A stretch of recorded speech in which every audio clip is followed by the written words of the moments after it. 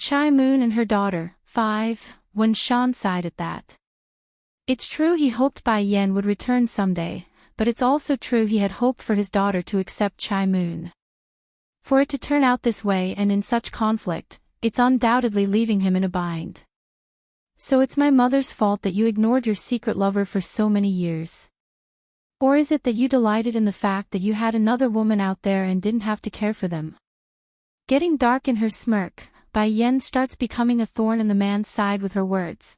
I bet you're thinking both right. Humph, only a power-hungry man like your father from the Wen clan can produce a scum like you. That's right, only a bad parent could produce such bad offsprings, otherwise why else would this Wen Shan become like so? It must be due to the teaching of the current Wen clan's head. Yenner. Wen Shan flew into a rage, his eyes full of disbelief over what he's heard. How did my sweet daughter become so aggressive? She's nothing like how I remember her to be. Despite his own emotions, the coward nevertheless sucked it up knowing the fault lies with himself. Softening up in his tone, I believe you will one day accept her. I believe in my Yenner, the kind and sweet daughter that I know. You don't need to say any more, Brother Shan. It's then Chai Moon spoke up with her fraudulent face of tears again. In the eyes of others, I will always be the family-destroying third party. No matter what I do in this family, it will always be in vain.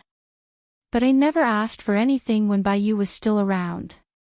She's gone now, and I needed to look out for Fei Fei's future. That's why I came to this family. At this point, Chai Moon's smile had gone sad and remorseful. Now looking back at it, me coming to this place is a mistake. I never asked for anything, but they all keep misunderstanding me. It's good that Yenner is back. Now me and Fei Fei will leave and give way like everyone wants. Mom! When Fei Fei cried out, throwing herself over to cling on to her own mother, you endured so much after so many years just to be here, just to be by Papa's side. If you leave, then who's going to care for Papa in the future? But I don't want to destroy other people's family. As long as your Papa and sister are happy, then I'm satisfied. Wen Shan may be a coward, but he's no heartless bastard. When he saw how moving this scene was between the pair there, his heart ached in agony like anyone should. It's as if someone was reaching into his heart and twisting it. I'm really too much. What the hell have I been doing all these years? I knew Chai Moon loves me, yet I'm always being neither hot nor cold with her. So what if she's not as good as Bai Yu? She may not have the look or family background, but she loves me. This is enough. Think up to here. When Shan's original softened expression once again stirred up. Yenner, you shouldn't leave anymore now that you are back. Also, you must call Chai Moon your mother from now on. She's been through a lot during these past few years, do you understand? And, your birth mother, she's gone already. When mentioning this fact, the man found it difficult to breathe, like he didn't abandon his own wife in the first place. I want to re-emphasize the point. Chai Moon is not some third party, she is my wife. She will fulfill her motherly duties, so you don't have to worry. Bai Yan couldn't resist a sneer after hearing all that. She never bought their act in the slightest, rather it's starting to get amusing because of how similar these two are to the Bai house from the other world. They're both pretentious and likes to act before the public. If you're all done acting, then give me back my mother's stuff. I'm going to give you to the count of 3, so don't waste my time. Yenner. Wen Shan's already wrinkled forehead had turned into a deep furrow. He never expected his good and obedient daughter to turn out so rebellious. 1. Bai Yan announces without any readable emotion. What are you doing, Yenner? 2. 3. Bai Yan wasted no time to move at the last count.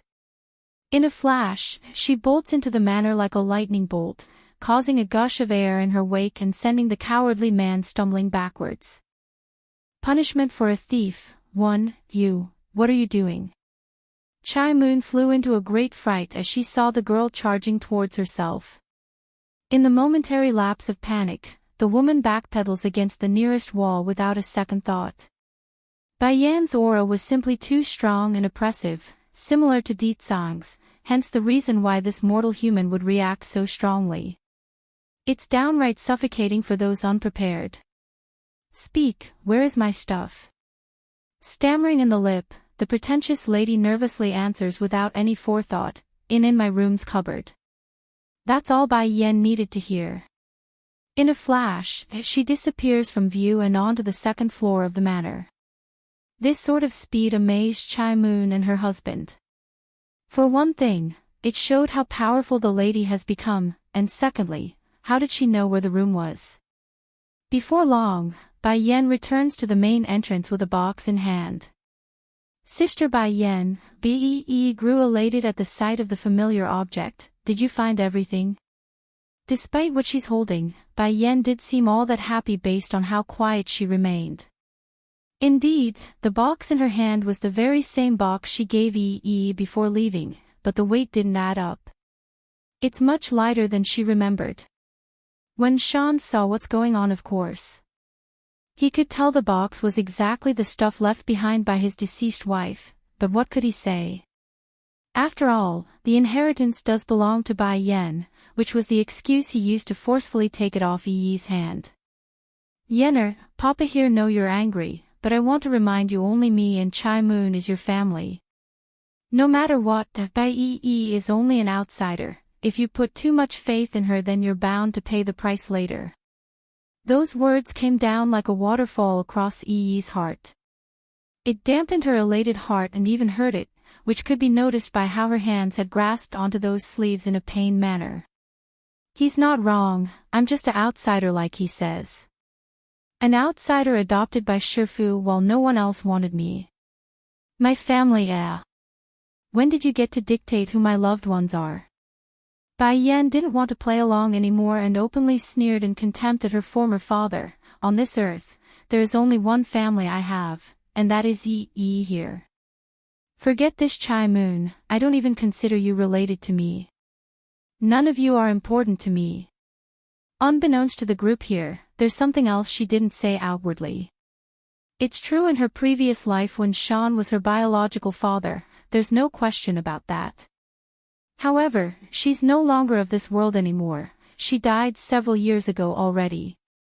That means the only blood-related relative she had left in this world was the ones from the other side, and by whom she considered her own sister due to the bond they shared. When Sean was finally outraged by Bai Yan's attitude to the point he stopped calling her daughter. There's fire burning in those eyes now. It's been 10 years. Even if have any grievances it should be extinguished by now. I know what you are thinking, but if I had gone out that day to save your mother then the Wen clan might have been destroyed as well. It's not like you don't know who was backing the other two clans. Bai Yan didn't answer, only darkening in her expression as she went through the contents of the box. Regardless of how big of a backing those two clans had, they will be destroyed now that I'm back.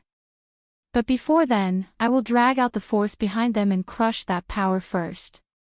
I will make sure they all pay dearly for what they've done.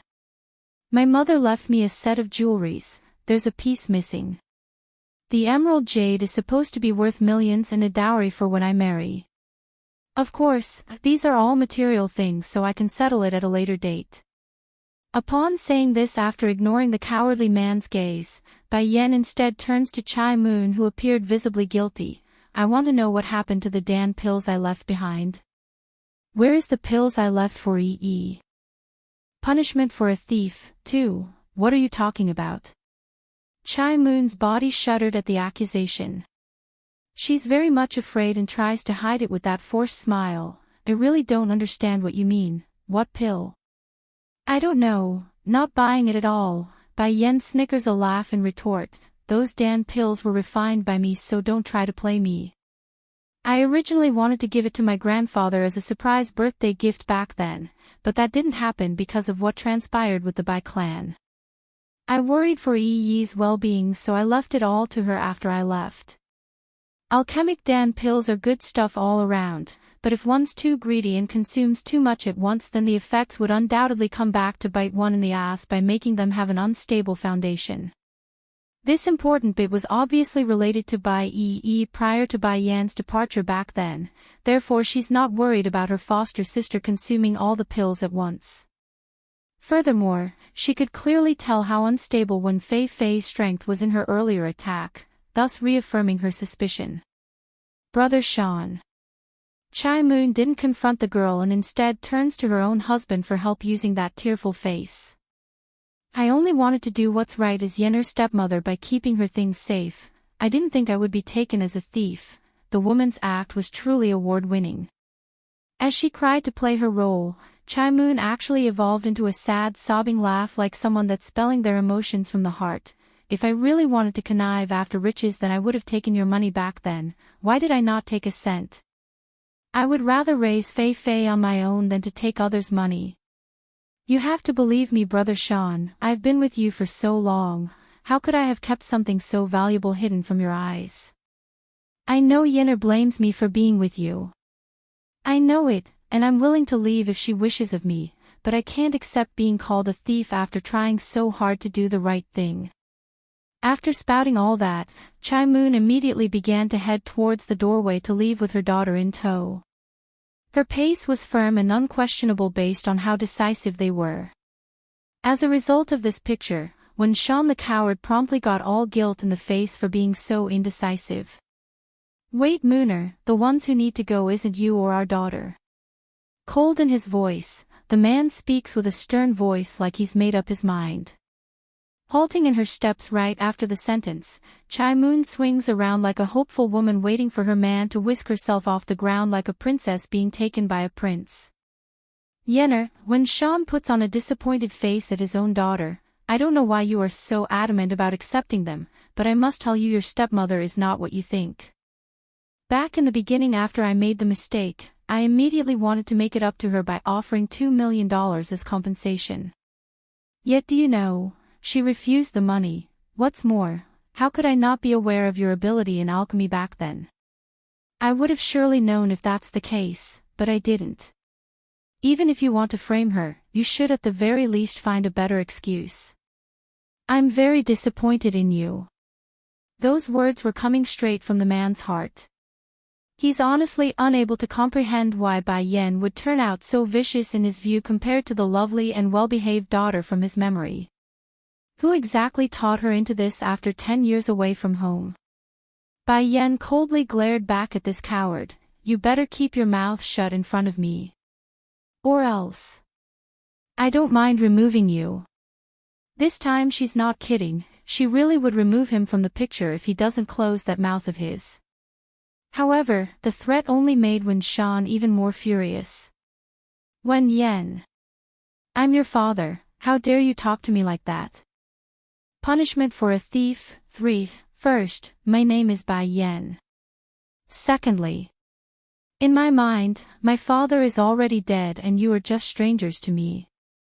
If you bother me again then I really don't mind removing someone like you from my view. Yeah, shut up. This time Wen Shan really shuts up for no other reason aside from the immense killing intent coming off of the other girl. He's not mistaken, if he does spout another word, Bai Yan would kill him on the spot without another thought. Her strength, has it grown so strong that it made me terrified of her? Wen Shan shuddered at the thought and stumbles back a few steps in retreat. When it came to his own life, there's nothing more important. What's more, this lady in front of himself was no longer that delicate young daughter of his anymore from 10 years ago, she's a stone-cold killer that's going to slay anyone that gets in her way. Wen Fei Fei did not notice the strange atmosphere here though between her own father and stepsister, she's too dense and elated to care. She actually said, she wants to kill Papa? Is this Bai Yan stupid? How could she have said something like that? It's the same as cutting off any ties and right to inherit the wealth of this family. From now on there will only be me here who is the miss of the house. However, right as the attention got shifted to herself from her stepsister for unknown reasons, Wen Fei Fei promptly retracted that eager joy in those eyes to make a face of anger in retaliation. Bai Yan, you are too outrageous and rebellious. He is your papa, yet you're saying you will kill him. A daughter should be filial and piety, listen to every word from their parents. How can you be so unruly? Her tone seems to be looking out for Wenshan, but it's also a message directed at the coward who didn't speak up. It's to say only she deserves to be the miss of this family. Bai Yan could care less about what the other side thought. Instead she shifts her tone into a mild voice while speaking. Tell me, who is the one that crippled your strength? The foster sister bites that lip in grievance. It's Wen Fei Fei. She broke my dantian accord, so I can no longer practice, breaking a dantian as a mean of punishing thieves. I'm rather of agreement for such means in punishing a thief. That said, Bai Yan now locks onto Wen Fei Fei like a hawk seeing its prey. Then what should I do to punish you since you stole my things? You're spouting nonsense, I didn't steal it. Wen Fei Fei sounded angry, but it's only a ruse to hide what she really thought. As long as I refuse to admit it, then what else can she do? Not like there's any evidence to point to me, right? Bai Yan sneered at that. Did Yi not tell you that one can't overtake the Dan pills in a short period? Your foundation is weak and unstable, sometimes to the point where you can't even train anymore. That's all because of your misuse of those pills. Wen Fei Fei's complexion instantly got deathly pale at the news. She had a look of horror and panic plastered all over that face. How did she know? Fei Fei. Chai Moon cries out, afraid her daughter would expose themselves. She is trying to scare you.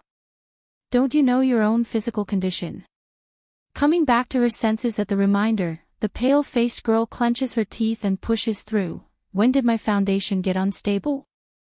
I'm very good, so don't try to bluff me. I don't have any of those Dan pills. After saying this, Wen Fei Fei then turns to her own father for help using those red teary eyes. Papa, she hates me, I know it. If she wants me to go, then I can leave, but I refuse to be framed as a thief when I never stole anything. Bang! Bai Yan could care less what her stepsister was trying to pull here. Without another thought or delay, she directly throws a kick against the girl's chest and sends her shooting out once again to the ground. I will have you spill those Dan pills back out sooner or later, it's just a matter of time. However, the debt with Yi's injury is still unresolved. Smirking in a sinister fashion, her expression was frightening and dark as she leaned downwards like an evil demigod. You can quit hoping for Wenshan to save you as well.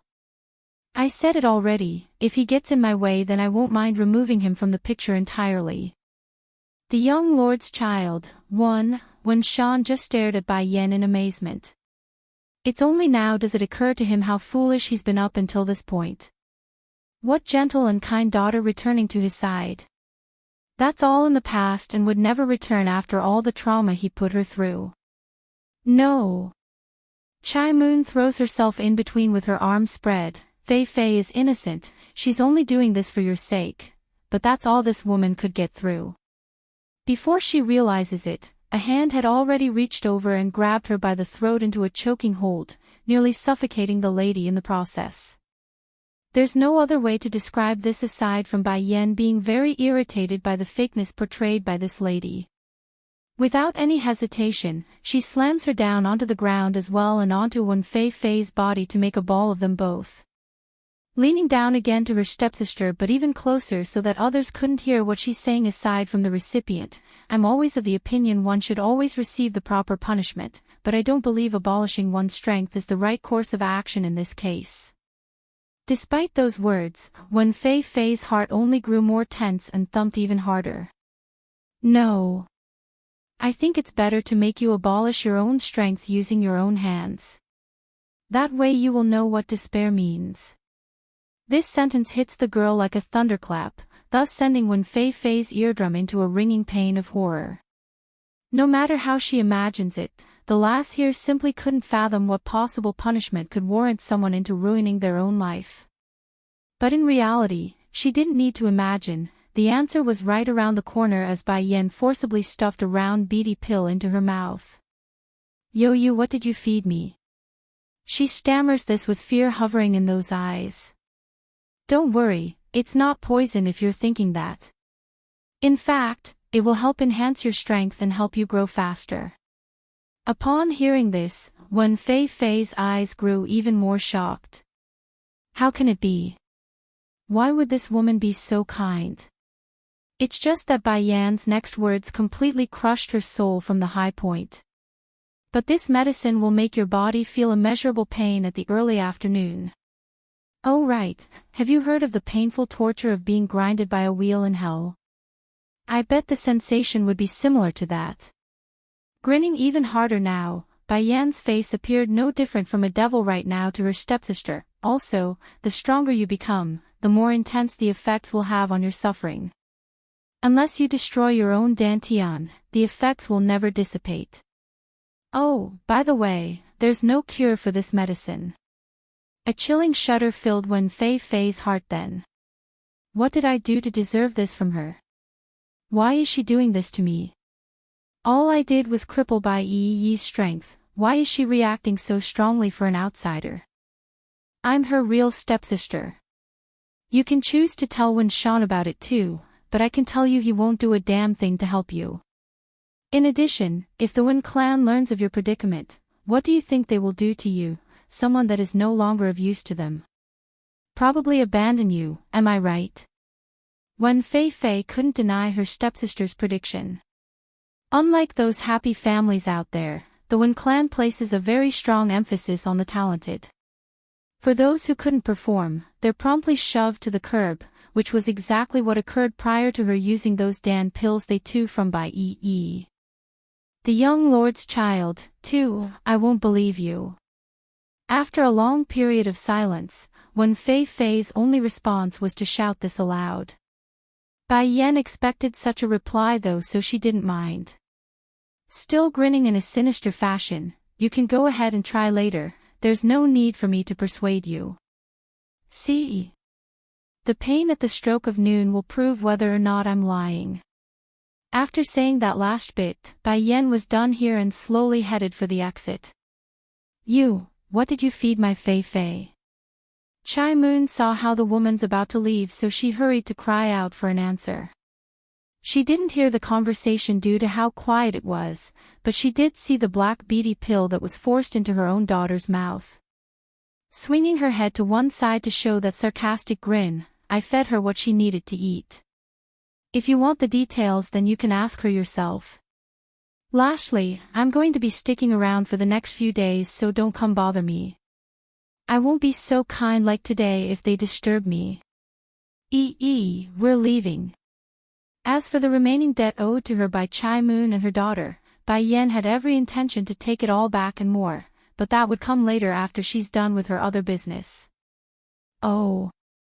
Coming back to her senses, Bai Yi quickly gave chase from behind. 10 years, it took 10 years for her older sister to return, there's no way the lass would fall behind again. Through all of this, the humiliation and punishment for his family, Wen Shan never uttered a single word in protest. He's too much of a coward, especially before the woman's incredible level of killing intent. Therefore, the man kept to himself there like he's invisible. It's a sad reality for those involved, but compared to his own life, there's nothing more important for this Wen Shan. Chai Moon also knew this, of course, otherwise why else would she not try to force the man to take her back then? However, experiencing the cruel reality of her husband being a coward still hurts. Any woman would be disappointed, she being no exception. What am I thinking? I always knew Wen Shan's character, he only cares about his own well-being and no one else. Outside the manor. The woman in front abruptly came to a halt and causes the one from the rear to bump into her back like a deer that's lost its way. Sister Bai Yan, what's wrong? Turning around, Bai Yan softens up in her voice to say something that she's been holding back. I have something I need to tell you. What is it? Didn't understand, so she got a confused look all over that face. I won't be able to stay here for long, and when I'm done, I will probably need to leave.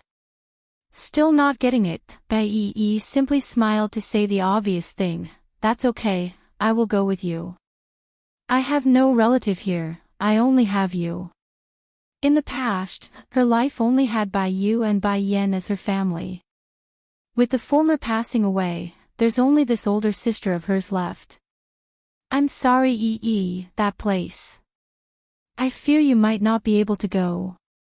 To be clear, Bai Yen specifically used the word might, because even she doesn't know if it's possible bring her foster sister along. It's not like she doesn't want to, she honestly do, but unlike coming back to Earth with the help of the amulet in her possession, there's no tried and true method of bring someone of this world over to the next.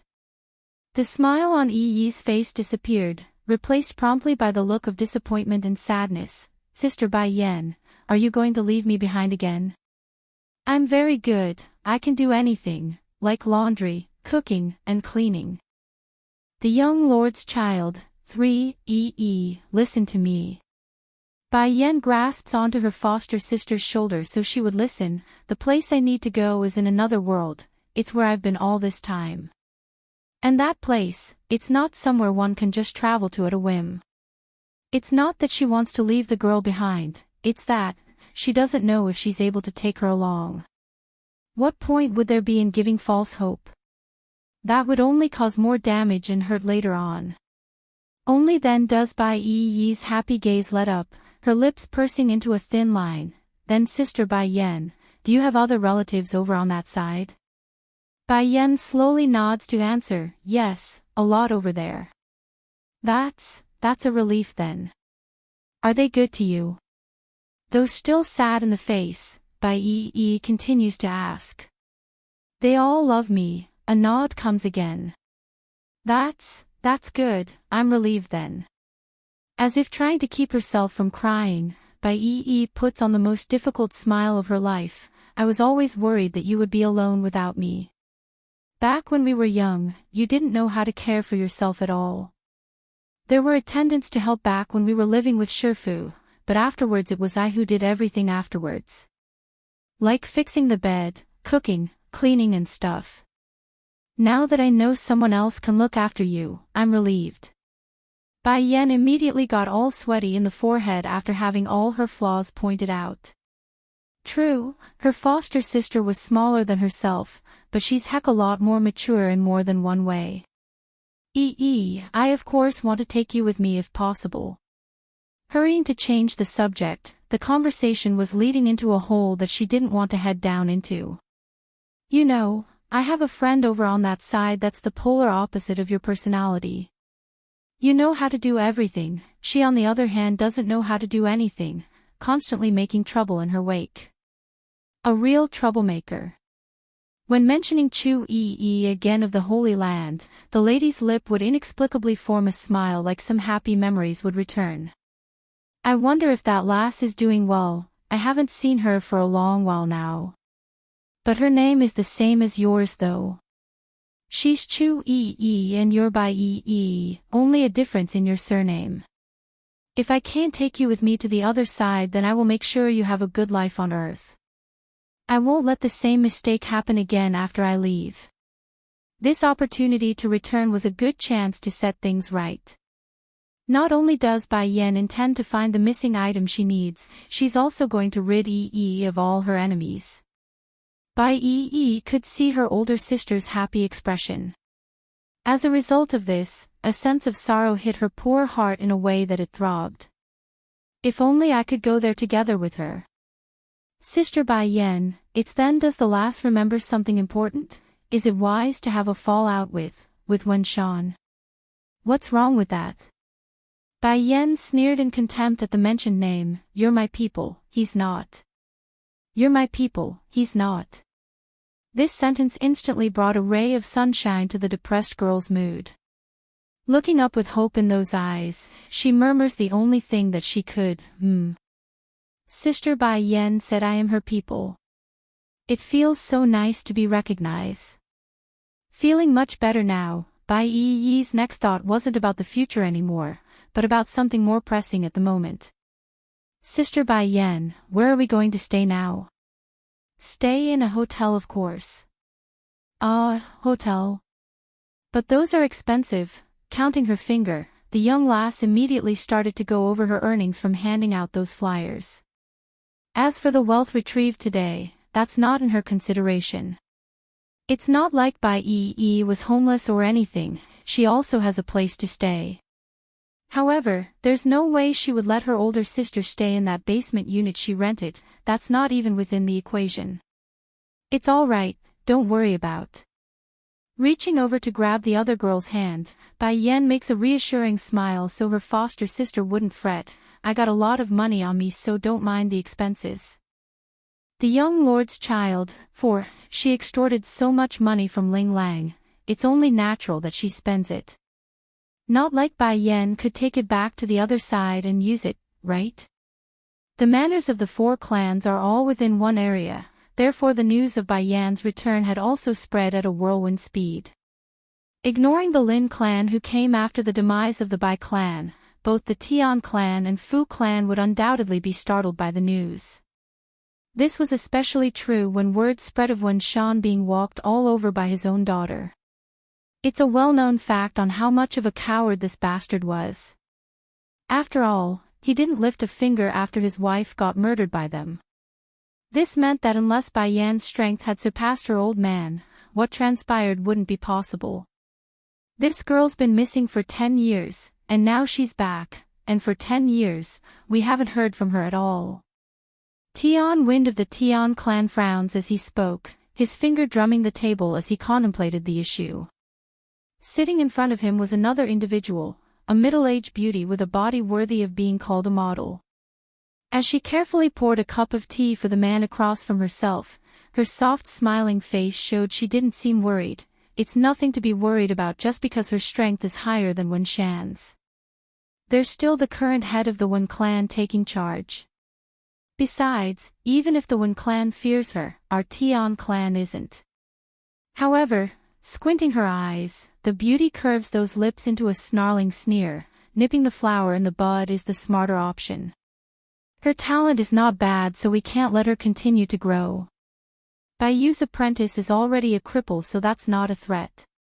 As for Ling Kaiyuan's daughter-in-law, Bai Yan's aunt, it's nothing to fret either. That old general may be a founding member of the nation, but he's not going to mobilize the military just for one clan. That's unreasonable and unrealistic. Others in the government will definitely stop him before then. There's actually good reasoning behind this lady's logic. Unlike in the other world where one's personal power reigns supreme, on Earth it's about a country's strength. What does it matter if a family clan had a lot of influence and abilities? A few missile rockets and a nuke would do the trick right then and there. They're martial arts cultivators, not celestial or demonic cultivators like Bai Yan has become. There's a big difference between a mortal and an immortal. You snowing, Tian Wind warmly reaches out to take hold of the woman's hand, your older brother. Doesn't he have that person's trust? Do you think we can find a way to get our daughter closer to the young lord? Snowing's expression promptly changed for the worse at the mention. I don't know. Since a few years ago where the young lord fell ill, he's had a major change in temperament. Besides, I've heard the young lord now has a child he made with an unknown woman from the outside. The idea won't turn out well. The four family clans are all subservient to the Water clan, all for the one very single reason: there's a special existence inside that house. Unlike the other inferior clans that could come and go with time, the Water clan has been around for hundreds of years, each generation producing countless talents in its wake. However, that's not enough to secure their position as the head, rather it's because there's a sacred beast under their control. The creature's able to control the water, thus making them the de facto ruler of the martial world. Imagine having a tsunami hit you from out of the blue, or a raging hurricane that wouldn't recede. No normal person could withstand such a might. Water clan's young lord, 1, snowing, what's the big deal about a man having a few lovers outside? Which successful man doesn't have a few with them? Moreover, the young lord is not married and only has a son. That means the child's birth mother isn't fit to take center stage. The woman couldn't refute the idea, tempted her swaying heart as well. Speaking in a hesitant tone, let's ask our daughter's opinion first. She hasn't even married yet and is now going to be someone's stepmother. I just find the idea difficult to accept. No matter how much she liked the thought of being the mother-in-law of the most powerful man in the Water Clan, she's still a mother. As a mother, she undoubtedly wants the best for her own daughter. Tian Wen didn't say it aloud, but his thoughts weren't the same as his own wife, who showed what she was thinking along the face. Snowing is thinking too much. Being the wife of the young lord. That's not possible. Perhaps a lover for him is more likely. After their conversation, Snowing soon left the tea room and arrived at her own daughter Tian Fragrance's room. Her hand hesitated when attempting to make a knock, but the hesitation couldn't hold out against the temptation still. A moment later, the door swung open and out came a girl with dreary eyes wearing a cartoon t-shirt. "Mom, do you need something? Why are you coming so late?" For this only daughter of hers, Snowing's attitude only had warmth and kindness. "Fragrance, I came because I have something I want to discuss with you. Let me inside first." Doing as told, Fragrance moves to one side to let Snowing in but kept her confused look up the entire way. "Mom, what is so urgent that you can't wait till morning?" "Sit down first," patting the chair so her daughter would sit with her. "You know your uncle is the steward of the Water Clan, don't you? What if I say me and your papa can help you get close to the young lord?" When speaking up to this part, Snowing's voice grew hesitant and paused for a breather because she knew her daughter's temperament the best. Regarding something like arranged marriages, there's no way this daughter would be willing and happy. "What?" Fragrance's voice nearly shrieked at the suggestion. Jumping up and stomping her feet in protest, "You want me to marry that sick mule from the Water Clan?" Going white in the face after her daughter's outburst, Snowing immediately jumped up to cusp the careless girl's mouth so she would stop talking. "Don't speak like that, you know how our Tian clan is heavily relying on the Water Clan. If anyone hears of what you said, then not even your uncle can save us. I'm not making up stuff, everyone knows how sick that person is. After he fell into a coma 8 years ago, the guy had a huge change in his temperament and would lash out at everyone. And it's not like you don't know either, Mom, no one has seen him step out of the Water Clan's estate. Why would you want me to marry someone that's terminally ill? I don't want to be a widow right away." Unlike her parents, Tian Fragrance wants to pursue happiness in her life like any young lady of her age. Marrying a sickly boy that's perhaps at the death's gate, who would want to? "Sweetie," Snowing sighs at the answer, "we aren't certain on the young lord's condition. That's only a rumor. How about you make the decision after meeting the young man first?" Truth was, despite her older brother being the steward of the Water Clan, no one really knows the real health of the young lord mentioned here. Sure, the members of that family may know, but none would be stupid enough to spread it out into the public, especially after the supposed temperamental change after coming out of the coma. Water Clan's young lord, too. I don't want to see him, Mom. I don't want to see him. After shouting this out, Tian Fragrance's eyes immediately flickered with an idea. Hooking her arm around the other ladies, she forces her inner anger down to play her game. "I know so many young talented men in the city, why should I go with a sick mule that's about to kick the bucket? What if he decides to force me and not let go after being captivated by me? Just having the thought of being forced into bed with someone she doesn't like would gross the lass out, which showed along her young face. Mom, you know my personality better than anyone. If that young lord from the Water Clan tries to force me, then I would rather die with him than submit. In that case, what do you think will happen to our family when the Water Clan comes down with their fury? See? It won't turn out well, not well at all. Moreover, as the young miss of the Tian clan, what men she couldn't get. She's got all those wealthy and talented men of the city's upper society swirling around her finger. Why should she lower herself to being a sick mule's wife? It's not like the Water Clan only has that sick mule in its younger generation. If I'm going to marry into that clan, then I'm going to take a healthy and powerful one. Afterwards I can pull some strings and then push my future husband into the lead position. I bet that sick mule won't live long anyways." Snowing's lips stammered for proper wording there. She couldn't find a good excuse to persuade her daughter because what the lass said was all true and reasonable. Fine, sweetie, I was only asking and not forcing you. If you aren't willing, then we can put the idea behind us. I'm sure you will find an outstanding husband in the future on your own.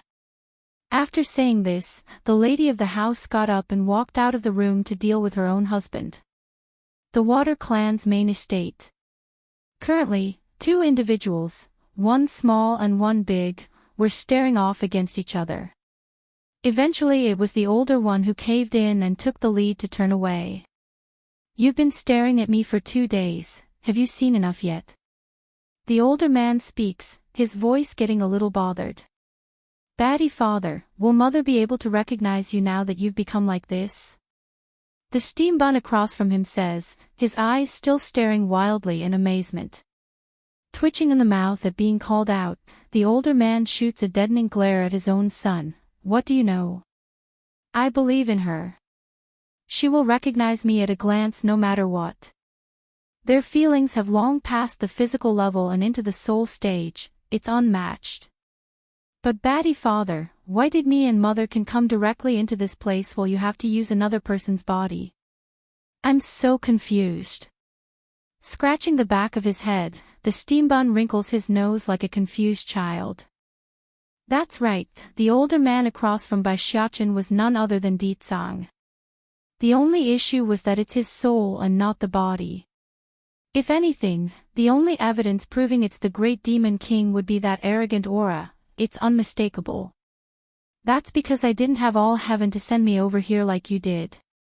I had to ask state teacher to help me transfer my soul over to this dead body we found. Also, I came here 8 years earlier. 8 years ago, the Water clan's young lord didn't fall seriously ill, rather he did kick the bucket and died. Water clan's young lord, 3, that's right, he's been here for 8 years already. Due to the differing time frame of both worlds, Ditsang purposely arrived earlier than his family so that he could locate Bai Yen ahead of time. But 8 years, how could he not go see her? Therefore, for the past 8 years he's been telling the world that he's sick, while in reality he's been running off to stalk his oblivious wife in secret. Sadly, at the time Bai Yen still hasn't arrived at the other world yet, that meant he couldn't face the old her from Earth. Knowing how much his wife cared for the family members on that side, this poor demon king could only live a life of a monk devoid of impulses. Imagine watching the love of his life bearing all those dangerous adventurers. Imagine watching the lady go through all those trials on her own. And most importantly, imagine watching his wife go naked to bath in the local lake. Now that's just pure torture, extremely painful and torturous for any man. Nevertheless, he's put up with it, 8 years of it in total. That was until after Bai Yen got struck down by the lightning bolt like fate intended. No one knows how much he wanted to rush over to save her that day, but Ditsang also understood his wife would never forgive him if he did otherwise. History would change, the future of their children would change. There wouldn't be Bai Xiaoqin, nor Di Ling Yen and Di Jin Tian. None of their children would exist for that blunder. So, he stopped at the last second when his feet tried to move. For 3 days this man did not move from that spot. He buried her, of course, but he couldn't leave right away. Ditsang was bleeding inside. Sure, his wife suffered as well for the death she went through, but his heart bled just as much in the spiritual sense. In the end, it took all his willpower just to budge from the mountain. What came afterwards could be summed up like most would expect. He returned to the Water clan and began preparations for the return of his wife. Although he doesn't know when exactly, but that didn't hinder his will to welcome his woman's return. Thankfully the poor guy didn't need to wait long either when he came across his son by Shechin by pure coincidence. Batty father, fortunately you didn't stop mother from leaving at the end. The steambun happily stuffs a grape into his mouth, his eyes revealing delight at the sweetness. There's no warmth in this world for mother, but the other side is not the same, she got family there. If she had come to learn you took that from her in the future, then she will undoubtedly be very angry at you. The man could only shake his head helplessly due to his son's uncharacteristic mature speech. Xiachen, we will go find your mother in 2 days. 8 years of patience have finally come to an end. When he gets his grubby hands on her, he would make sure to have his way of embracing that woman to his heart's content. And if possible, spend several nights of love making to satiate his near-bursting hormones. Why 2 days later? Batty father, don't you want to see mother? Why wait? Bai Shuchen asks again with a look of bafflement. If it was me, I would go right now. I don't even know how Batty father could endure for 8 straight years. If it was me, I would be crying in pain already. I've received word from state teacher earlier, that's why I need 2 days to accomplish the task. 2 days is enough, then I'll take you to your mother. He really wants to see his wife, but in order to return to the demon realm as soon as possible, Ditsang must finish another thing beforehand. He's waited 8 years already, another 2 days won't delay much. I don't want to, Bai Shuchen puckers his lips into a displeased shape. I want to see mother, I'm going to find her first on my own. Those bad women all envy her, they will definitely try to pick on her. Water Clan's young lord, 4. Ditsang doesn't believe his wife would be picked on by others considering her personality. However, that doesn't mean he's going to tolerate such an act against his own woman either. You're not familiar with this place yet, nor are you capable of finding your mother on your own. Let's do this, I'll order someone take you to her if you want to go ahead. It's not like the Demon King did nothing during the past 8 years that he's been here. Regarding Bai Yan's identity and history, he's learned it all and knew how wrong she's been at the hands of those people who ruined her family and killed her mother's side of the family. In addition, Ditsang's gaze grew solemn and heavy. You must get a better understanding of your mother's situation. I will give you the information I gathered beforehand. Whether or not you can help your mother get revenge is up to you. I don't want my wife dirtying her hands with their filthy blood. Bai Shuchen immediately jumps up in glee, his small face glowing with excitement. Papa. You mean I can go find mother ahead of you? Ditsang crooked smiles to affirm the question due to not being addressed with that silly nickname from his son. Your mother is probably looking for you as well, so you go ahead. I can't be at ease unless someone is with her. He knows how much hate Bai Yan has for Wenshan. Even until the day where she died under that lightning strike, she remains firmly under the idea of wanting to make the man regret the act of abandoning Bai Yu. Therefore, Ditsang doesn't want anything to happen while he's not with her. Now here's where Bai Shuchen comes into play. He may not be able to go right away, but this rascal could, and it's someone he trusts. That's awesome. Bai Shuchen jumps up and down like a baby again. The doggy I met before is quite good, why don't you have him take me to mother? Ditsang. Are you sure you want a dog to take you on a plane? He's not a demon beast. Ditsang eventually throws this out after a long moment of awkward silence. If the dog can take human form then it's one thing, but he's a dog, a genuine dog and no more. That cat can do it too. I think that fat orange cat is quite nice, have him take me. This rascal, can he be a bit more normal? Besides, what does being fat have to do with helping you find someone? Ditsang thought, unable to comprehend why his boy would suggest a dog and a cat in this case. I'll find someone to take you. During this trip you must behave. If I find out you aren't and is acting up, I will have them take you back without a second thought. The stern voice of the Demon King meant he's serious and would really do that if the boy made trouble like he always did in the other world. Despite the pouting face, Bai Shuchen did not talk back, a rare occasion for this parent and son relationship. So be it, a human it is. Although I still think this water clan only has that doggy and fat cat as the cutest. As for the others. Thinking of those people, Bai Shuchen's eyes would darken into a displeased shape. Batty father, you've been here for 8 years, why didn't you form your own power? I don't like the people here in this water clan. He did it back when he was searching for Mother the first time around, why didn't he do it again in this other world? Deet Song. These 8 years, this persistent demon king has been busy following his wife around. Where would he find the time to go organize a new power on Earth? In light of that though, he did take in some stray animals like that dog and fat cat. They're not demons or demonic creatures, but they're still animals and instinctively attracted to the man. Xiaochen, do you think I would need some kind of power in this place? Deet Song says it proudly and arrogantly like the very idea was a joke. If someone does dare to challenge me, I will have Black Turtle go deal with them. Those people are not qualified for him to personally maneuver against them. My son won't suffer any grievances. Sure enough, Bai Xiaochen became stumped for words at that sort of an answer. True, considering his old man's status and power, why should he deal with those people from the Water Clan? Simply having Black Turtle order them would be more than sufficient. Papa, how did Black Turtle know about you coming here anyways?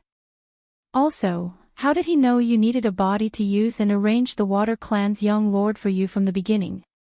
Biting his fingernail, the boy questioningly asks with a look of confusion.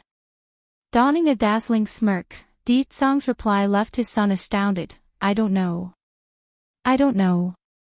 Only a fool would believe that. Huffing and puffing, Bai Xiaochen didn't buy a single word of it. As curious as he was right now, the boy knew he won't get an answer from his old man. If anything, he could always turn to state teacher for an answer. After all, that guy always seemed to have the answer to everything. Why are you being so nosy for? Didn't you want to go find your mother? Giving his son's head a rub to shoo him along, then you can go now. Remember, if someone disrespects you then put them in their place. My son will suffer under no one. Giggling with laughter, the steam bun didn't need his old man to tell him that, Papa, as if you need to tell me that. I have never been one to swallow any grievances. From the time he's been born, to the current day, this rascal has never eaten any grievances, not even once. Then go, I'll have things arranged for you.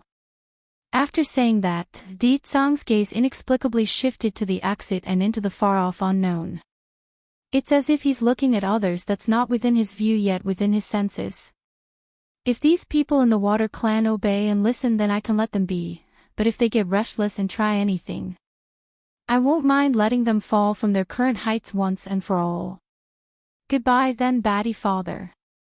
Waving his hand, the rascal didn't hesitate and quickly ran for the door. His demeanor told everyone that he couldn't wait to leave this place. Meanwhile in the back, Deet Song's face had gone all black again. This brat, does he hate spending time with his own father that much? And why is he using that nickname again? Unaware of the woes plaguing his old man, Bai Xiaochen only had the happy thought of reuniting with Bai Yan in his mind. Nevertheless, that doesn't mean his absent-mindedness meant his senses for the surroundings were hindered in any way because he's quickly able to dodge to one side when a hand tried to push him after leaving the courtyard. The perpetrator of the act belonged to a child of about 10 years old. Considering the number of lackeys following this kid, it's obvious he's someone of important status in this Water Clan. Even so, that doesn't the steam bun would take this hostility lying down, which manifested into him pinching the other kid's wrist until a crunching sound could be heard due to the pressure. Ah!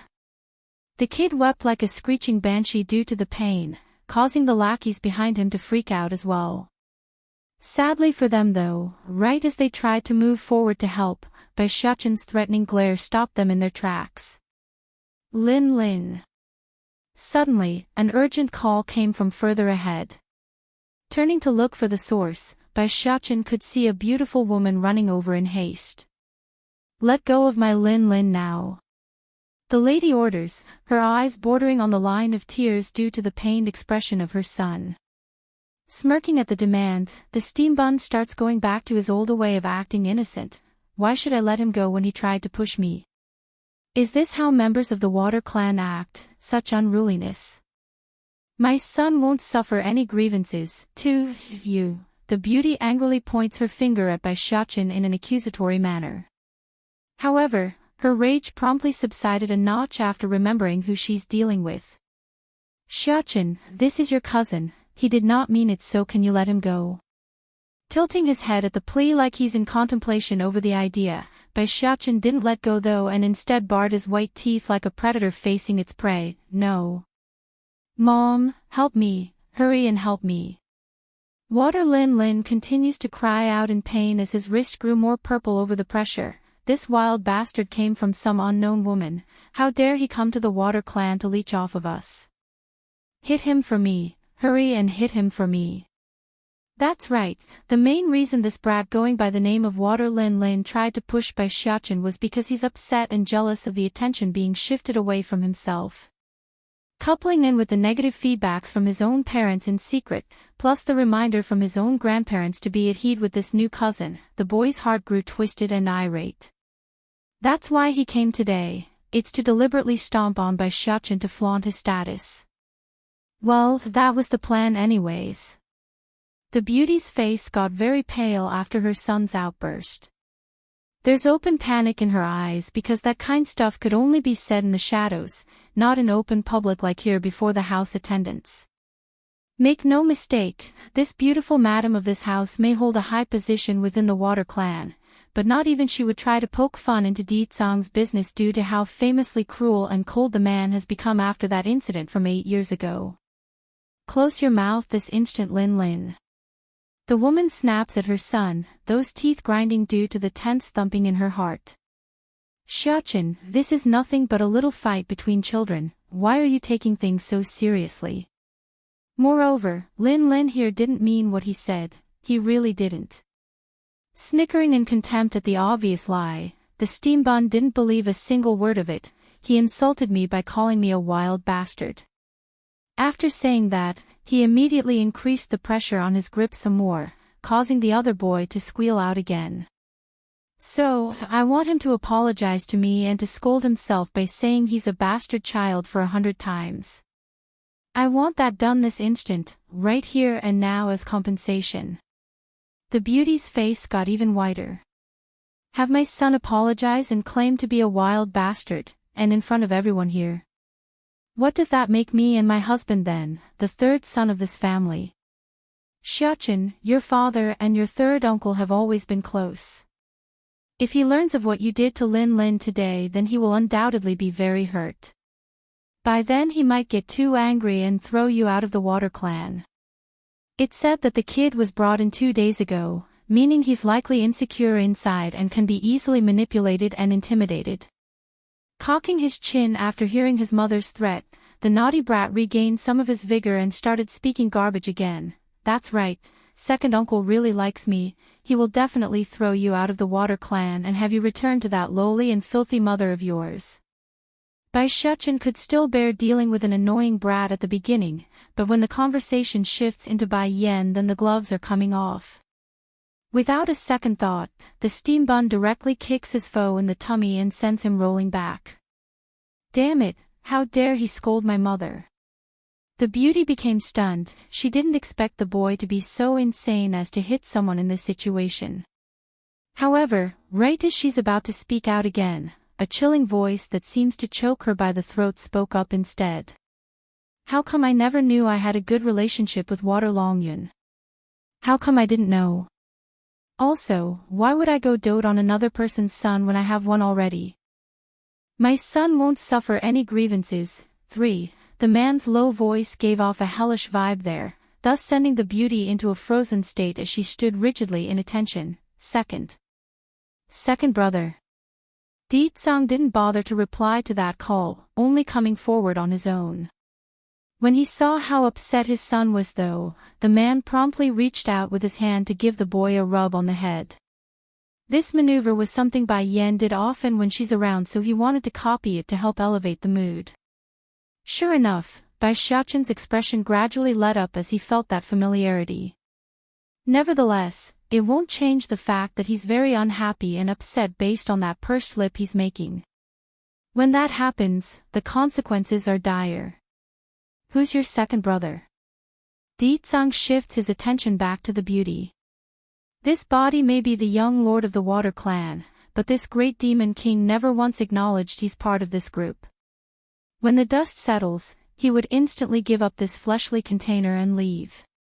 Second brother, I'm Mei Mei, I'm Water Longyun's wife, your sister-in-law. The woman answers with shakiness in her voice. Frowning like he's trying to remember the name, Deetsong's next word downright hurts, no impression. Dunt. The beauty by the name of Mei Mei directly fell over backwards at the blunt reply. She couldn't even bring herself to stand up right now due to the heartache. Truly, the lady thought the other man would at least remember her name because she had actually tried to pursue him in their youth and not her current husband. Sadly, despite the effort of this woman and all her attempts at seducing the other side, the already deceased young lord of this water clan was a dunce and didn't get the hint at all.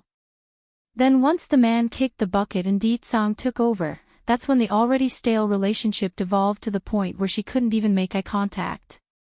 Xiachen, Deetsong returns his gaze back to the little fella standing beside himself. I said it, you are my son and don't have to take any insult from anyone. My son won't be wronged or insulted. Water Mei Mei couldn't believe what she's heard and promptly stared up out of reflex. What does he mean by that? Have him kneel on the ground and slap himself. He is not allowed to get back up until I am satisfied. Deetsong states this as an order, not a request. Second, Shen Mei Mei's heart shuddered at the idea. She wanted to say something more to defend her family, but against that frightening pressure, the lady instinctively swallows the pretentious words back down and pleaded instead. Please Lord, Lin Lin is still a child, he really knows his wrong, please spare him. You know you're wrong. Deetsong turns to the brat and asks this. The brat never feared anyone in his life before, not even his old man. However, against this second uncle of his, he felt true fear for once and trembled profusely when replying. I'm wrong, I know I'm wrong. Coldly smirking, I've said it before, Xiachen is my son, whoever dares to bully him will not be spared. Since you people take my words as a bluff and only admit to your wrong due to my presence, then Xiachen doesn't need to accept your apology. My son won't suffer any grievances, for, in other words, the bratty kid must slap himself until he's satisfied, otherwise the matter won't be put to rest. After all, not even Bai Yan would dare lay a hand on the steam bun when he made a blunder. Why should some random fool be allowed to do so? It would be on Deetsong's head if he left this issue go unpunished. Mom, I don't want to, Shich. I don't want to slap myself. I don't want to. The bratty kid sobs continuously, regretting fully on coming today. Of course, the boy still doesn't believe he's in the wrong, just that he shouldn't have done what he did in this manner and went for another solution. Water Mei Mei was a mother, and as a mother, there's no way she wouldn't want to save her own boy. Unfortunately for her though, the second she cast her eyes upward to meet Deetsong's cold gaze again, her courage crumbled without fault. Lin, be good, do what your second uncle tells you. Do it now. This man is too cruel, it's just a fight between kids and he's going this far. What is he going to do if I refuse right now? Will he kill me? He wouldn't, right? The order from his own mother only brought even more tears to the bratty kid, making him cry louder and louder. Gritting those teeth to steel her heart at the disobedience, Lin, if you don't listen then I will leave you in the beggar's den. Then you will be a beggar's child. In this instant, this very second, the bratty kid actually stopped crying, only looking up in disbelief over the very mother that's always been doting and loving to himself. Despite his own grievances, this child also knows his mother would always keep to her words when said. I'll hit, flushing red in the eye. The boy kneels down to the ground and slaps himself in the face. Against this sight, Water Mei Mei definitely felt the stinging pain as well. She's bleeding inside over what she's ordered. Sadly, as much as she would like to put a stop to this, that threatening gaze from Deetsong left her too helpless and weak. Since you and your husband don't know how to educate your child then I will. He will learn today on what can be said and what can't be said. In Deet Song's view, his behavior right now wasn't cruel in the slightest. In fact, he's thinking he's already being quite merciful in lecturing someone else's child. After all, he's the great demon king. Such transgressions would have long warranted the death penalty in the other world, let alone a few slaps. Second, originally Water Mei wanted to plea again after that comment, but the death glare in the next left her too fearful for words. It's a known fact that the man across from herself didn't like others addressing him as family, only as Lord in the formal title. Apparently she didn't quite remember that tidbit until this instant and kept crossing the line with Deet Song. He's only a child, you wanted to say that, didn't you? Deet Song then continues to speak in a manner like someone that's able to read minds, but he did, that means others were uttering such things around him. As his mother, you are just as guilty. You think I will let this pass so easily after you gossip behind my back about my wife and child? This time Water Mei could no longer keep her wits together. Plodding to the ground into a prostrating posture, "Lo Lord, please spare me, no matter what I still bear a child for the Water clan. Say what you will, but there are prices to be paid for your loose tongue." Still expressionless and cold as ever, Deet Song's attitude never wavers when dishing out punishment. "Someone come, drag this woman and Water Longyun out of the estate. I'm declaring they are no longer part of the Water clan as of this instant."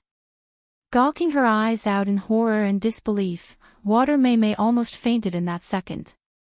She thought at the very most he would beat her or something along those lines, not directly banish them from the family. Her husband's the younger brother of this man. "Why, Lord, why are you so cruel?" she asks with that shaky voice. "Because my wife is coming back, so I need to eliminate all the disharmonious voices of the Water clan. These slurs and gossips will pollute her ear." Boom! The woman's brain exploded into nothingness, not being able to comprehend the gravity of that statement. He said his wife is coming back, that's why he's banishing me and my husband? It's so our words won't contaminate her ear. How can he go to such extent for a woman? By Yi's recovery, 1. Water Mei always thought she knew enough about the old Deet Song to understand him, but it's until this moment does she realize how foolish she's been. This person, this individual whom she tried to pursue for many years, he's an absolute enigma. Lord, making a bittersweet smile, the beauty slowly pulls herself up from the ground to speak in compliance. "I understand now. I will go and clean up my things and leave this place." After saying that, she turned and left without struggle, giving off a frail and unsteady feeling of hopelessness. Make no mistake, it's not like Water Mei didn't want to protest and complain, contrary, she's too smart for that. If the lady had continued to linger and offend the man some more, who knows what might happen by then. Moreover, her husband was the third son of the current house chief, that means Water Longyun would always remain a son of the Water clan. Even if they couldn't remain here for now, it's without a doubt they would return someday once the heat dies down. Retracting his gaze from the woman now that he's done, Deet Song shifts his attention to the boy next to himself. "Xiaochen, go find your mother now, she should be somewhere in the capital city of this country. I'll go call someone to guide you." Immediately lighting up from his upset little face, Bai Xiaochen needed no better news than to find Bai Yan. Smiling brightly at the suggestion, "Then Batty father, when will you come find us?" "I'll be there as soon as I can." Slightly sinking in his eyes, Deet Song didn't have confidence in when, so he only said soon. At that, the steam bun didn't ask for more details and instead brought up his own thoughts. "Papa, you have to make these people take care of the big doggy and big orange cat, they're my only friends here in this place." "Okay." Grinning at his boy's request due to being addressed properly, Deet Song went ahead to ruffle that hair before turning to a middle-aged attendant nearby. "You take him to the capital. His order is your utmost priority from here on forward, and if anything happens to him then you can forget about returning to the Water clan. My son doesn't need to nor will he suffer any grievances in this world." The middle-aged attendant got white after hearing that order. Despite his own woes at the consequences, he didn't forget what happened to Water Mei mere seconds ago and hurried to bow his head. yes Lord. As wrong as the bratty kid was in coming today for troublemaking, he's not entirely alone in this matter. None of these people from the Water clan took the steam bun seriously. One being the unknown birth mother that they never met, they didn't have a clue about her background, second being how little appearance the little boy made before the public's eye. If the young lord himself didn't show his son around, then why should they take the child seriously? Nevertheless, after today's incident and of how even the third young master has been expelled from the clan, no one here would ever have that thought again.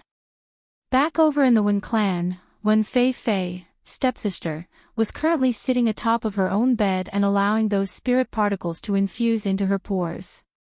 She wants to verify whether or not Bai Yan was lying to her and has been hard at work. Regarding the method of cultivation on Earth and the other world, they're mostly the same by absorbing the spirit particles in the air.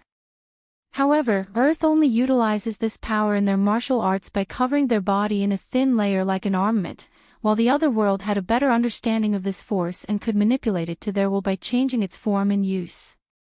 Also, unlike the other world where power reigned supreme, the spirit particles on Earth could only be described as lacking. For example, those who manages to reach the monarch rank are far and in between on these lands. Like the Water clan here, their founding ancestor still lives today and had reached the monarch rank due to the support of Black Turtle, but even the old fella could only sit at the monarch rank and not move an inch further. Bai Yi's recovery, too, not needing to wait for long, when Fei Fei soon felt a surge of strength rushing out from within her abdomen. With a bang, she breaks through her bottleneck in a flurry of air gushing out of her pores. If it had been in the past, then the lass would be ecstatic after making such quick progress. However, there's only shock and panic left in those eyes right now as the words of her hated stepsister returned again. Bai Yan is right, my talent for cultivation has really gone up. Then does that mean, at the strike of noon, I will suffer unbearable pain day in and day out? Donk donk donk. It's then a series of door knocks catches her attention, startling the lass and bringing her back to reality. Hurrying to compose herself so others wouldn't notice the oddity in her expression, come in. Stepping in was none other than Wen Shan, the lass's father. Based on the level of love showing in the man's eye, it's clear he's thrown all of the mishaps of today's event out the window. Fei Fei, did you just make a breakthrough? I felt the surge of energy in the air just now and wanted to come check. Stiffly nodding as confirmation, the girl forces the panic back down and makes a smile. Ha ha ha. Wen Shan didn't notice the oddity and grew elated, laughing aloud for all to hear. Patting his daughter's shoulder, my Fei Fei is wonderful, you really are. I did not expect you to make a breakthrough this quickly after your last, but you did, and that brings me great joy knowing you are my daughter. Brother Shen, Chai Moon also follows closely from behind after sensing the change in the air as well. Even if my Fei Fei's talent is higher, it will still not compare to Yenner's. I speculate she's already grown to heights we can only imagine. At the mention of his unfilial older daughter, Wen Shan's expression promptly turned ugly because he didn't want to remember. Enough Mooner, no one is allowed to mention that unfilial girl in this house again. She even wants to kill me, his own father. That girl is no daughter of mine, and I will not recognize her as such anymore. Chai Moon appears to want to speak again after that outburst, but after moving those lips a bit and stammering some more, she said nothing in the end and left it at that.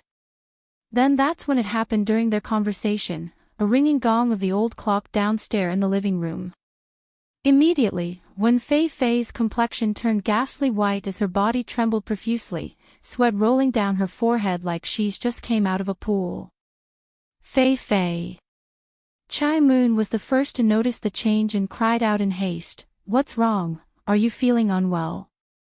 Although she had previously asked Wen Fei Fei on what Bai Yan fed her, but due to the fear of the consequences of others knowing, the lass in question didn't tell her own mother and kept it a secret. It hurts. Clenching her fist, the girl throws herself on the bed and began rolling around. Pa, Ma, it hurts, it really hurts. That pain could only be described as someone throwing her onto a grinding plate and then mashing her bones to powder. It's tearing her mind apart and sucking the air out of the lung. Fei Fei. Chai Moon screamed at the terrible sight in attempts to help. What's wrong? What's wrong with you? Why is this happening? Bai Yan, she fed me poison. She said that at the strike of noon I will become like this from now on. It hurts, Ma, it hurts, please kill me, kill me. Even until the end, she didn't want to reveal the secret to her pain. That's how much this current lifestyle meant for Wen Fei Fei. But then again, it couldn't be helped. The lass understands her own father very well.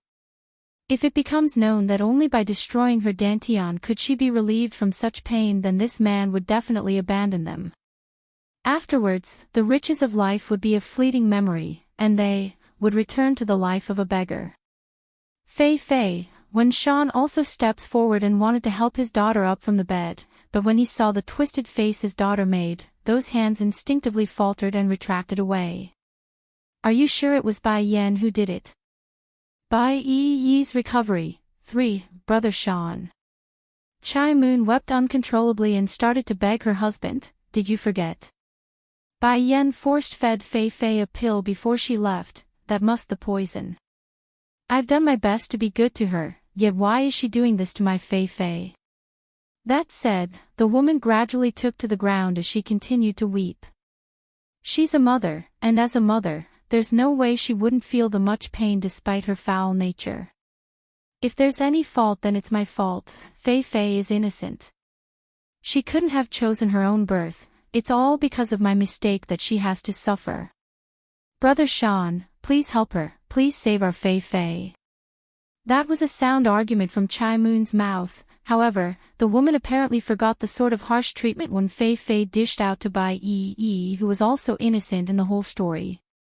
Also, he ignored the fact that it's these two who stole Bai Yan's belonging and caused her to lash out, otherwise this incident wouldn't occur in the first place. Being the gullible him, Wen Shan didn't put too much thought into those words and simply accepted it as fact. Fei Fei is indeed innocent. She can't choose her own birth, nor is Yenner qualified to hurt her. But Yenner said it before, if I go bother her then she'll kill me, her own father. In that second, Chai Moon's heart could only be described as cold and disappointed. In particular was how cowardly her husband was acting even when it's about saving their own daughter. It's giving her the shivers because she suddenly recalled back to how this man abandoned Bai Yu, which allowed herself to take over this home. Brother Shan, pulling herself up, the woman suddenly stopped weeping and showed a bittersweet smile as she spoke. We may not be able to get Bai Yan to yield, but don't forget, in this city there's still a Bai Ran. Frowning at the name, Wen Shan didn't quite get what his wife was getting at but let her continue anyways. Bai Ran married General Ling Kaiyuan's son. If the public finds out her niece did such inhumane things, then it will certainly impact the old general's name. The Ling family won't let that happen, which is why we need to force Bai Ran into helping us get that antidote. Gently closing her eyes, Chai Moon began to sob again to push her plot. Brother Shan, Ling Kaiyuan is a credit to the country and I respect him for that, but I don't know what else to do as a frail woman. I'm a mother, seeing my daughter suffer is unbearable for me. Besides, you don't want to lose a talented daughter, do you? He didn't feel moved at the sobbing from his wife, he didn't feel moved at the sight of his daughter's suffering, but this coward did feel moved once the topic of a talented daughter got brought up. It's true, he doesn't want to lose this daughter who had caught the eye of his old man who was the current chief of the Wen clan. I'll try as much as I can. If Bai Ran is not willing then there's no other way. After all, she's still Yuer's younger sister. Acting all submissive after getting her way, the woman deliberately lowers her face to hide that smirking grin. If that's your wish, Brother Shan, I won't object to your decision. At the same time, somewhere not too far away, Bai Yi had just gotten herself settled inside a hotel room when her mind started wander off and recounting today's various events. It's like a dream to this girl who's been poorly treated by others so far in life. Sister Bai Yan is really back. I don't have to live in the basement anymore. Thinking up to here, Bai Yi's heart would feel all sweet and melty like being smothered in honey. The only demerit from all this would be the fact that Bai Yan said she couldn't take her along, but that's too far ahead for this girl to think about right now. Donk donk, exactly then a knock from the door catches her attention, causing the girl to rush over to the doorway where a dazzling female stood. Sister Bai Yan. She exclaims, wowed by how beautiful Bai Yan has become after some rest and cleaning. Take this. Bai Yan didn't mind the overreaction from her foster sister and handed a pill over. Bai Yi's recovery, taken aback by the gift in her hand, Bai Yi nearly drops it before catching it after a fumble. This is Dan pill. It will allow you to cultivate your internal dantian again.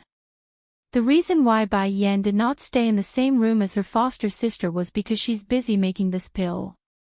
Preparations must be made and she doesn't have all that much time.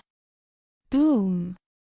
The sound of explosion rocked the young lass's brain, her eyes falling into a daze of incredulous disbelief.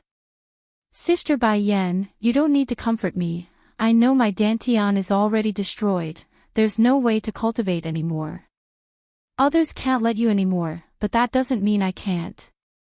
Smiling to stir her sister's mood, Bai Yan reaches over to hold those hands as reassurance. I said it already, before I leave, I will make sure this place is safe for you to live. This pill is one of the things to help improve your strength. While I'm here for the next short while, I will oversee your entire training progress. Despite the comfort, Bai Yi still had the dull look of someone that couldn't take in reality. Can I really practice martial arts, cultivate my dantian again? It's not like this girl always had such negative outlooks in life, but ever since her life got turned upside from her Shifu perishing one day, then her dantian being ruined by one Fei Fei's cruelty, this orphaned lass had no one else to turn to. Imagine living a life on such an unstable path after being left on the streets. The amount of hardship would be something most wouldn't ever experience, let alone understand. Using this uncertain mindset, Bai Yi stiffly went towards the bed. She intends to do as told and practice again after consuming the pill, but things take time, and this time would be for the whole night. Next morning. Without deviating from the expected plan, the lass's shattered dantian had started to show signs of recovery, she could feel it. Unfortunately, the progress she made in the past didn't return and would require it all to be redone in strides. But that's not an issue at all, does it? The important bit was there's hope again. Looking out the window, Bai Yi once again regained the lost energy that she once held in the past. She's rejuvenated. It looks like your dantian is starting to recover. It's then Bai Yan's voice drifted over. Elated by the voice, the lass swings her head around to meet those familiar eyes. Sister Bai Yan, how did you get in here without me opening the door? Chuckling at the silliness of that question, you didn't close your door properly last night, so how do you think I got in here? Oh, scratching the back of her head in embarrassment, Bai Yi also starts to chuckle like she used to as a child. I guess my old habits are still there, I forgot to close my room like I used to. Sister Bai Yan, I'm not dreaming, right? I can really practice martial art and cultivate again. If it's a dream, then I would rather not wake up again. Aching in the heart again, Bai Yan didn't need any more hint on the sort of hardship her immaturity had brought upon this foster sister of hers. Quickly nodding so she wouldn't get any strange thoughts, of course, when did I ever lie to you? Sniffling in the nose like she's about to cry now, Bai Yi couldn't hold back her emotions anymore. Sister Bai Yan, I can't even begin to describe what I'm feeling right now. When Shifu passed away and you were gone, I didn't have anyone left. Then when Fei Fei destroyed my dantian, I really wanted to jump into a river and end my life. I didn't have any hope, only struggling to live each day like a zombie, pausing to hold in her swelling tears, but I can see the light now. My dantian has recovered, not fully, but I can feel it mending. Even if I don't have all the strength I had in the past, I will work hard and not bring shame to Shifu again. I vow to avenge her with my all. 10 years ago, it was Bai Yu who adopted her and gave her courage to live. So, in this girl's heart, that woman was like a god, a goal she must pursue with her all. As for Bai Yan, well, that lady's too outstanding to the point the younger sister here couldn't even imagine catching up. Saving a lowly one, Bai Yan soon left the hotel after confirming Bai Yi's well-being. She had other things to do, however. She didn't make it far before being called out by someone from the back. "Hey beautiful, is it really you?" The voice belongs to a handsome man who directly ran ahead to get in her way. Stopping in her step at recognizing who it was, Bai Yan pricks her brow in amusement. "You need something? Didn't you say you were going to come find me, oh beautiful? I waited all night and you didn't come. Thank goodness I came searching and found you here. So how is it, do you have a portrait of your son yet?"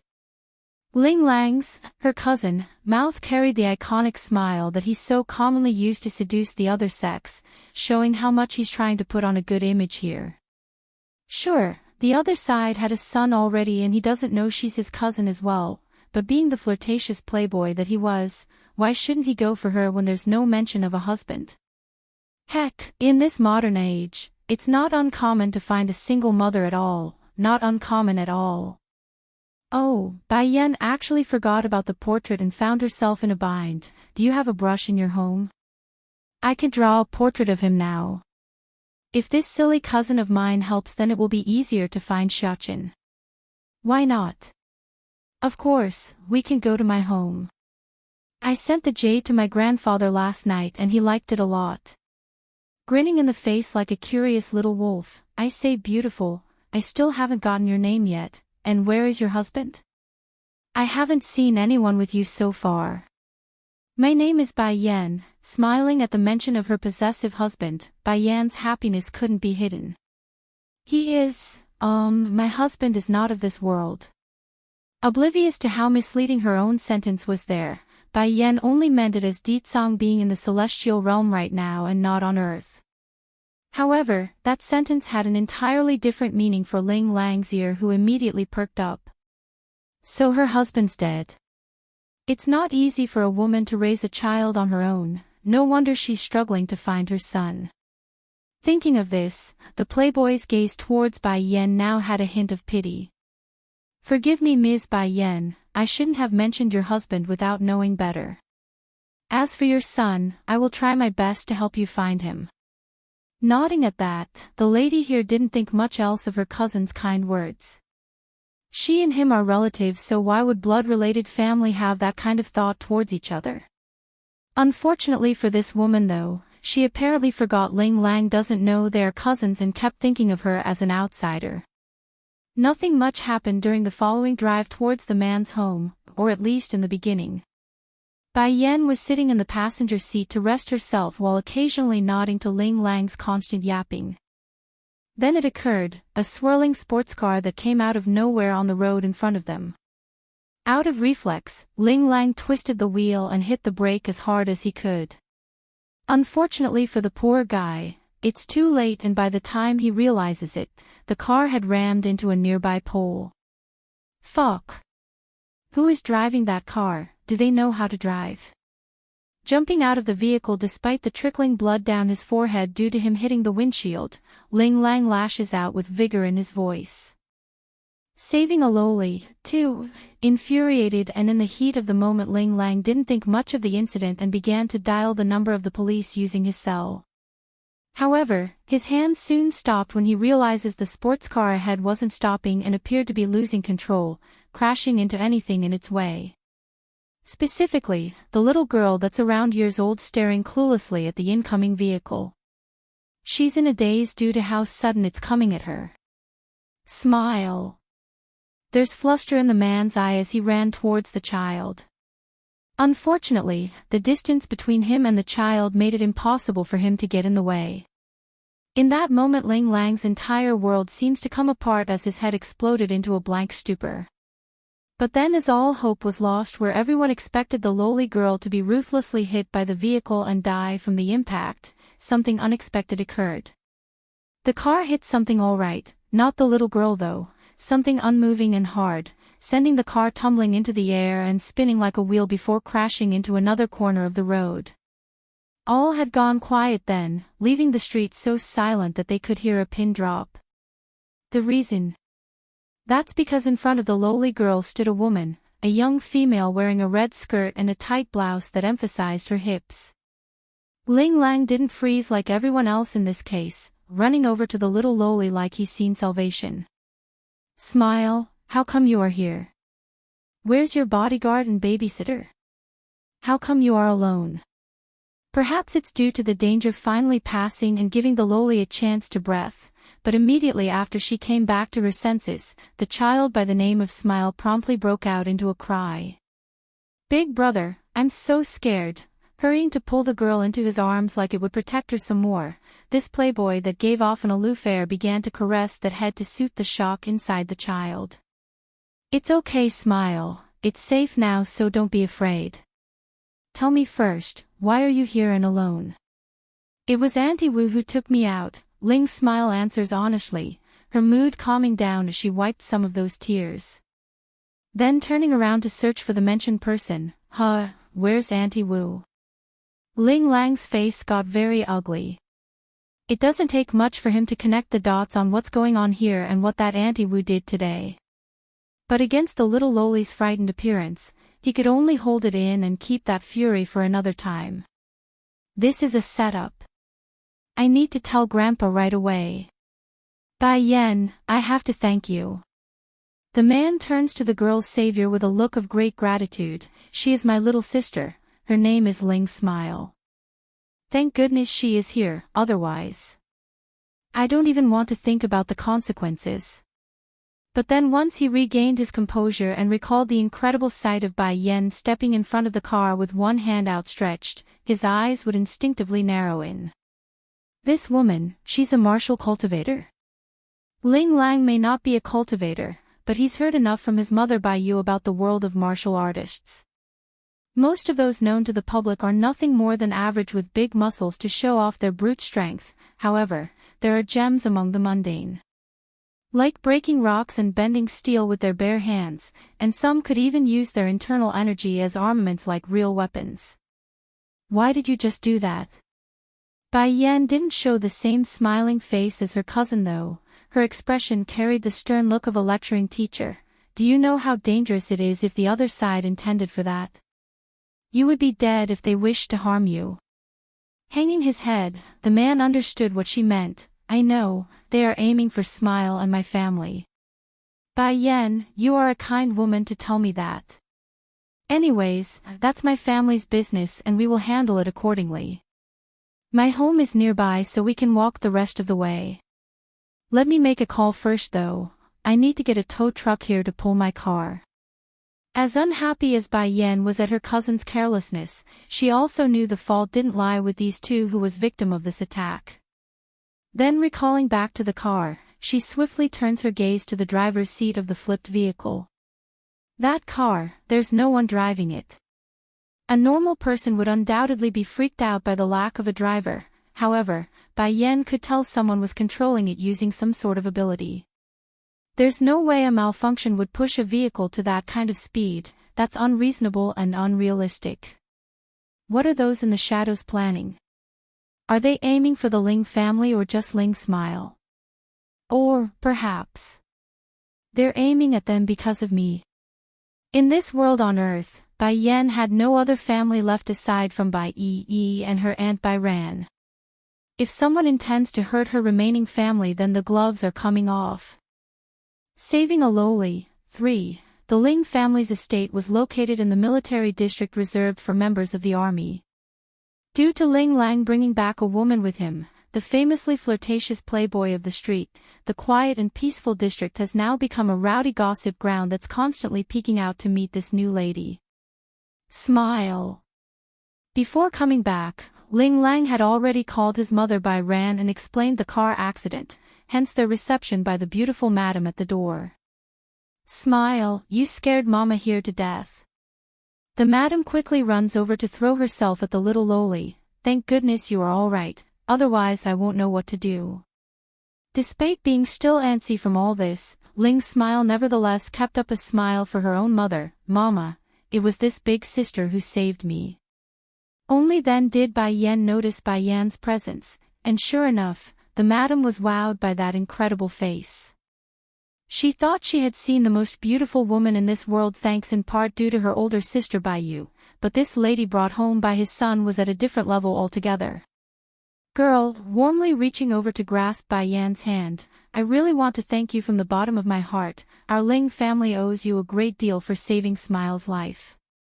Looking down at how warm she's being received, Bai Yan's lip couldn't help but smile at that, making her feel like at home again. Auntie, it's been a long time, to think your appearance hasn't changed at all. Bai Ran visibly looks taken aback.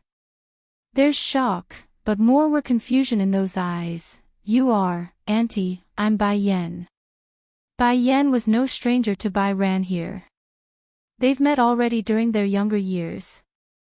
Though it's not a lot, the relationship between this aunt and niece remains good even before everything that eventually occurred, thus making their reunion all the more special. Trembling in her lips at the recognition, the madam appeared almost lost for words. You are Yenner. You are really Yen Yen. Auntie, did you forget me already? When my mother brought me here the first time, cousin here was still wearing diapers. I could still remember uncle beating him for wetting himself that day. Compared with the average little girls of her age back then, Bai Yan had exceptional memory due to her innate talent. It's also one of the reasons she excelled in alchemy and could produce those pills at such a young age.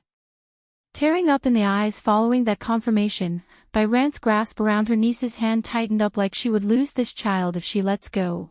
Yen Yen, where have you been all these years? Your dad and his new wife have already moved here in the capital, but when I went to find him you were nowhere to be found. Is it because they won't let you stay with them? Regarding Wen Shan, her former brother-in-law, Bai Ran definitely held a strong level of grudge. One being how selfish the man was at heart, the second being the fact that he abandoned his wife at the critical moment and allowed the Bai clan to perish under the other two families' assault. Compared with the excitement of the madam here, Ling Lang didn't fare so well and wanted to faint. Bai Yan. Why does the name sound so familiar all of a sudden? Bai Yu's daughter. In an instant, his whole face collapsed into a despairing look of irony and self-mockery. He thought he had a chance. He thought her husband was gone. But this turnout. They're related by blood. That wonderful picture of walking down the aisle just went out the window. Saving a lowly, for, I wanted to avenge my mother, that's why I left the family, but I'm back now. Ever since she crossed over into the other world, Bai Yan never thought she would be able to get the chance for revenge on the ones who hurt her family here on Earth. To be able to have this opportunity was a blessing. You two are both very stubborn. I don't know if it's my older sister who passed it on to you, but leaving without a word is improper, you understand? Too, she's just as stubborn. I wanted to help her, but because she was afraid of dragging me down, that child would repeatedly refuse my help and money. Big sis have always been the strong-headed one in the family. Father told her from the very beginning that Wen Shan wasn't a good man, not someone she could entrust her life to, but she insisted and married him anyways. In the end that coward didn't even dare go collect her body after that event. What use is there for such a selfish man? But, Bai Ran shifts her hand onto her niece's shoulder so their gaze would meet. Don't go thinking about revenge anymore, the backing those two clans have are not someone like you can handle. If you persist then you will only throw your life away. I don't want my older sister's only blood to be lost as well. Although this city was very big due to it being the capital of this nation, there's only a limited number of places for individuals of high standing to visit. Therefore, it's not uncommon for Bai Ran to run into her enemies from the two clans. It hurts for sure, seeing the ones who murdered her sister and parents, but without strength, this woman knew it's futile. A pebble trying to make a wave inside a lake, that's the predicament Bai Ran has found herself in. What's more, she also has to think about her husband's side of the family. The Ling house may be one of the founding members of this nation, but the military wouldn't really move just because of a whim of one lady. There are many cogs inside this machinery, and those opposing her father-in-law, General Ling, would undoubtedly take the opportunity to poke and prod at him. "Don't worry, Auntie, I have my own arrangements." Bai Yan saw the urgency in her aunt's eye and didn't want to worry her. She's here to take revenge regardless of what others say. However, that doesn't mean they needed to know her plans. Humph. Ling Lang finally came out of his depressed state after the initial shock. "Mom, you don't have to keep nagging her, let's first head inside and settle in. Me and cousin here still have something to talk about." Making a helpless smile at her son's behavior as she shook that head, "What are you two going to discuss that your own mom can't hear?" "Oh, Bai Yan's son is missing, I'm going to be helping her look for him." An audible shattering of glass could be heard echoing in the madam's ear. Her mind literally exploded then and became a blank slate. Yan, she married and has a son. Yan, you married. How old is the child? Bai Ran couldn't hold back her inner woes and asked. "He's 8 years old." 8 years old. Ling Lang's mouth twitched at the number. He knows Bai Yan has a son, but not 8 years old. "Cousin, if I remember correctly, you're only 22 this year, right? Don't tell me you had a baby when you were 14. You're saying during the past 10 years where you were missing, you've been having a baby. You know getting married that young and having a child is illegal." Pricking her brow at this dunce of a cousin, "Do you have opinion about it?" Going by that look and expression, Ling Lang would immediately recall back to the powerful actions of this woman stopping a car with her bare hands. Shivering slightly, he promptly shook his head with those hands doing the same. "Of course not, cousin, of course not. If you don't, then help me find my son first." Giggling at that silliness, Bai Yan didn't want to keep teasing the poor guy anymore and turned back to her aunt. "Auntie, you don't have to worry about me, I have my own plans already. Anyways, I want you to take care of Yi in my place though, she's still at the hotel we're staying at right now." "Oh, yes, of course." Bai Ran almost didn't react in time and fumbled her reply. She's still lost in the idea of her niece carrying a baby at 14 years old, that's too much for her heart. This child, she must have suffered a lot after leaving home. Big sis always protected her well, there must be a lot of pain involved that I don't know of. The sensational stir of Bai Xiaoqin's entry, 1 Airport.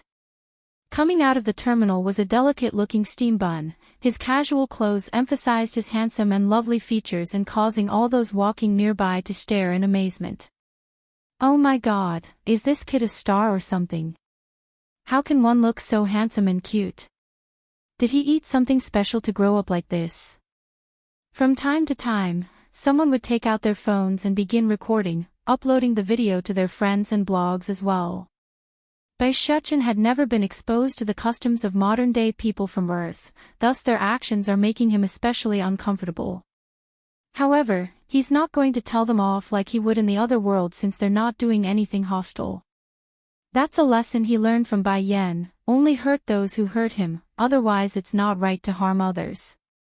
"Big Bear, do you have any news on where my mother is yet?" he asks the big bodyguard that's behind himself. Twitching in the mouth over the way he's being addressed, the man tasked with guiding the boy makes a helpless face. "Little master, your father only tasked me with bringing you to the capital, I don't know where your mother is." The main reason the boy kept calling this man using that nickname was due to how thick and tall he was. He's giving off the impression of a big grizzly bear. Coupling in with the fact that Bai Xiaoqin loves animals, it's only proper he address someone in his entourage as so. Of course, the poor bodyguard didn't like the name but accepted it since his repeated attempts at correction fell on deaf ear. "Oh," Bai Xiaoqin puckers his lips unhappily, "with mother's personality, I know she won't go to that one clan. In that case, I think we should go look for her on our own. Let's find a place to stay first, how about it, Big Bear?" "Yes, that's a wonderful idea, little master." Big Bear respectfully complies by agreeing. He couldn't ask for a better idea honestly. Then let's go. Unbeknownst to the little guy though, his images have already been posted across social media and gone viral, making him a small celebrity before he even made out of the airport. There are no shortages of good-looking kids in this world, however, finding one as delicate and handsome as him was a rarity.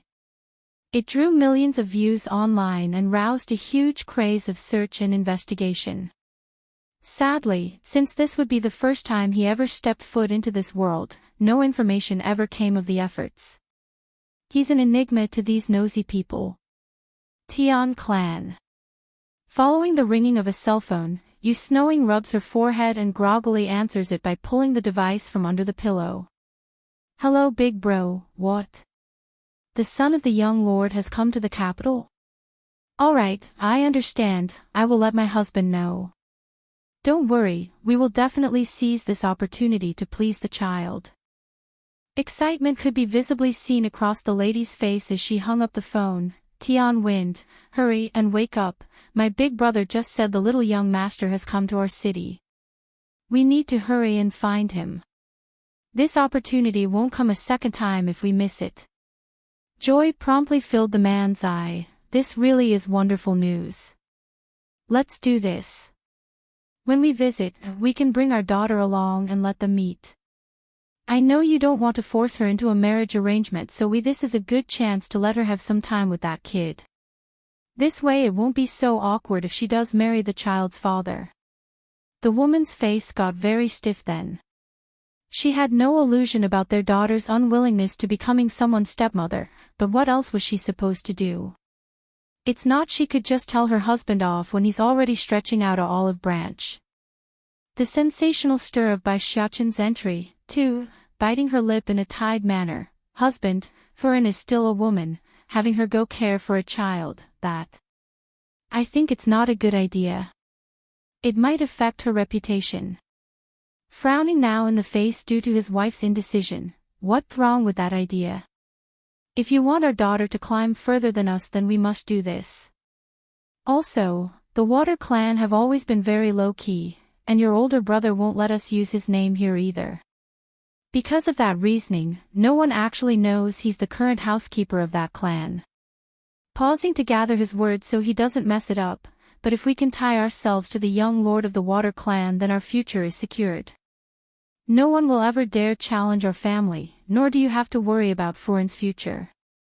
Yu Snowing had to admit her husband's argument was winning her over. She's the younger sister of the Water Clan's housekeeper, yet no one knows that fact, nor does she dare give the details out. And, seeing there's still a hint of hesitation, the man quickly follows up with his final move. Didn't your brother tell us to grasp onto this opportunity? Don't you get what he means by that? Actually, this time around it's Tian Wind who's overthinking the meaning of that message. Yu Snowing's older brother only wanted them to keep Bai Xiaoqin happy and make sure he has a good time in the capital, nothing more and nothing less. After all, it's a well-known fact by now that Di Tsang greatly cares for this son of his and that unknown future wife. Why would he go ask his own niece to poke into this relationship at a time like now? It's the same as throwing themselves into the fire pit for roasting. Still not fully convinced since her daughter's stubborn face won't stop coming up, but Furen already stared. She's not willing. Unwilling. Tian Wind snickers derisively. She's going to be the Water Clan's bride-to-be, what can she complain about? It's a blessing that most could only dream about. I don't care how you do, just get her to follow us to receive the little boy. She doesn't need to know why, just keep her in the dark. In the end this woman could only give in. As much as she would like to discuss this some more, but she knows her husband here better than anyone. When he's like this, then there's no changing his mind. Whatever then, I won't get involved anymore. However, I still want our daughter to willingly agree to the marriage first. If she still refuses, then I'm not going to force her. I know Furen's personality better than anyone. If we do force her, then she would rather die than submit. You're fretting too much. Furen is my daughter too, how can I not care about her? Pleased by his wife's answer, Tian Wind got a lot better in the face as he spoke. Go call Foreign and get her ready, we will go find the little boy now. Okay. Nodding as told, the woman slowly got out of bed and went downstairs. As it turns out, the hotel where Bai Xiaochen was staying happens to be the very same one Bai Yi was staying at. And towards the new and unknown, the boy would curiously touch and stare in amazement at the high-tech appliances surrounding himself. For example, the elevator that's able to carry him up and down caught his attention the most, like a child finding a novelty toy. The sensational stir of Bai Xiaochen's entry. 3. Big Bear, why does this thing open the door on its own? And what's an ID card? Why is the crystal on the overhead so bright? And what was the bird we were sitting in? Don't one usually sit on top of a bird and not inside it? He only came to Earth for a few days, so there are many things Bai Xiaochen still hasn't learned yet. Coupling the situation with Di Tsang's inherent clinging to the old style of living, like using oil lamps and such, the boy never got much experience in the comforts of technology, thus his odd and strange questions. And regarding the plane they flew in, the steambun here didn't particularly like it very much, especially when it came to the speed at which it flew at. He could have flown here on his own and at a much faster rate. This kid, is he mentally challenged? Unaware of his own remarks though, those nearby who had heard it showed a look of surprise when staring at the boy. Or did he just come out of the mountains? How can he not know what an elevator and ceiling light is? Unlike the others though, Big Bear seems to have already become accustomed to his ward's antics and continued to walk without emotion.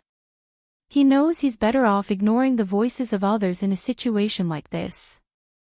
Ha! Suddenly, a mocking snicker came from the side of the elevator. Is a high-end hotel someplace any country bumpkin can come? You better get out of here before I call the manager.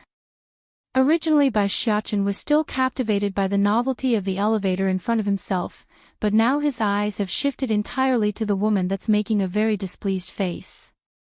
If one didn't know better, they might assume the boy did something heinous to her and caused a deep grudging hatred. If this wasn't Wen Fei, then who else could it be? She's been in a very foul mood ever since yesterday's excruciating pain. Therefore, she had come today to threaten Bai Yi and demand the lass in helping her get the antidote from Bai Yan. However, instead of complying like this foul girl had imagined, the once soft-minded Bai Yi had gotten a backbone again and retaliated by yelling back.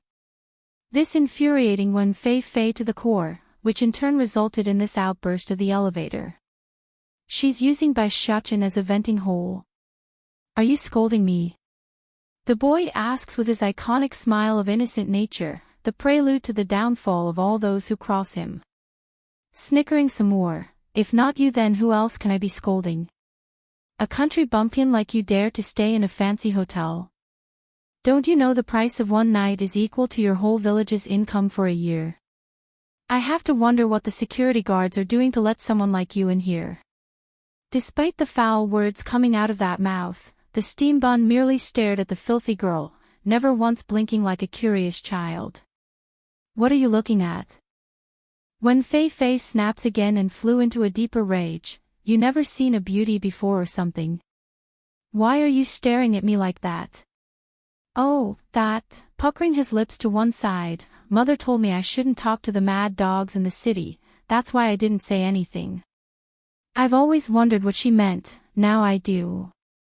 The sensational stir of Bai Xiaochen's entry, for, since Bai Xiaochen followed his mother around since he was a baby, the boy had seen a lot of pieces of work over the years. However, meeting one that's this special that would inexplicably rush over to cause trouble was a first. He had nothing to do with her, so it flabbergasted even him who's a known troublemaker.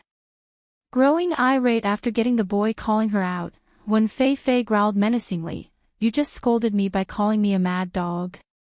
"I didn't scold you. I'm only calling you a mad dog because that's what you are. Is there a problem?" Using his childish facade, Bai Xiaochen's face makes it really hard for others to doubt his innocence. What's more, where's the issue with him being from the countryside even if that's the case? Why should he be scolded by some random stranger when he did nothing? "Miss, there's nothing wrong with what this child said, why are you?" An onlooker couldn't keep watching anymore and decides to speak up to help. However, that murderous glare instantly shuts the crowd up. "Who do you people think you are to tell me what to do? What is wrong about what I just said? The money he has must be stolen. I'm going to call the police right now and get him jailed." Originally Big Bear didn't want to interfere into this silly scuffle of verbs, but when he overheard the way Wen Fei Fei insulted not only the boy, but also his origin, then that's already past the line. Getting stern in the face, my young master here rarely goes out, so it's normal for him to not know these things. But when did a black diamond credit card become so common that anyone can just steal it? Visibly freezing in the face at the mention, the wench almost couldn't believe her own ears. Black diamond credit card. How can these country bumpkins have a black diamond credit card? What's going on here? It's then the manager of this establishment came running over due to the noise complaints. He's flustered in the face and wanted to get the situation under control due to how much of commotion it's causing in the lobby. "Manager," the receptionist at the front desk finally gathered her wits and spoke up nervously. "Just now this little boy and his attendant used a black diamond credit card to check in, but Miss Wen here claims he stole it." Wen Fei Fei actually only said the boy stole money, not the card part. However, as we all know, words are easily twisted when landing on others' ear. Feeling the pressure of the situation, the manager hurries to wipe the sweat from his forehead to deliberate on the proper action of diffusing the heat. "This black diamond card, as if one can steal it. That's the first time I ever heard of such a thing. Miss Wen, maybe you don't know this, but a black diamond card is not something one can use even if they pick it up from the streets. So, that shouldn't be the case." His words acted like a slap across the foul girl's cheek, making her all red and indignant. Glaring at the boy like a wild animal, "If you have a black diamond card, then why didn't you say so earlier?"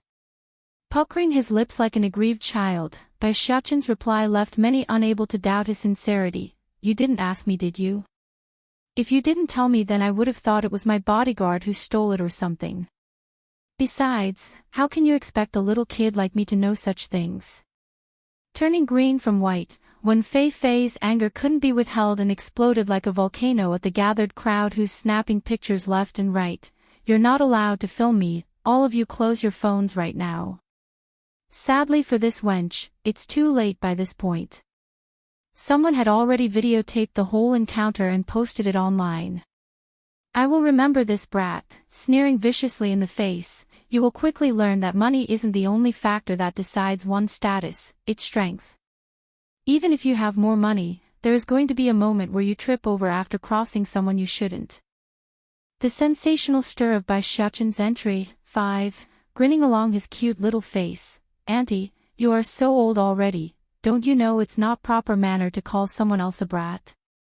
Moreover, my father told me no one can make me feel wronged while in this country." "You," Wen Fei Fei's gaze grew hard and jarring as she got up close in order to slap him as punishment.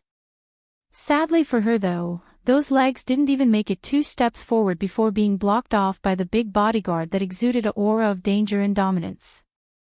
This man, he's a martial artist, a real one. And from the looks of it, he's not the boy's family either, more like some sort of bodyguard. Who can afford to pay someone like this? The foul wench thought, unable to comprehend why Big Bear would willingly work under a child. Sadly for Wen Fei Fei though, the big man didn't want to waste time dealing with a nobody. Reaching down with one hand, he lifts the lass up and readily moves to toss her out like a dog through the sliding glass exit. This behavior would have long warranted an interference from the bystanders. This was a young girl being thrown out by a big strong man here in public. However, Wen Fei Fei had quite the reputation around these parts, and the good kind for that matter. She's an arrogant bitch, a well-known Karen that's been long despised by those of high society.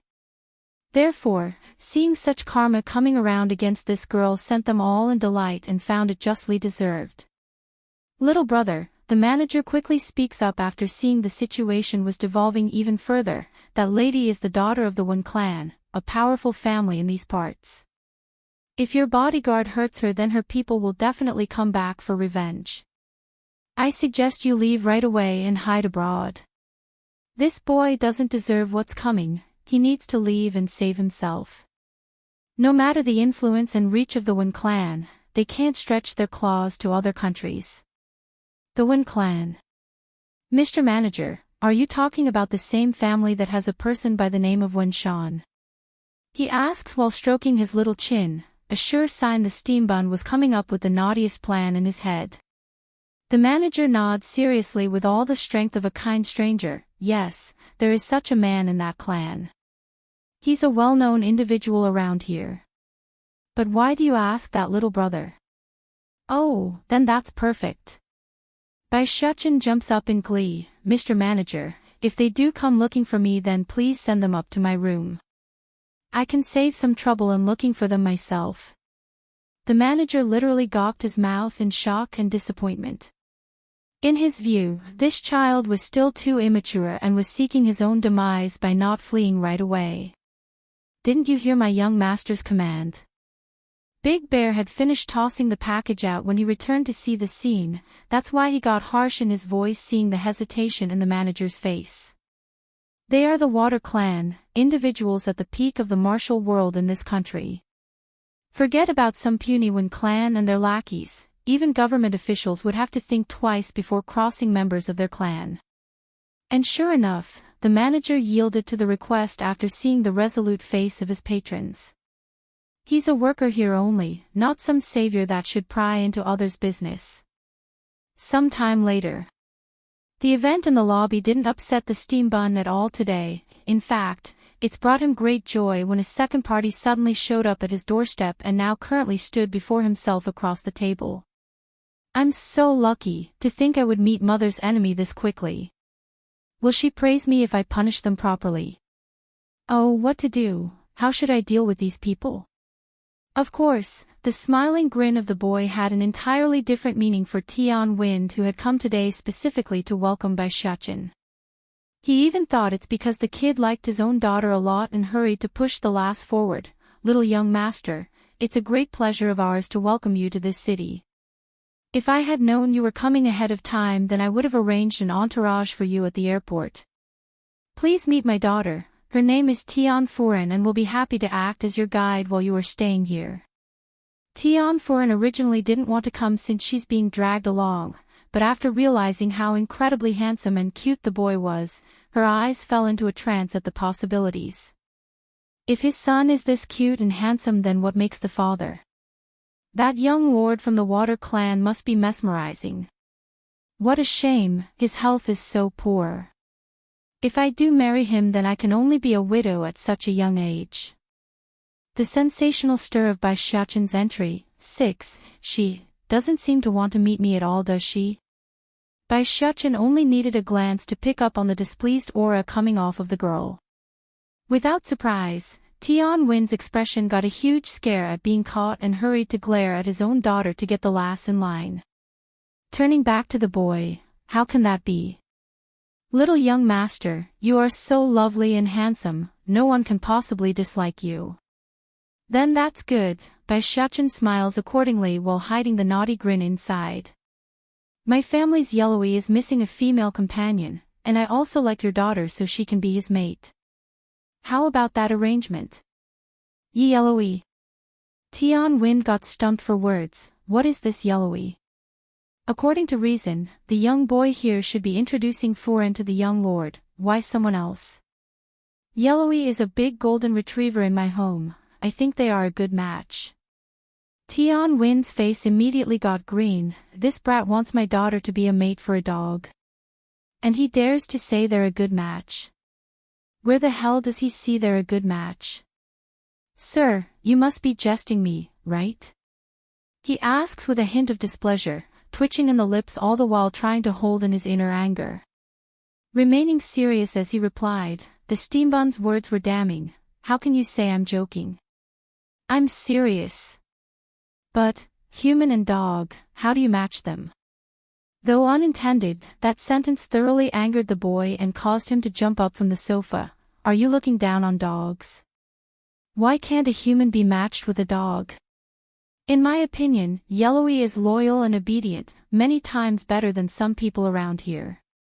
Your Tian clan wants to throw your daughter to my father's side and have her become his woman. Who do you think you are to have such ideas? In my view, she is only qualified to be my pet's mate. He's a smart one, so how could Bai Xiachen not pick up on their intents as soon as they appeared? The only baffling part to all this was how stupid these people are. Why would they expect him to turn on his own mother and help them put another woman by Di Tsang's side? That's just ridiculous and stupid. Tian Wen's face suddenly froze, his eyes showing incredulous and shock over what he's heard. It's true he wanted to use the steam bun to his own advantage and stuff Tian Furen to Di Tsang's side, but to be exposed by an immature brat left him stupefied. Getting the reaction that he wanted, Bai Xiachen retracts his angry gaze and continued with his plan. I heard your Tian clan destroyed another clan a while back. Is it the Bai clan? Startled by the question, Tian Wind popped his eyes right away. How did this kid know about that? Little young master, there is indeed such an incident, but that's over 10 years ago already. May I know why you are bringing the matter up again? Bai Xiachen's heart instantly clenched up like someone just wrung it through the washer. That's how much it affected him. How much hardship did mother experience while on earth? She had to watch her loved ones die, and then watch her own father let that happen before her very eyes. These people must pay. I'll ask you one last question. Why did you destroy the Bai clan? For what reason? Regarding the reason for destroying Bai Yan's family, perhaps only the ones responsible would know the answer to that, hence his persistence in pressing the matter. Tian Wen didn't know why he's being pressured for something that shouldn't be related to the current matter at hand. However, he knew enough not to cross the young child in front of himself, especially when there's a wary bodyguard from the Water clan nearby. Make no mistake, Tian Wind may be conceited and power-hungry at times, but his perception in recognizing a dangerous variable was top-notch. The Wen clan's here, little young master, this matter, it's not that I can't say. Frowning in the face, Tian Wind spent a moment to go over his own words to not let anything that he didn't want spoken to slip. It's like this. At the beginning, the reason we destroyed the Bai clan was because we got word of that family holding a treasure that could help one gain divinity. We wanted to offer it up to your father as a gift. Sadly, after gaining possession of it, there was no way to know how to use said treasure, hence our reluctance to bring it forward. Those are nice words indeed, however, Tian Wen never once thought about giving it to Di Tsang at all in fact. After all, who wouldn't want to become a god or celestial immortal if possible? But as years dragged on with no sign of them ever figuring out the secret to said item, he figured it's better to use it now today as a gift to win some points with the Water clan. At least that way he would curry some favors. Sadly for this man though, Bai Xiachen wasn't going to go along with his plan. The boy's face remains unchanged without any sign of being ecstatic after being told the lie. So, it's for some treasure that you destroyed the Bai clan? Bai Xiachen asks again, his eyes starting to narrow in. Taken aback at first, Tian Wind had to take a good second to understand the boy's words. Hastening to laugh in order to break the tension, little young master, you don't have to worry about the Bai clan's demise, no one will know about the connection between the Tian clan and the Water clan. There won't be any unwanted rumors floating around, I can promise you that. Oh. Pricking his brow at the odd reply, Bai Xiachen now got somewhat curious at what the man meant, and what would that connection be? How come I don't know? Still not following, the man continues to speak without much forethought, the housekeeper in the Water clan is my brother-in-law. I see, Bai Xiachen nods his head like he's understanding it now. Then turning to the big bodyguard nearby, Big Bear, go tell my father to change the housekeeper, we don't need such a person working under us. Batty father really messed up this time. He's been here for 8 years and doesn't even realize mother's enemy is actually right under his nose. I wonder what mother will do to him if I tell her about this blunder. Will Batty father be shown the whip? Tian Win's expression promptly crumbled into a look of horror and shock. Little young master, is there a misunderstanding between us? My brother-in-law has been working faithfully under the Water Clan's rule, how can you dismiss him so readily? Grinning right up to his eyes at being called out, Bai Xiachen knew it's his time to play. That's easy, I don't like the guy and that makes me unhappy. What other reason would I need? If I don't like an individual then it's only normal for me to change them out, duh. As for the debt with these people from the Tian clan, I'll wait till Mother gets here and let her do the final decision-making. I'm sure Mother will be very pleased. Though Batty Father did say not to let Mother dirty her hands, but I'm sure she will like to anyways. Dad. Tian Foren's complexion hadn't looked good to begin with, now after hearing the steambun's words her face only got uglier as she stomped her feet. What's so great about this little thing? All he did is be born into a good life. If his mother didn't go seduce a sick bastard that's about to kick the bucket, why else would he be born? And now he dares to threaten Uncle's livelihood and status. That young lord from the Water Clan can't be this stupid, I refuse to believe such a thing. The Wind Clan's here, too, Foren. Tian Wind quickly grabs hold of his daughter's arm and drags hers behind his back. Little young master, you have to forgive my daughter, but can you give me a reason for changing my brother-in-law out? How can he just so casually say it's because he doesn't like the guy? Making a yawn as he lazily stretched those arms, Bai Xiachen didn't reply and instead turns to his own bodyguard. Big Bear, remove them from my sight, I want to rest now. Do not disturb me unless I call for you. Yes, sir. The one with the nickname promptly stepped up like a huge mountain that he was, blocking off the path for any chance of retaliation from these unwanted guests. Then again, the precautionary step was unwarranted here today. Tian Wen never even thought about hitting the steambun, let alone retaliate. In fact, he's so scared of being thrown out by the big guy that he actually launched himself out the door on his own and disappeared from the corridor. And so, that's how the Tian clan had their first bout with the naughty steambun. Dad, this little brat is too much. It's bad enough that he thought about matching me with a dog, now he even called to demote Uncle from his post. Based on what can he do that? Tian Foren unhappily stomps her feet after leaving the hotel, her eyes glaring with indignation at the glassy walls of the structure. Foren, do you now know the benefits of having power? Tian Wind also follows his daughter's gaze and glared up to the glass windows that blocked off his view from Bai Xiachen's room. If you can become the Water Clan's woman then our family won't have to worry about this happening again.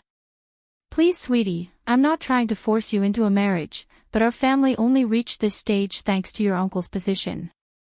Now that he's unable to shield us anymore, what do you think the other clans would do if they ever figured out your uncle's gone?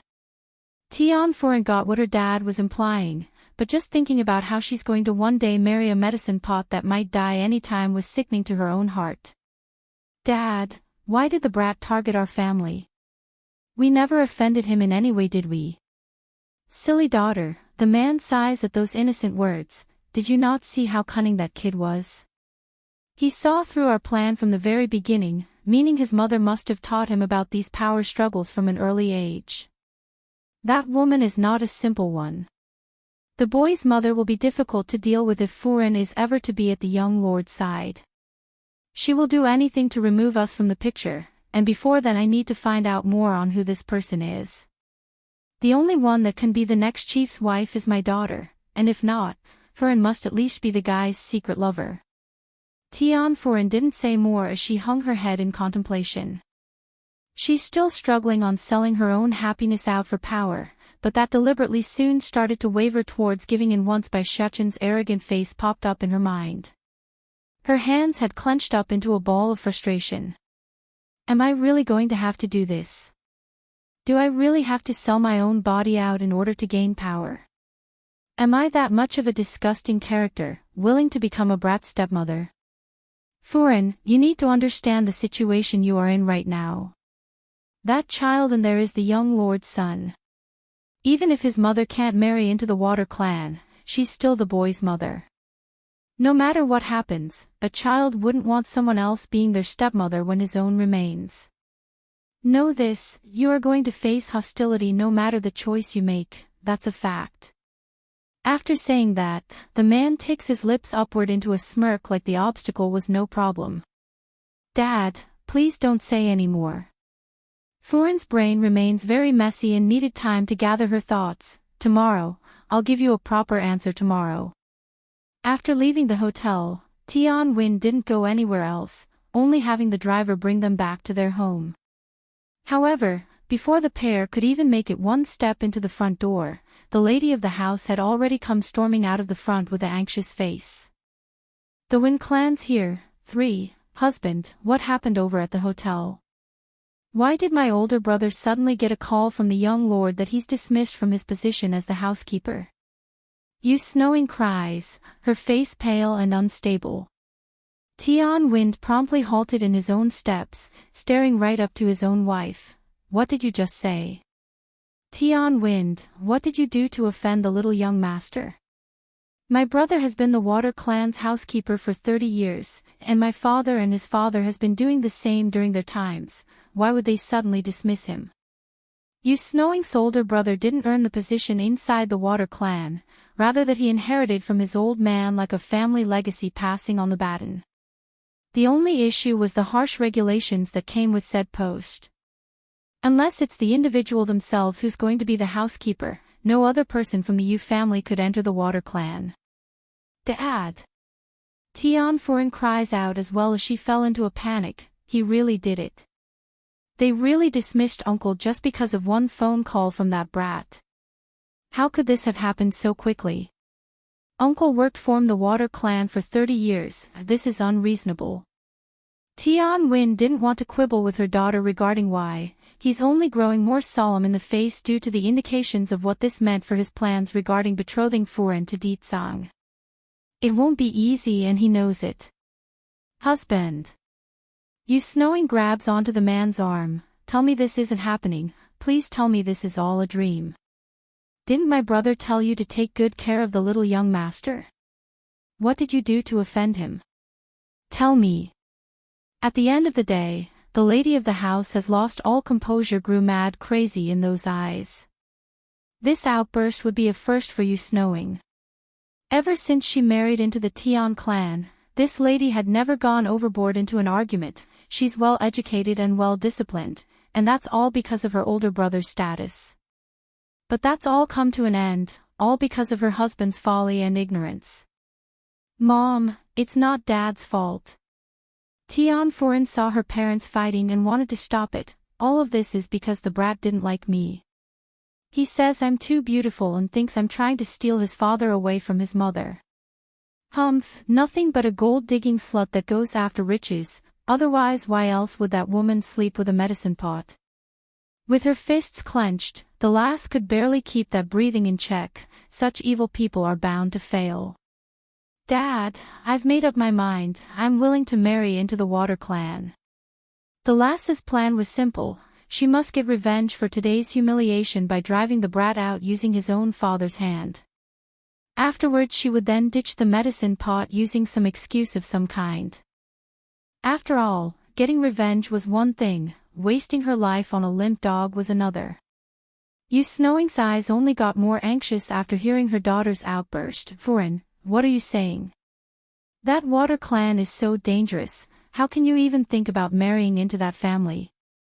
You can't go.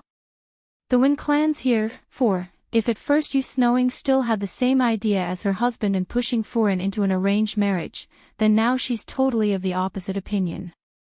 This mother only wants her daughter to stay far, far away from those people who would drive her older brother out after 30 years of service. Mom, I was ignorant before, that's why I wasn't willing. I know better now. I'm a daughter of this Tian clan, I won't let anyone harm us or push us around. Tian Furen appears firm and calm despite the plea from her own mother. Sure enough, Yu Snowing couldn't say more as she stammered for a proper reply. You're too emotional. There is nothing wrong with what our daughter said. If she becomes the young lord's woman, then it will only bring our family endless benefit. What do you know as a simple woman?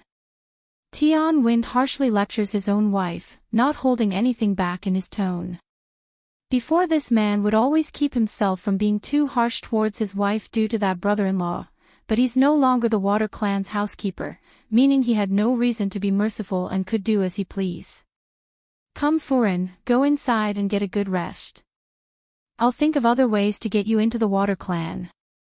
Giving his wife one final warning glare, the man leads his daughter inside by directing the girl along.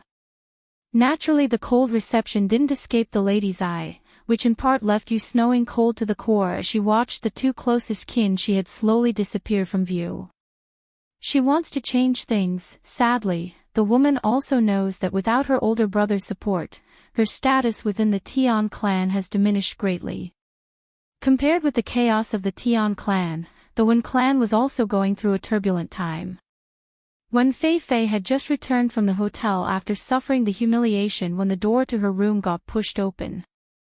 Startled at first, she quickly regains her head and called out to the entering individual, "Pa." Bang! When Sean didn't greet her daughter like usual though, instead he slams the cell phone in his hand against the ground. He's livid and green all over in the face. When Fei Fei, do you think this city is your back garden or something? Take a good look at the stuff you pulled at the hotel, it's all over social media already. Frame a child and then threaten the crowd. Get posted across the internet and become a meme. When Fei Fei's first instinct was to freeze along the sofa and not make any movements. She knows it's too late to hide the matter and decides to keep that mouth shut lest she causes more trouble. Husband. Chai Moon had heard the loud commotion between her husband and daughter by now and decides to intervene. However, instead of defending her child like most mothers would in these cases, the woman actually ran over and slapped the lass across the face. Fei Fei, what did I teach you over the years? I told you not to seek trouble or cause it, why won't you listen? Look how mad your pa is now. Staring up with tears streaking down those cheeks, when Fei Fei quietly sobs as she replied, "Ma, I didn't mean to, but when I went to ask Bai Yi to help me get the antidote, that girl humiliated me and then kicked me out. I didn't dare to fight back, so I got angry and lost control when I yelled at that boy. Oh Fei Fei, my poor child." Weeping in the face, Chai Moon moves closer and brings her daughter into a hug to showcase how pitiful they were in front of the man. Whether Bai Yi is good or bad, she's still Bai Yu's apprentice. No matter what you do, you shouldn't have gone to bother her. You are better than that, I know you are. Don't worry my Fei Fei, your ma and pa here won't leave you like this and let you suffer in pain. Ma, based on what can that Bai Yi do that to me? If not for our family picking her off the streets and raising her, she would be dead long ago from starvation. Just because Bai Yan returned, she's got a backbone now. I can't accept this. I can't accept such a bad person stepping all over me when I did nothing wrong. The Wen clan's here. 5. Truth was when Fei Fei lied. When the foul wench went to the hotel and made a fuss inside the room, Bai Yi in fact didn't retort or mock her at all. The other girl merely spouted the truth and refused the request before slamming the door in Wen Fei Fei's face. But Wen Shan doesn't need to know that, does he? All this man needs to know was his daughter got humiliated somewhere outside, that's all. Their mouth belongs to them, let them say whatever they like. As long as I know your ma and you aren't bad people, then that's all that matters. Also, Fei Fei, you can't vent your anger at a child regardless of your emotions. Do you know what your actions have caused to our family? The Wen clan have become a laughing stock among our peers right now. I will not permit another repeat of today's incident, understand? If he hadn't been drunk that year, then Chai Moon wouldn't have gotten pregnant. In the end it's his fault and he know it. Well, on the surface level anyways.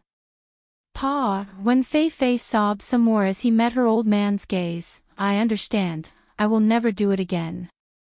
Alright, I will go handle the aftermath, you two rest while I go find your grandfather to discuss the matter. Starting today, no one in this household is allowed to go out.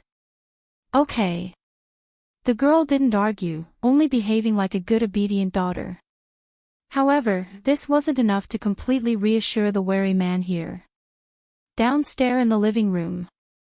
Wife, you keep an eye on Fei Fei for the coming days. I still don't feel comfortable if there's no one watching her.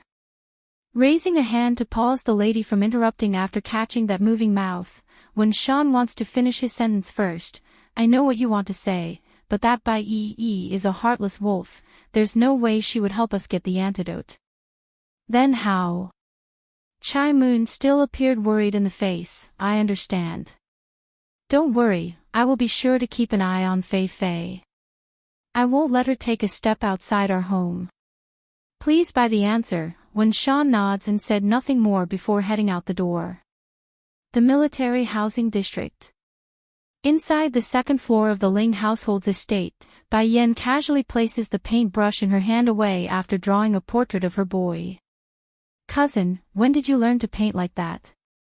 Nowadays everyone only does it on a notepad or laptop. Is it Aunt you who taught you? Ling Lang was flabbergasted and surprised by how skilled Bai Yan was at the old art.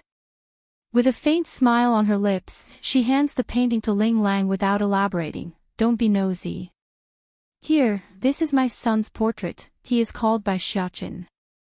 Hurry and go help me locate his whereabouts. Taking it like a little dunt that he was, the handsome man was immediately taken aback by how lovely the little boy was in the picture. On top of that, he recognized that face. Cousin, coughing to clear his throat, do you ever go on the web? Web? It's Bai Yan's turn to be bewildered. What is that? Now the guy's got it. Ling Lang had his suspicion about his cousin being a hermit due to the nature of a martial clan's usual behavior. Now the reply from Bai Yan merely confirms it. Wait here, I'll go get my phone and show you. The Wen clan's here. 6. Ling Lang didn't need much effort to locate the proper webpage once he found his phone. Today there was a child that appeared over at the airport. He's very cute and adorable, similar to those little fairies you often see in those TV shows. Because of that reason, someone posted his picture on the internet and received a lot of coverage from the media. Everyone's guessing who that star child is. After saying that, he flips the screen so that the woman could also see for herself. Lighting up in the face at the recognition, Bai Yan's expression grew very excited. It is Xiaochen, that means he's also in the city. Ling Lang, hurry and go find out where he is, I'm going to see him. Okay, give me a minute to make a call. I'll have my people search where he is. Then right as the dunt of a man wanted to call for help, a ringing sound of a tweet stopped him from doing so. The following message read as so: little boy faced trouble at high-end hotel and offended the young miss of the Wen clan. Seeing the title of that message, Ling Lang immediately opened up his phone again and turned it to Bai Yan. I don't have to ask around anymore. Your son is at a hotel right now. Specifically, the same one you're staying at. Bai Yan felt slightly happy that's the case, but her eyes soon narrowed into a dangerous look as she sneered over the title. It looks like I didn't give that one Fei Fei enough pain to let her learn. She dares to harass my son. Ling Lang. Have you looked into the mirror lately, my dear cousin? Do you know how ridiculous it is to assume you can give birth to a boy that old? But Guy didn't give his thoughts out because he also found it rather strange that when Fei Fei would know about Bai Xiaochen and go harass the child. It doesn't make much sense. Also, how would she know the kid would be staying in that hotel? Just as his lips were moving and he wanted to say something, a little lorry ran in from pushing open the door. Big brother, the big bad man from the Wen clan is here again.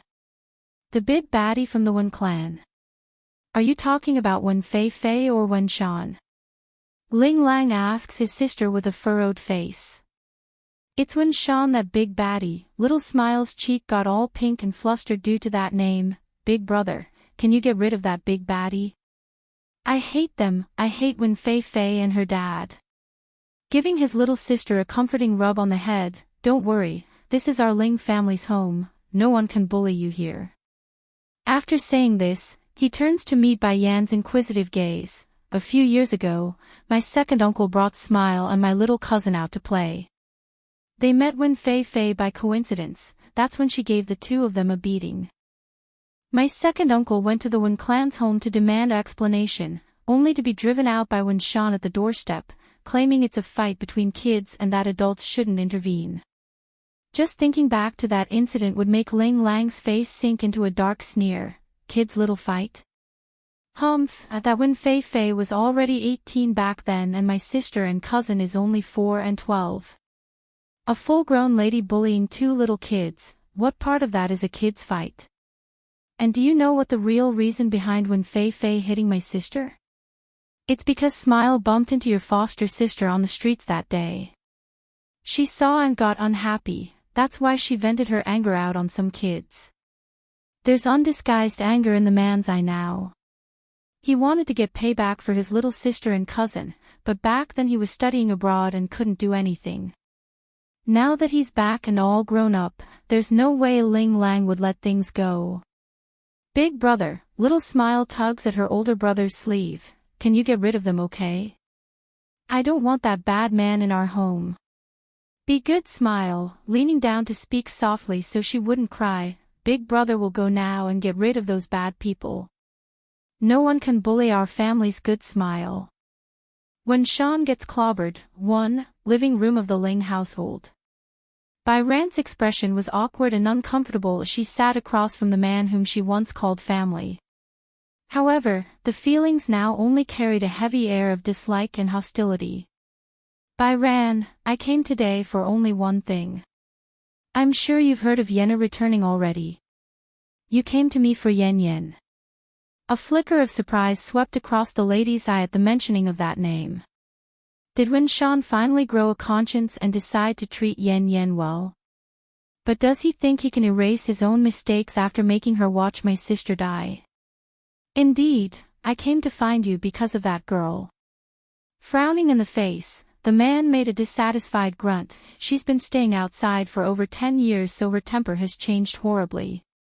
The first moment she returned, she immediately poisoned Fei Fei with some kind of pill, causing my daughter to suffer constant pain. I hope you can help me persuade that girl to hand over the antidote and change her evil ways. Bang! Bai Ran slams her hands against the tea table, causing the cups to spill over and hit the ground smashing. She's very angry after hearing that disgusting request. I thought someone like you finally grew a consciousness, but I clearly thought too higgly. You expect me to help you persuade Yen Yen to help your other daughter.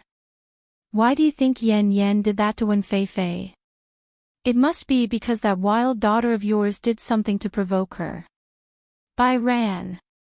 Wen Shan also grew irate at being called a heartless bastard. Getting up from the sofa, he glares ferociously at the former sister-in-law.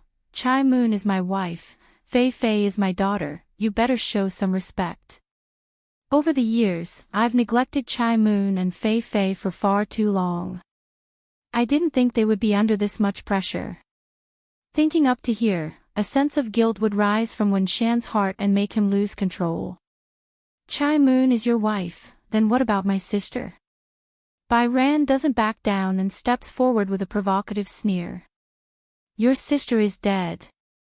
Looking at those contemptuous eyes, Wen Shan's brain would instantly become a blank, thus letting his mouth slip without forethought. It emptied him, not only because of the truth behind that outburst, but because of how hollow he felt inwardly. For more than a decade, he never once spoke of Bai Yu's death, only because of the pain for which he partially caused due to his own cowardice.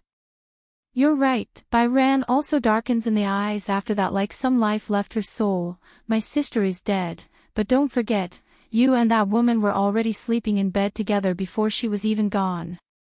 You and Chai Moon made that Wen Fei Fei while still being married to my sister. Pack! Shocking to the both of them in this living room, a loud crisp sound of a slap resonated across the air. In its wake was a red fingerprint imprinted along Bai Ran's cheek, stinging her and stunning the woman into tears. When Shan actually didn't want to do that, he reacted out of reflex and rage in the heat of the moment. By the time he realizes what he has done, things were done and he could no longer undo things. R.A. Ran, I didn't mean to, how are you? When Sean gets clobbered, too, Mom. Ling Lang had just walked down the stairs from the second floor when he saw this occur before his very eyes. Without a single thought, the man rapidly rushed down and pushed the bastard away to protect his own mother. Mom, are you all right? Does it hurt? Against the threatening gaze directed at himself, when Sean couldn't deny he's slightly taken aback in that moment due to the boy's aura. Ignoring the fact that this house was General Ling's, the fact that Bai Ran was the old general's daughter-in-law was enough to put him in a bind. Not to mention the other person across from himself was his former wife's younger sister. Whether it be on the surface of underneath, he had no right to hit her. Ran, I didn't mean it, I really didn't mean to, I'm your brother-in-law, how can I bear to hurt you, His words didn't have the chance to finish though. Next thing he knew was a blurring shadow dashing right down from the second-floor balcony and onto the open living room, causing him to fall backwards as a mysterious force roared into his chest. When Sean, it looks like you forgot my warning already. I told you before, if you provoke me again then I won't mind removing you from the picture. You don't want to live, is that right? When Sean didn't need to look up to recognize that familiar voice. Instantly, a wave of panic shook the coward's heart.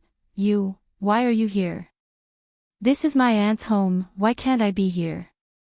As for you though, you're no longer my mother's husband, nor are you my aunt's brother-in-law, why are you hitting her? You're not qualified. That said, Bai Yan began to slowly stroll towards the other side, her mouth smirking a menacing cold grin that sent shivers down the coward's back. Right now, in this very moment, the bastard had no question about what would happen if he tried to do anything. The girl there would kill him, he's certain of it. Do you want to beat him? Right as everyone thought Bai Yan was about to act, she suddenly stopped and turned back to look at her cousin. Ling Lang nodded, not bothering to hide his real thought once his gaze met hers. I do. But the flirt knows himself better than anyone. He's not a martial artist, nor does he have the strength of one, meaning he won't be able to compete with an Olympic-level fighter like Wen Shan. Alright, you can go ahead, beat him as you please. Even if you beat him to death it's still okay. Stepping back after saying that, Bai Yan forms a meaningful smirk, knowing full well the woes of her young cousin. Don't worry, I've sealed his strength so he won't be able to retaliate against you. Even if you end up killing him, he won't be able to resist. Staring for a long minute, Ling Lang eventually came back to his senses and said the only words that came to his lip, thank you. He's thanking her for giving him the chance for payback.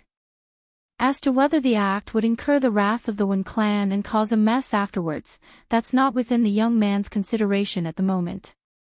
Wen Shan naturally became shocked from his point of view.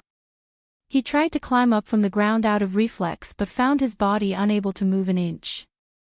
Then before the man could cry out in defense, Ling Lang's fist had already come flying down, hitting him right in the eye. The flirt may not be a martial artist, but he's undoubtedly a full-grown man at his prime. Beating another guy using his full strength would hurt regardless of how well built their body was, which reflected in the nosebleed that promptly followed after the first punch. Wen Shan gets clobbered. 3. Through all of this while Ling Lang beat the heck out of Wen Shan, Bai Yan never once wavered or showed any signs of pity, only indifference as if she's staring at some unrelated individual. Big sister, it's then a slight tug came from the side and catches her attention. Can you help me suppress Wen Fei Fei like you did to this big baddie? Pricking her brow up at the request, Bai Yan didn't understand why Smile would ask this of herself. Puffing up those cheeks, Smile quickly explains her reasoning. Wen Fei Fei hit me and my cousin before. In order to protect me, cousin fractured his leg and is still scared of going out to that park. Then afterwards those big baddies from the Wen clan said the fight is between us kids and that adults shouldn't intervene. I'm not very old so I don't know much, but even I know someone as old as that Wen Fei Fei is no longer a kid. I want to help my cousin get payback like you are helping my big brother. She doesn't understand why Wen Fei Fei would beat her that day, but Smiles know when one should get payback for the misdeeds she suffered at others. It's time for retaliation. Okay. Bai Yan didn't refuse and gladly accepted the idea after getting the details she didn't know before. This smile, she's just as naughty and cute as Dragony. I wonder if that girl is awake yet, perhaps she will be sad if I'm not around. And Ling Yan and Jean Tian, those two must be waiting for me to return. I need to hurry and find out what this amulet wants me to get, I can't stick around for much longer. Showing two dimples along her cheeks, Smile was so cute as she giggled away after getting her way. Thank you, big sister, you are so nice to me. Not only did you save me, you're also helping me beat that one Fei Fei. In the eyes of this little girl, anyone who helps her get payback on that one Fei Fei was a good person. Outside the villa, a crowd had already begun to gather due to the commotion. Ling Lang naturally wouldn't really murder Wen Shan before the crowd, however, venting his anger was a must, which showed in the level of blood staining his fist after clobbering the guy. Wen Shan sprawled onto the floor with all his teeth knocked out right now, that's how badly he's been beaten. Cousin, Bai Yan saw how more and more people were gathering and decides to make her move by winking at the heated guy. Ling Lang couldn't read the lady's mind, but he's smart enough to know the lady must be planning something, so he immediately stepped to one side. Coming forward to stare down at her one-time father, Bai Yan's gaze was dark and full of disgust. When my mother was pregnant you still had your lover give birth to a child, then after my mother died you had the nerve to bring that woman into her home. If at first the onlookers didn't know what's going, then that statement gave them more than enough hint to catch a whiff of the whole story. Unlike the other world where men would often take in multiple wives into their home, Earth was very different in its custom where having a secret lover would be a huge taboo. Even if the fault lies in the main wife's side, people would still point fingers at the third party, that's how it goes in this world. So, what qualification do you have to come make trouble for my aunt in her home? You slapped her after she simply called out the truth, and you then threatened her to persuade me. My aunt did no wrong. And you think my cousin is only beating you because of your slap against my aunt? You're wrong, very wrong. He's also beating you for Smile's sake. Gaining momentum in her words, Bai Yan's loud speech catches everyone's ear. How old is Smile? No older than a kindergartner that year, while your daughter is already 18 that year. Then when my uncle went to your home to demand an answer, all you said was that it's a fight between kids and that adults shouldn't interfere. Heartwarming by Xiaochen 1, when Shan's face appeared very embarrassed. Although he's a bit overbearing at times, but the guy's not stupid. These things are well known in their private circle, but once it's brought to the forefront then it's undoubtedly going to bring shame to the entire family. Therefore, he's livid and ashamed at the same time, the indication of the guilt he had in his heart. Sure enough, the looks from all the onlookers are filled with contempt at this point. A full-grown adult bullying a child. Say it's a fight between kids. And won't let the injured side's parent come demand an answer. What a rare sight to behold, a truly shameless bastard. Ling Lang now fully understands why his cousin would tell him to back down. It's to clear his own name so others wouldn't point fingers after this beating. For that, his gaze couldn't be any more grateful. After all, the Ling household was one of the founding members of this country. Whether it be internal discipline of their members, or the reputation given to the public, the Ling family was known for being right and just. For him to openly beat another man in the streets, well, imagine the fallout for his grandfather who's a high-ranking general. Those political oppositions would have a field day making trouble for their family. Cousin, Bai Yan coldly gave Wen Shan a glare before turning back to Ling Lang. You vented your anger, so let's go first. As for him, have some of the security guards come around and toss him out. From now on don't let any of the people from the Wen clan hear anymore. Ling Lang dumbly nodded at that order. He's overwhelmed by how quickly things were moving. Then thinking back to how he fell heads over heels for this woman at their first meeting, the guy just couldn't help but sigh in regret. Hotel. In order to stay at such a high-end establishment, those that come are usually very wealthy or influential. therefore, their confidentiality measures are top-notch and thus making it difficult for one to figure out an individual's room number.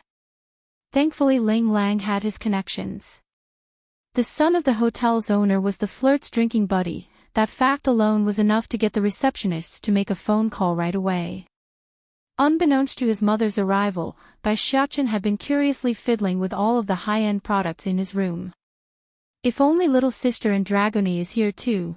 Despite how much fun he's having, just thinking back to those two girls and his family was enough to make the boy droop that face. He couldn't share his joy and that depressed him. "Little master, it's then Big Bear," the bodyguard assigned to the steambun spoke up. "I just got a call from the reception desk that a woman wants to see you." Woman? Bai Xiaochen didn't know who, so the identity of said woman befuddled him. "Is it someone from the Wen clan?" "No, she said she is your mother." Donk. The steambun had just gotten to playing with the TV's remote controller when he heard this, thus it didn't come as a surprise that he would drop the item without realizing he did so. The boy flew to the door in the next, rushing to the elevator so he could get downstairs as soon as possible. Big Bear didn't expect such a strong reaction there. After his initial stupor, the big fella promptly gave chase out of fear for the boy getting hurt. He's all too aware of how clueless the young kid was towards the things in the city. "Big Bear, do you think that receptionist at the front desk would lie to me? How did mother know where I'm staying? Doesn't she need time to find me?" Bai Xiaochen didn't know how to work the elevator button, so he was standing around anxiously in wait. Heartwarming Bai Xiaochen, too. "Will mother favor other people's child beside me since I wasn't around for a while? Will she miss me as much as I miss her?" No, I'm sure I will miss mother more than she misses me. Mother has too many people to care for, and a lot of babies to worry about, meanwhile I only have mother." Swinging his head around to look up to the big bodyguard, "By the way, Big Bear, do you think I should change out of my clothes first? Mother likes clean children, I'm not sure if I'm clean enough in this." Big Bear. This would be the first time the big fella discovered his young charge had such a big blabbing mouth. Unlike right now, the steambun would hardly speak to his old man during his stay at the Water Clan, and when they did speak, it would always cause the young lord to throw a fit. While the two here each had their own individual thoughts, the elevator in question had already reached the first floor of the main lobby after making a ding. And with the door slowly swinging open, a beautiful lady donning a gorgeous red of modern design came into view. Mother. Bai Xiaochen was the first to recognize that face, causing his smile to grow exponentially wider to the point where he threw himself at her waist. "Oh, how great, being next to mother is the best. It's so comfortable and warm." Bai Yan was just as happy as her boy. Reaching down to embrace the clingy child, her face radiated a heartwarming shine that could never be found elsewhere. Against this picture, Ling Lang, who was behind the lady, found it surprising and hurting. It goes to show how little importance he was to this newfound cousin of his. "Mother, you are the warmest light in my heart. Without you, my heart will always be dark and without clarity. So, mother mustn't go looking for other babies to care for, okay? You must only like me." Ling Lang was still lamenting at his own menial existence when compared to Bai Xiaochen's grand entrance when he overheard that poetic phrase. Immediately, the flirt started to twitch in the eye and mouth because he felt ashamed at his own supposed skills to woo the opposite sex. Truly, if a boy that young could spout so much lovely-dovey words, then what would he do when he grows older? Ling Lang couldn't even imagine the sort of storm this nephew of his would rouse once the time comes. "Xiaochen is so good," giving her son a peck on the cheek. Bai Yan couldn't hide her inner happiness in the way she's smiling. "Of course I won't go look for other babies to care for, you will always be the shining sun in mother's heart. Without you, the world will be dark for me too." These days, Bai Yan could never get a decent rest due to not finding this boy. She's a mother, and as any mother would do, they would worry about their children's welfare, like if he's eating right or sleeping well. Heartwarming Bai Xiaochen, 3. It's so nice to have a son around, I can't lose him anymore. Xiaochen, I'll introduce you to someone. This is your distant uncle. Bai Yan points to Ling Lang, who's behind themselves. Turning to the indicated young man, Bai Xiaoqin's eyes were moving like a good fawn before he spoke. Hello, uncle. Instantly, Ling Lang's heart melted away due to how adorably cute the boy was in the way he's addressing himself. Without hesitation, the man pulls out a credit card from his wallet and offers it over. Good Xiaoqin. Uncle here didn't bring any gifts, so this credit card will have to act as our meeting present. The password is 6xxxxxx. Go ahead and spend it as you please. The young mustn't refuse a gift from their elders, so thank you, uncle. I don't have anything special prepared either, so please accept this from me. That said, Bai Xiaoqin promptly pulls out a bottle of Dan pills to offer. These are the snacks mother gave Xiaoqin. I hope uncle won't mind. Ling Lang's smile literally bloomed with delight then. He didn't think this newfound nephew would be so polite and clever to the point it's making him jealous the boy's not his own son. This child is so sensible, he even knows not to refuse a gift from his seniors and return a gift with his own. Most children nowadays wouldn't know such courtesy. Cousin here taught her son very well. Of course, Ling Lang wouldn't know how valuable the gift he received today was until later on, otherwise he might lose his wits and return it right away. Big Bear the bodyguard on the other hand wasn't so clueless. The second the boy brought out that bottle was when the big fella locked onto it like hawk. He could feel the intense spiritual power oozing into the air. Did I hear it wrong? The little young master said those snacks were prepared for him by the young madam. She has Dan pills in her possession. Even though the Water Clan also had alchemists working under them, but they're the strongest in this region. And based on the big guy's judgment, Bai Yan would at most be one of the members of the 4 lesser martial families in this region. That could only mean it's this lady who refined the precious pill. Uncle, you mustn't eat too many of my snacks at once, okay? Only one at a time. If you do, then you will become like that Wen Fei Fei. The lad already knew what Wen Fei Fei did during the first encounter, hence the warning. He doesn't want this kind uncle to be inferior to those of the same level. Ling Lang naturally felt puzzled by the warning but dismissed it as nothing more than a child's innocent reminder.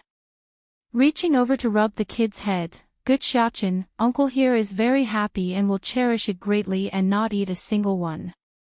I will keep it on display. Besides, he's already so old, why would he gorge himself on sweets at his age? Bai Xiaoqin immediately got all serious after hearing that remark. No uncle, you must eat this. Eat the green one first, then eat the others. Your physique and mine are different, so you mustn't eat more, otherwise it will be harmful. Ling Lang's mind only got confused after that little outburst. Even so, he remains calm and smiling against that stern-looking child. All right, uncle here will try your snack as soon as I get back home. As it so happens your little auntie is also quite fond of snacks, me and her can eat it together. How old is my auntie? Bai Xiaoqin asks after murmuring to himself about something. Oh, she just turned 9 this year. 9 years old. Then she can eat it. Uncle, you must remember to never let anyone under the age of 5 to eat the snacks, promise me. Heartwarming by Xiaoqin. For this time Ling Lang did not think too much about the remark. After all, young children shouldn't gorge themselves on candies or snacks. There's no wrong in Bai Xiaoqin's request. Bai Yan did not explain in this situation despite knowing what her son was worried about. She's rather happy the boy would go to such lengths for Ling Lang because it shows the boy does care about this distant relative. Big cousin, you should go back home first, I still have something to talk with Xiaoqin. Against this request, despite only getting to know his nephew, Ling Lang didn't deny it. He understood there must be a lot of things to talk about between the pair who just reunited. Making a cool laugh, of course, don't worry Bai Yan, your big cousin here knows how to make himself scarce. When you are free, do bring Xiaoqin to my home, I'm sure my mother will love to meet him. Once he finished saying that, the flirt promptly realized he's been disregarding a certain someone nearby. His eyes slowly turned to Big Bear and got all wary and vigilant. The guy may not be a martial artist, but he's from a military family, hence his ability to discern danger and those who's physically trained their body. This man, he's just like them. He's a real preconditioner of martial art. Uncle, he's my bodyguard from my father. The steam bun picked up on that gaze and casually explains. When Bai Yan heard her boy said father, the lady's heart literally skipped a beat. Hurrying to grab the steam bun soldier so she could get a proper answer, Xiaqin, are you saying your father's here? In this place? Di Zhang's here. On Earth? There's an indescribable feeling circulating within the demon queen's heart. Excitement. Not quite. Worry. A little bit.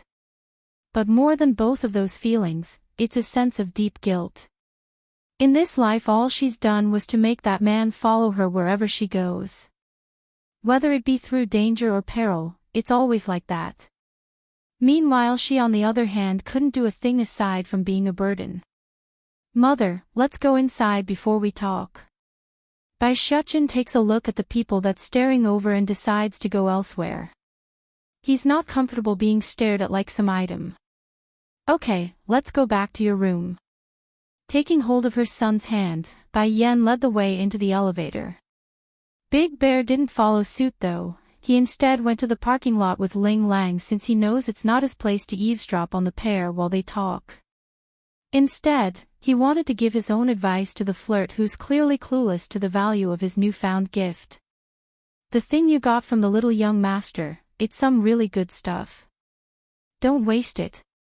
This time around Ling Lang simply became bewildered.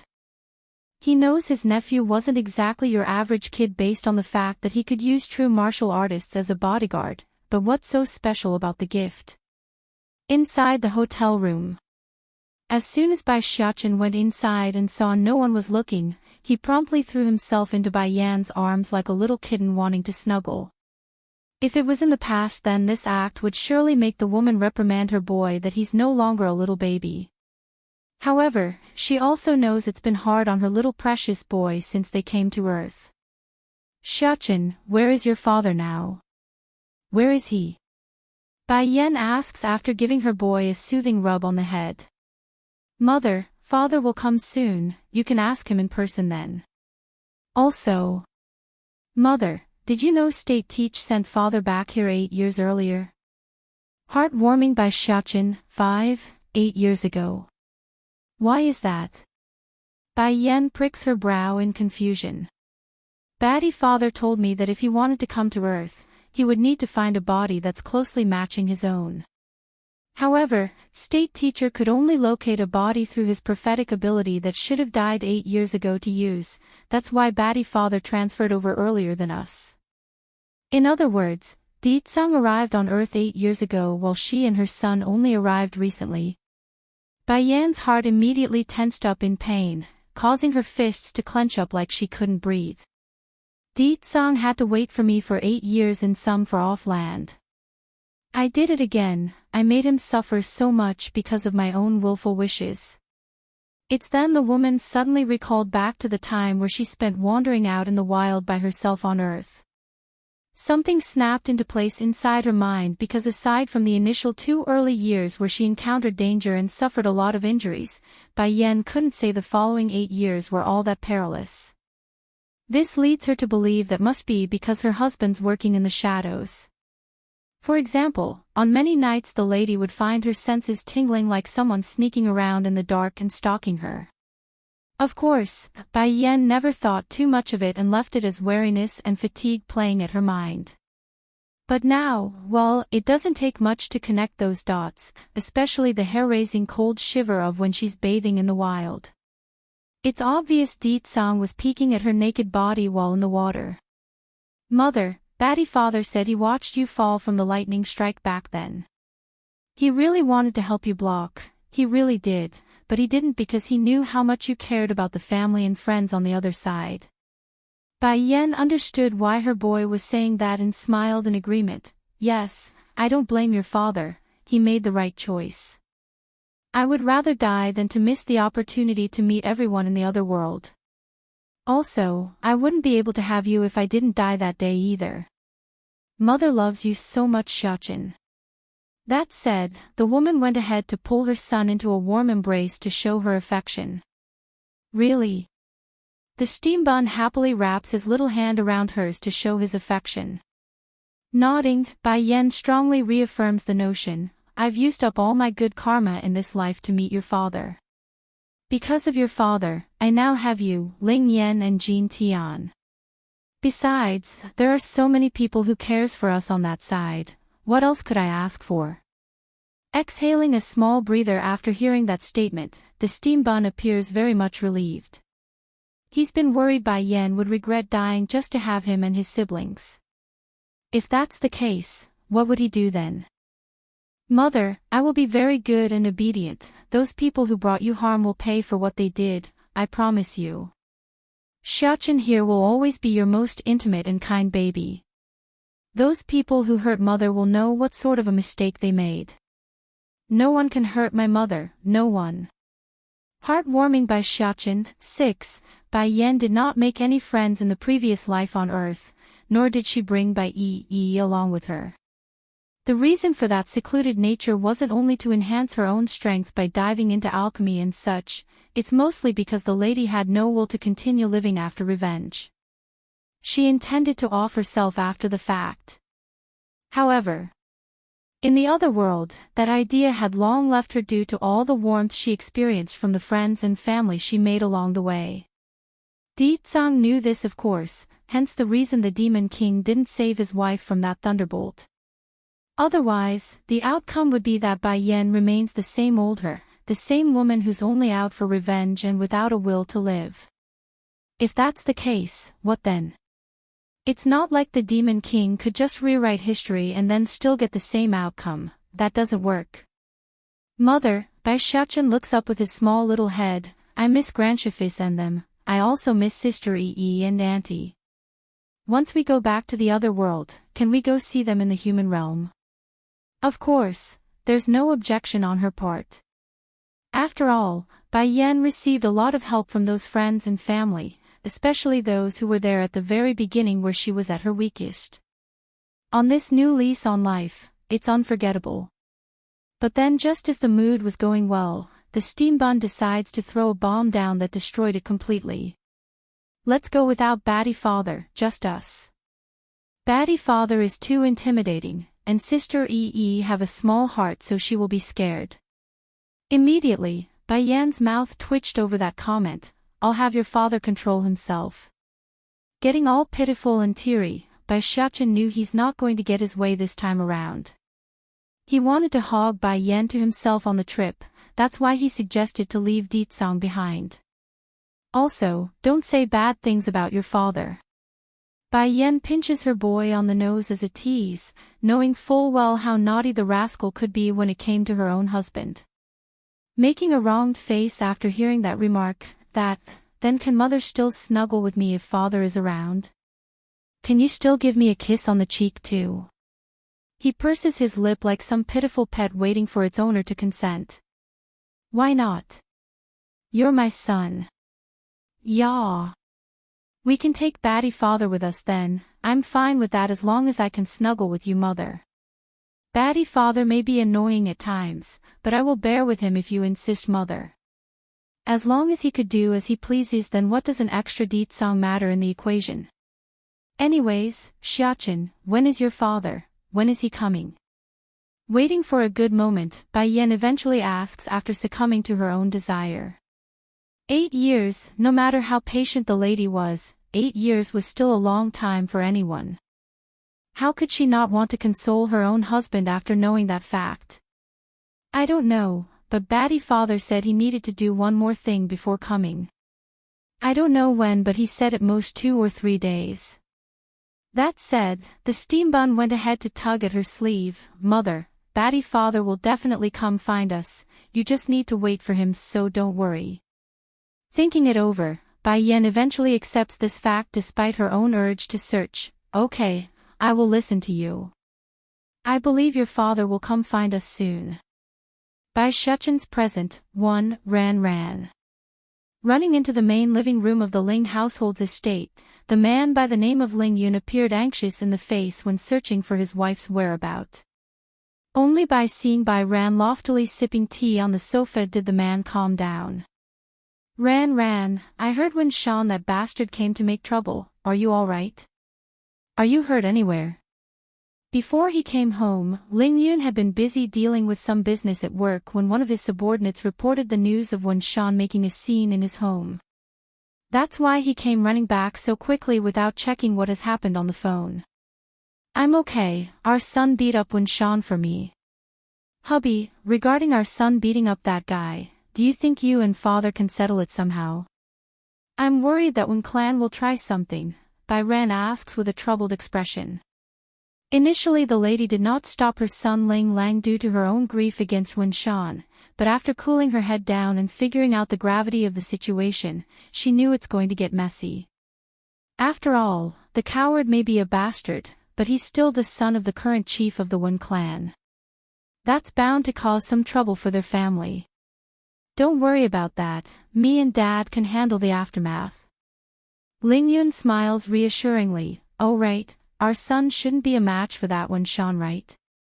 How come he's able to beat that guy? There's an obvious look of puzzlement in the man's eye because he knows his own boy the best. Aside from being a flirt with those movie stars and girls of high society, Ling Lang didn't have any other special ability. Ah, that. Here, sit down with me and let me explain. I got something really good to tell you. Bai Ran wraps her arm around her husband's and make him sit. Do you remember my older sister's daughter? Thinking back to that name, Ling Yun starts recalling back to the fuzzy memory of that young girl who would often hide behind her own mother. Unlike his wife, he himself didn't have much of an impression from that side of the family anymore. The only impression would be that his niece was well-behaved and sensible, often clingy and very likable. Pity.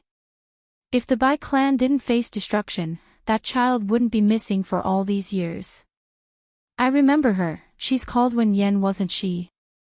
No, she's called Bai Yen now, Bai Ran harshly corrects her own man.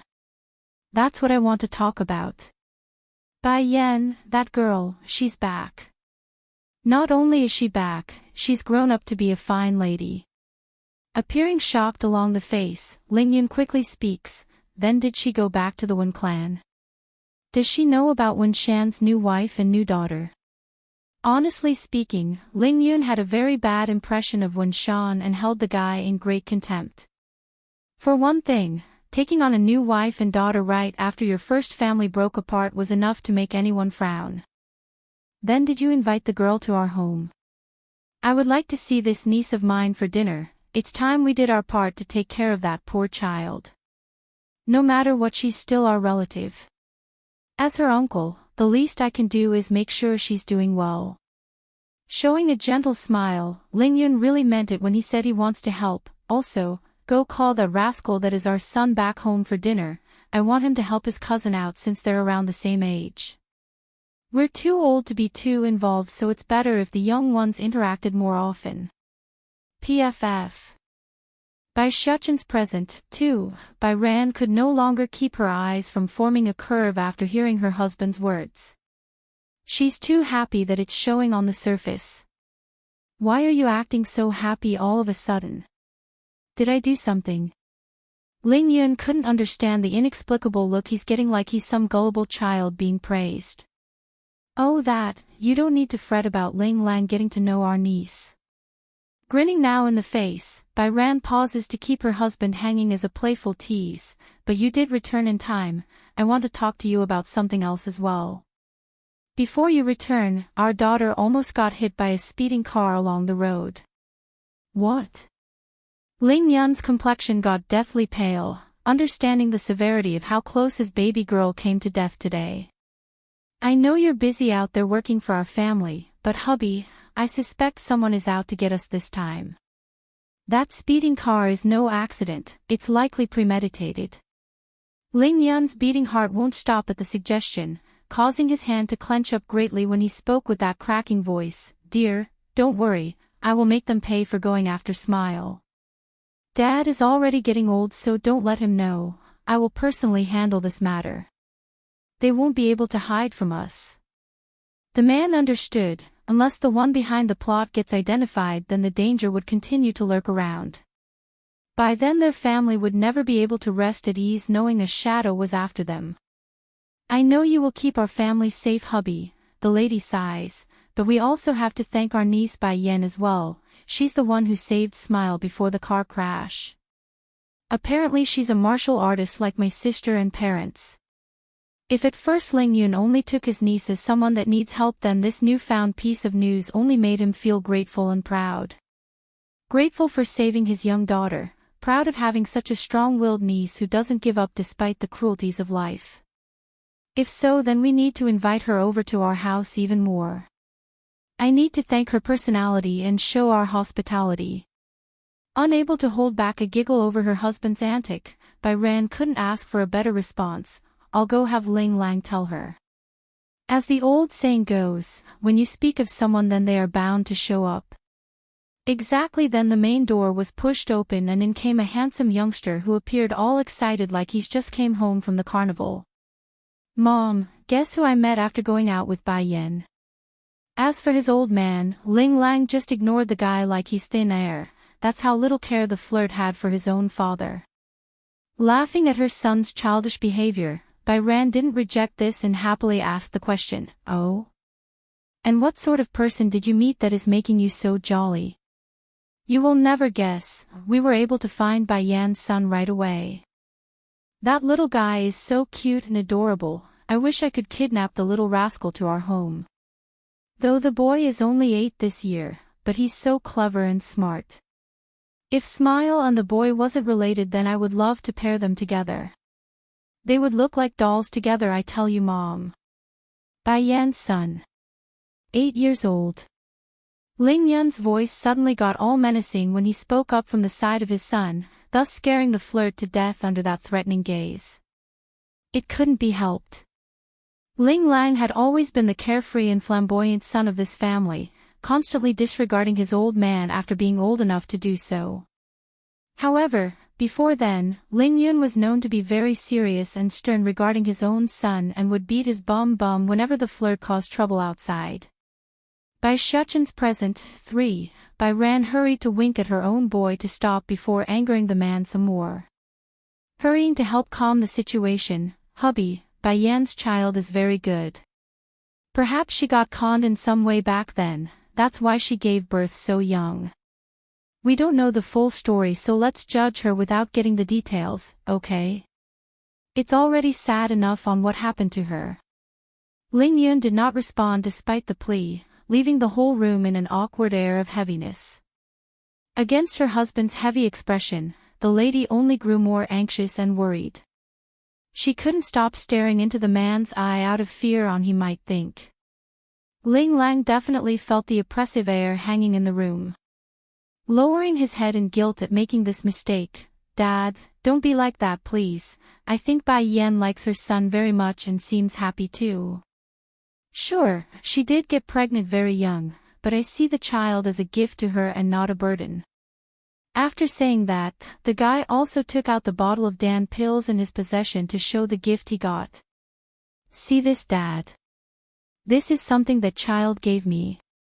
If anyone is to blame, then it's those bad people who conned my cousin into the ordeal. The two are innocent and shouldn't be blamed. Both of you don't have to be so nervous. I know that girl is a good child, nor will I be prejudiced against her. After all, she didn't have anyone beside her during those tough years, no one can blame her for what happened. But you though, son, if I find out you ever get a girl pregnant without marrying them, then I will break your leg."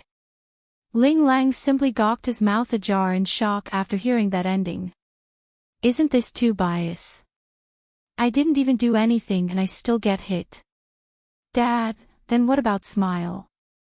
How dare you jinx your own little sister? Ling Yun grew furious and glared at his own unfilial son. If I find out someone knocked Smile up at that young age, then I will break that animal's leg. As for the baby, our home is more than big enough, we can afford to care for another mouth. Besides, you think everyone is like you who likes to hook up with any beauty that crosses your way. Don't you dare try me. If I find out you really do knock up a girl without marrying them first, then I would rather disown you before I let you step foot into this home. Ling Lang literally squealed, his hair raising into a sweaty mess at that warning. Dad would never dare.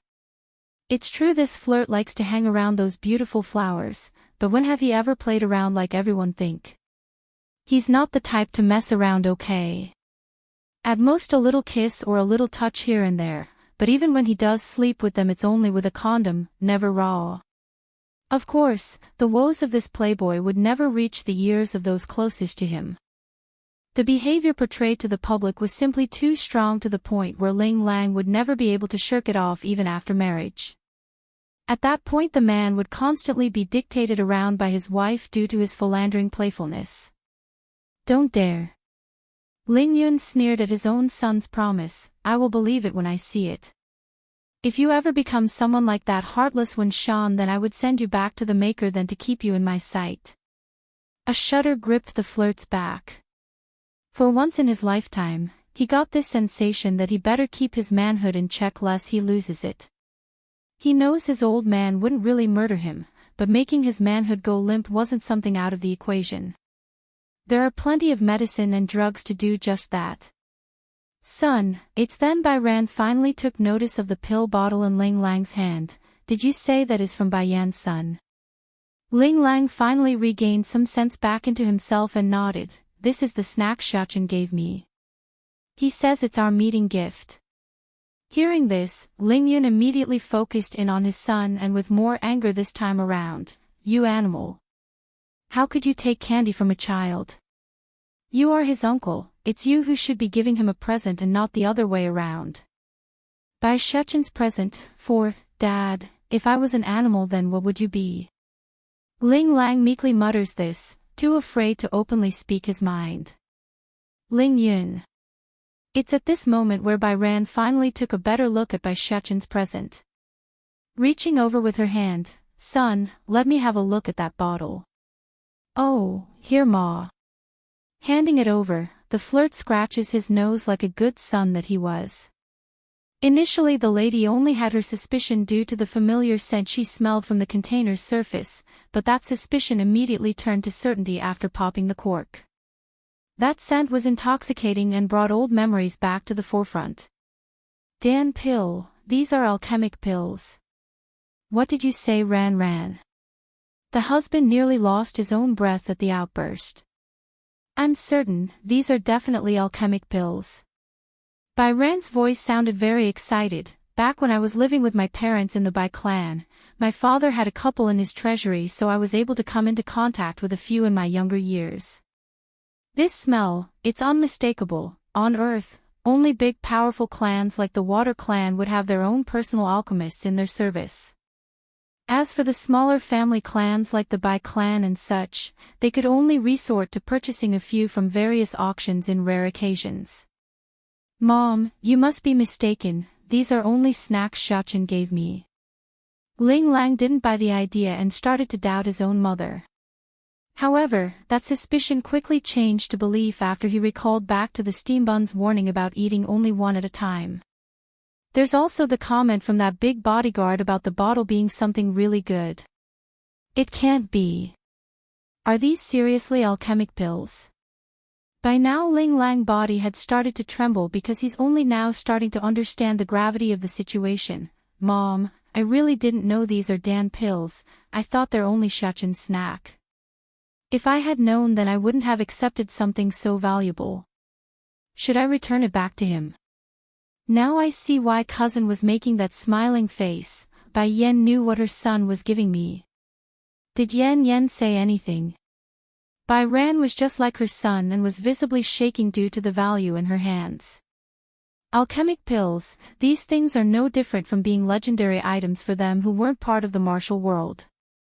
Not to mention they have a whole bottle's worth here. My cousin didn't say anything, and she didn't tell me the truth. Ling Lang was ready to cry at this stage. They likely won't accept it anyways even if you send it back now.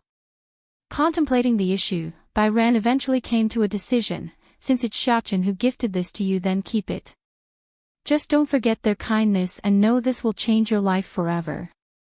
Ling Langs nervously received the bottle back from his mom and held it like some miracle drug. Mom, you're a martial artist, so you should take these pills. Don't you want to get stronger? Bai Ran appeared pleased by her son's offer but shook her head anyways.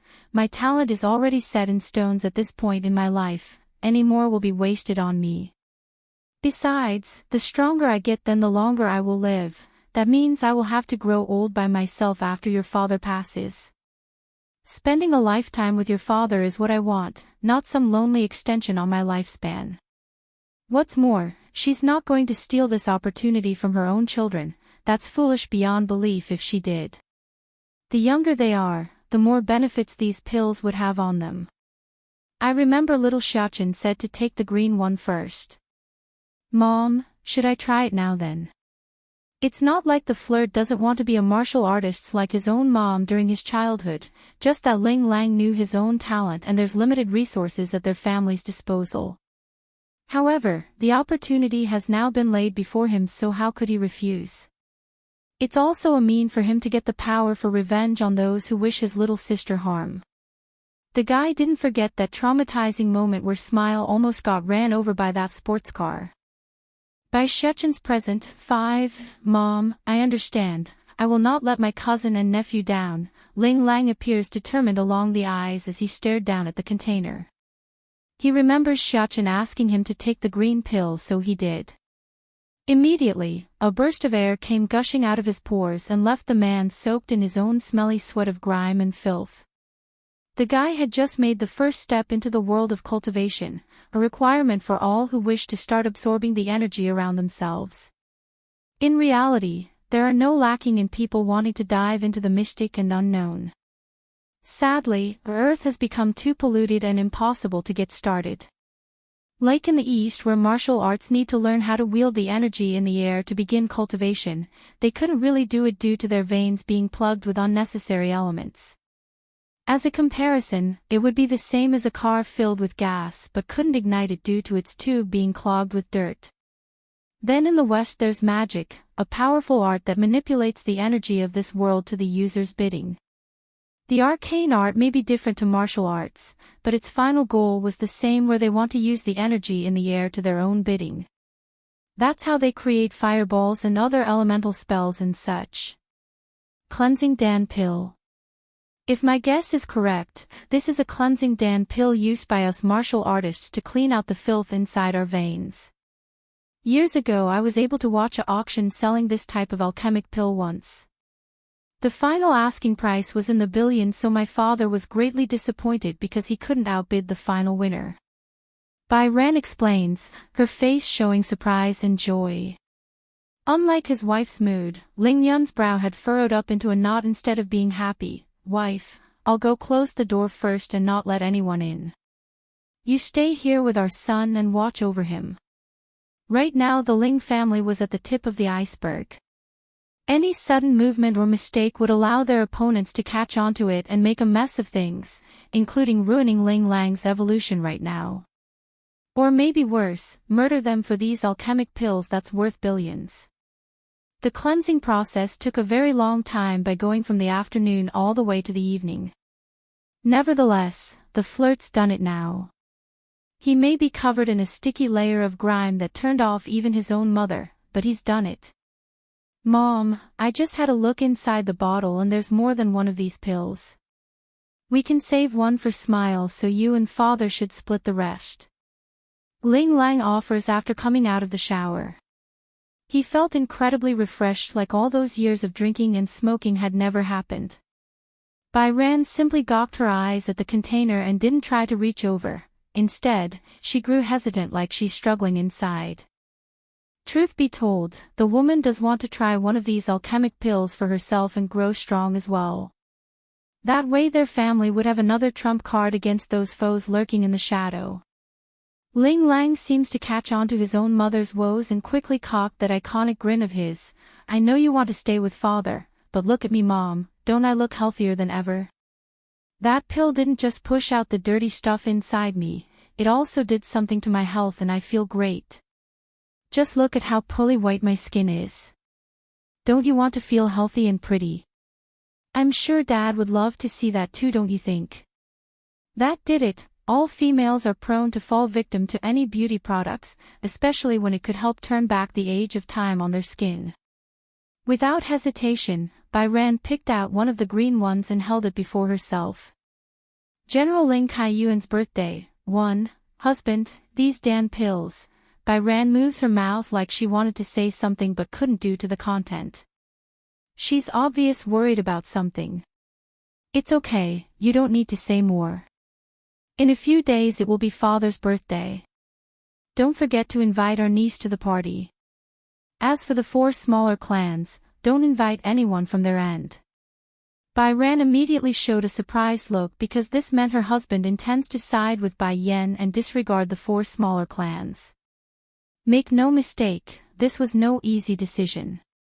After all, they're all part of high society and openly snubbing that side meant their Ling household would be telling everyone they are not on good terms.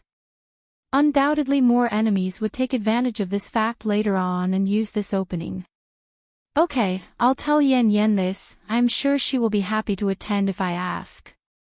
Byran sighs a breath of relief. This was exactly the trouble she had. On one hand she wanted to look out for the benefits of her own family, on the other she wants to protect Bai Yan and help the lass. Picking one meant damaging the other, regardless of her choice, someone's going to get the shorter end of the stick. Now it's all become a non-problem thanks to their boy's sudden surprise entry into the equation. Hotel, Bai Xiaochen was currently fast asleep while nesting himself in Bai Yan's lap. This little thing, he's so cute while asleep. He must be dreaming about something delicious, look at that droll and happy face. Bai Yan thought, pleased to have her son around again. Bad little rice, as if in compliance to the comment from the lady, the little guy suddenly started to furrow his forehead in displeasure. You're stealing my snacks again, I won't play with you anymore. Bai Yan. This little guy, even when he's dreaming, he's still fighting with little rice over their snacks. But before the woman could go further in her own train of thoughts, a series of phone rings catches her ear. Bai Yan didn't want to wake her son up so those hands moved fast.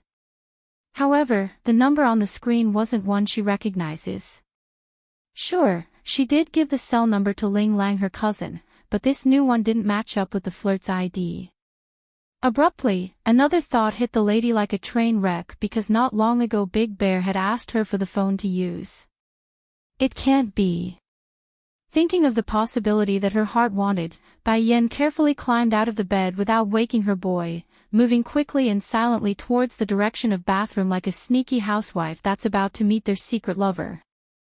Once inside and after pressing the receive button. Yan Yan, the voice that came through was low and hoarse, yet it carried a hypnotic tone that sucked the very air out of the lady's throat. It's too familiar and causes her eyes to tear up. Yan Yan, the man on the other end didn't get a reply so he called out again through the phone, this time carrying even more tenderness and yearning to the point it could melt a woman. I'm here. Bai Yan finally realizes she's being too quiet and muttered this out with sobbing tone. After a long pause on both sides, Yan Yan, I miss you. 8 years of yearning and separation, that's all he needed to convey his feelings.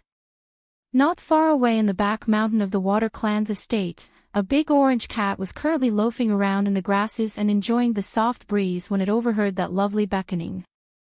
Immediately, the critter promptly looked up in surprise at the man who never showed such emotions.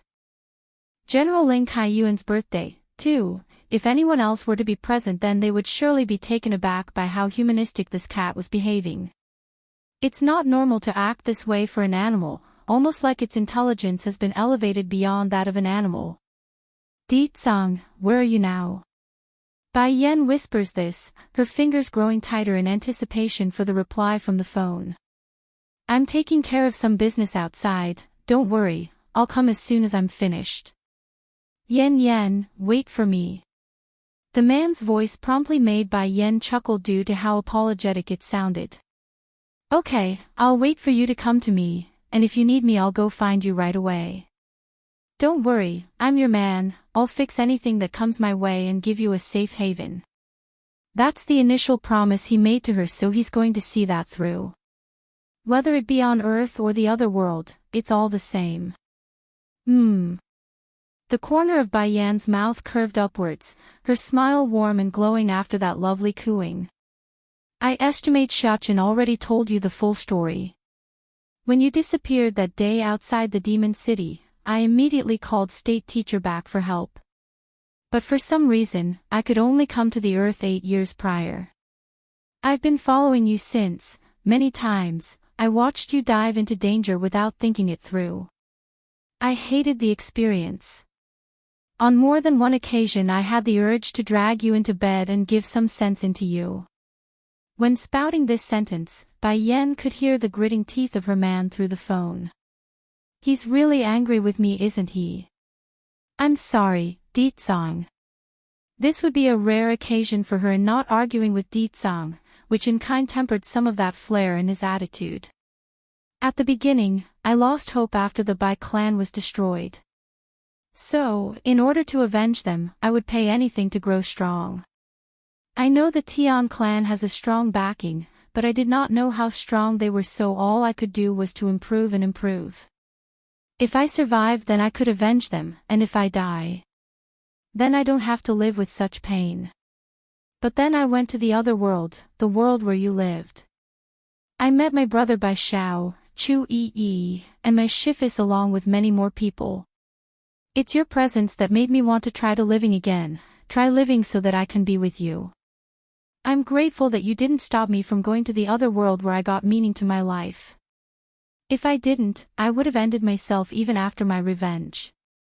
There's nothing in this world binding me here. Baiyan's now afraid of death, afraid of leaving all these friends and families behind. Therefore, in order to avoid such an outcome, Baiyan has put her all into growing stronger again, but for a real reason and not just blind vengeance. On the mountain of the Water Clan, Ditsang had grasped onto his own chest like he's unable to breathe due to the words coming off of the cell phone. His wife's confession wouldn't stop ringing in his ear, and it's killing him, all for one simple reason: that so-called backing in causing the Bai clan's demise was the Water Clan itself. Though he turned back time and came to Earth 8 years prior, he couldn't change the tragedy because that had occurred already. Also, he's not the true young lord of the Water Clan, so what right does he have with messing in fate of those living here? General Ling Kaiyuan's birthday. 3. That said about the past, Ditsang also knows the future remains fluid and ever-changing like the flow of a river.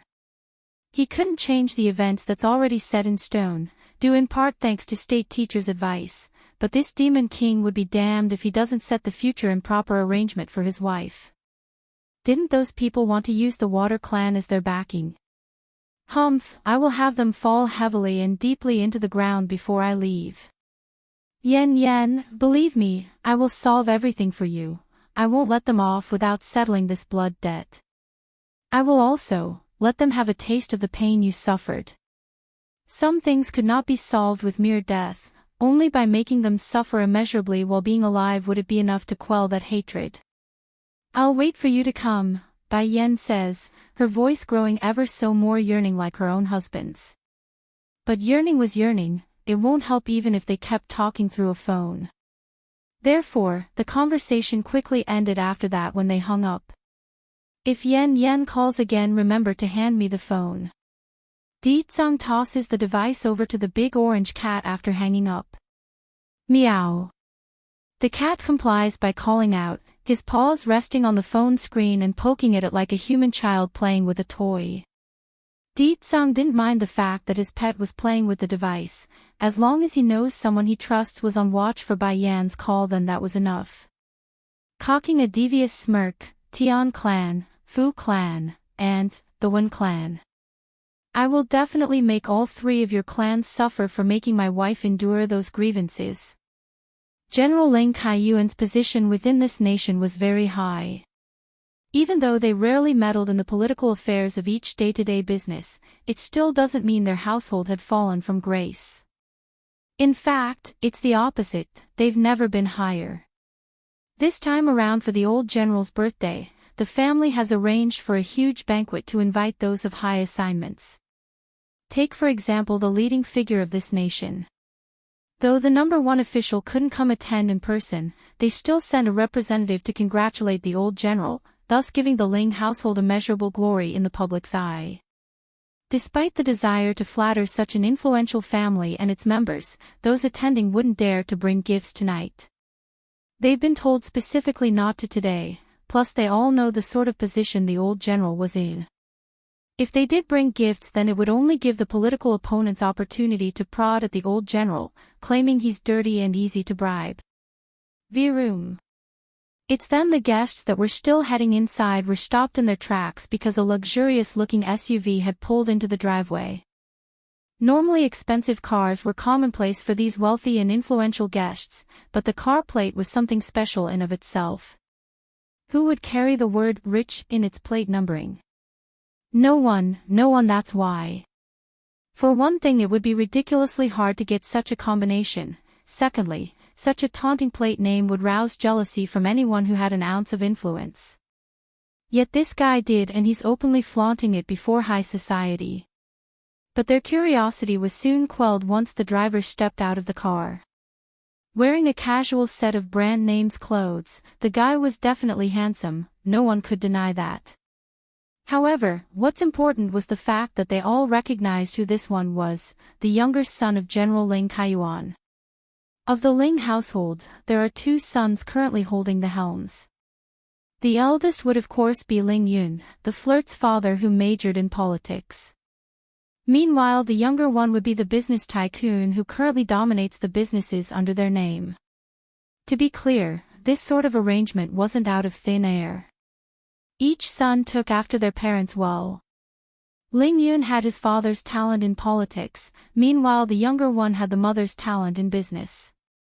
The old madam of the Ling household wasn't just some flower vase put up for looks, she's actually a famed business tycoon in of herself who carved a business empire before marrying the old general.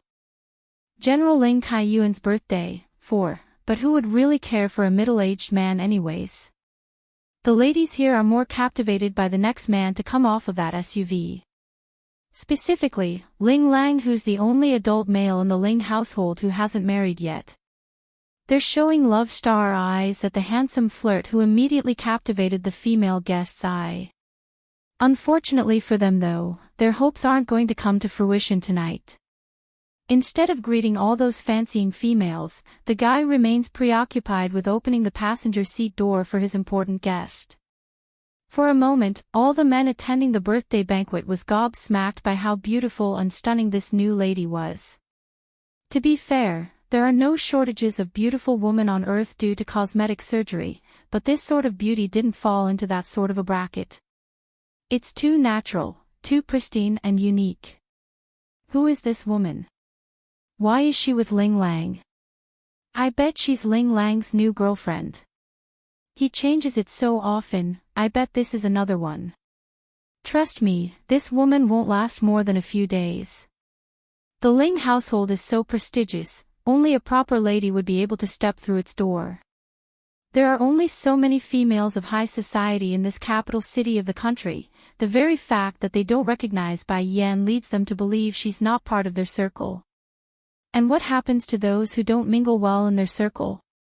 Obviously they would be shoved away and frowned upon, especially in this case by the females attending the banquet. You could literally see the jealous flames burning in their eyes. Bai Yan naturally overheard their gossiping discussions due to her sharp ears. Even so, she could care less and instead turned around to help a certain little steambun off the vehicle. Mother, Bai Shuchen's been trying hard to push his side of the door open when he got dragged out from his mother's side. The boy actually almost fell over due to this. It couldn't be helped that the rascal would appear so pitiful and teary. This would be the first time he rode on a car and it nearly scared him to death. Then the tin can wouldn't open its door, which only made him more frantic because he didn't like the fact that he's trapped somehow. Sir Ling Lang is playing with some woman that has a child this time around. In that case I bet she won't even last a day if she's that old. The old general would be furious if he finds out. Che, and what's up with the way he calls his own mom? Who calls mother nowadays? Does that kid think he's in some kind of old martial arts drama or something? The voices of these people were very sour to the ear regardless of their gender, apparently upset by the fact that Bai Yen and her son got to ride with the flirt. Then again, this outcome was to be expected. Whether it be men or female here tonight, they had one or more reason to get close to Ling Lang, like setting up a marriage arrangement or trying to form a business relationship. There's just so many benefits to getting close to the Ling household. You've been looking like you're in a daze for a while already. Can you come back to your senses now? Bai Yen asks her foster sister, who stood there in a blank state. Bai didn't really come back to reality though. Stiffly turning her head like a robot, the young lass still showed the same disbelieving dull look in those eyes. Sister Bai Yen, I still need a minute to digest this. Bai Yen dragged her out tonight and took her to see Bai Xiaochen. Originally the poor girl thought the nephew would only be a little baby, yet it turns out he's already so old, so how could she not be surprised beyond compare? General Ling Kaiyuan's birthday, 5, if you don't come along then I'll leave you in this place.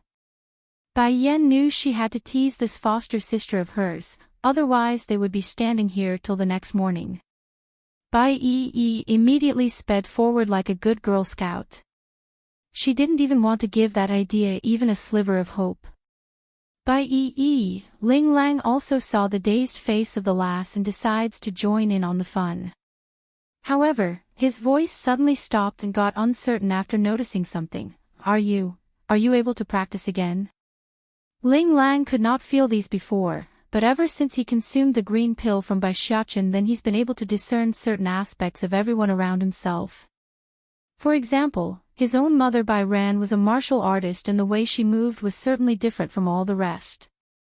It's very precise, like it's always ready to move for combat. Ha! Startled in her initial response, Bai quickly realizes what he's asking and got all flushed in the face. Aha! Ling Lang silently felt relieved at the good news. That's wonderful to hear. You are my aunt's apprentice, so it's good to know you have recovered. When my mother offered to help you and you refused, we've always been worried. That comment only made the lass hang her head even lower. It's true she refused the aid of the Ling household, mainly because she didn't want others to gossip around, saying she's only out to steal other people's wealth. That would be a smear on Bai Yu, who brought her up from the streets, a sin Bai would never allow for her late teacher. Therefore, the lass would rather live in a basement than to take charity from others. Those females at the entrance were already jealous to begin with due to Bai Yan's presence, but this time they're downright showing contempt for Bai who got the opportunity to speak with Ling Lang. In fact, it's so bad that one of them actually openly chuckled for everyone to hear. Ling Lang's footsteps suddenly stopped at the noise. Turning to glare at the individual woman, your parents never taught you that it's not okay to mock others behind their back. Just listening to you all talk about others is hurting my ear and making you all look very ugly. Sure enough, the smile on those ladies' faces disappeared. They couldn't believe this for one. How could the flirt hear their conversation when it's so low? In reality though, the average person wouldn't be able to. The reason why Ling Lang could in this case was due to the fact that he's evolved into a real genuine martial artist. The very same type that could break rocks and chop bones with his fist, that kind. Merely picking on some noise nearby had become an easy task for him after consuming that green pill. Sir Ling Lang, you misunderstood us, One of the females in a bright red dress wanted to explain but was cut off by a voice from inside the manor. Ling Lang, why are you not coming inside yet? Recognizing who this individual was, the sorry excuse of a guest that wanted to make an excuse stopped in her tongue. She's now looking on with delight at the expected drama that's going to unfold. Mrs. Ling is here. I like to see how that woman with a brat tagging along is going to play this. She's definitely going to embarrass herself. Coming out of the manor was none other than Bai Ran, of course. She saw her son, so she called out, but her gaze had locked onto Bai Yen right away and then shifted to the little figure standing next to her niece. Immediately, Bai Ran got all elated in the face as she quickly walked over to reach out for a big affectionate hug. Yan Yan, I knew you would come today. Your uncle has been waiting for you already. This child is Xiaochen, is he not? How lovely is he, the boy got your eyes, you know. Grand Auntie Ran, you are so young and good-looking. Other people could easily mistake you as my mother's sister if you stand next to her. General Ling Kaiyuan's birthday, 6, Bai Xiaochen has never been shy since he was born and would honey up to anyone he meets. Therefore, he had no issue buttering up this newfound relative of his.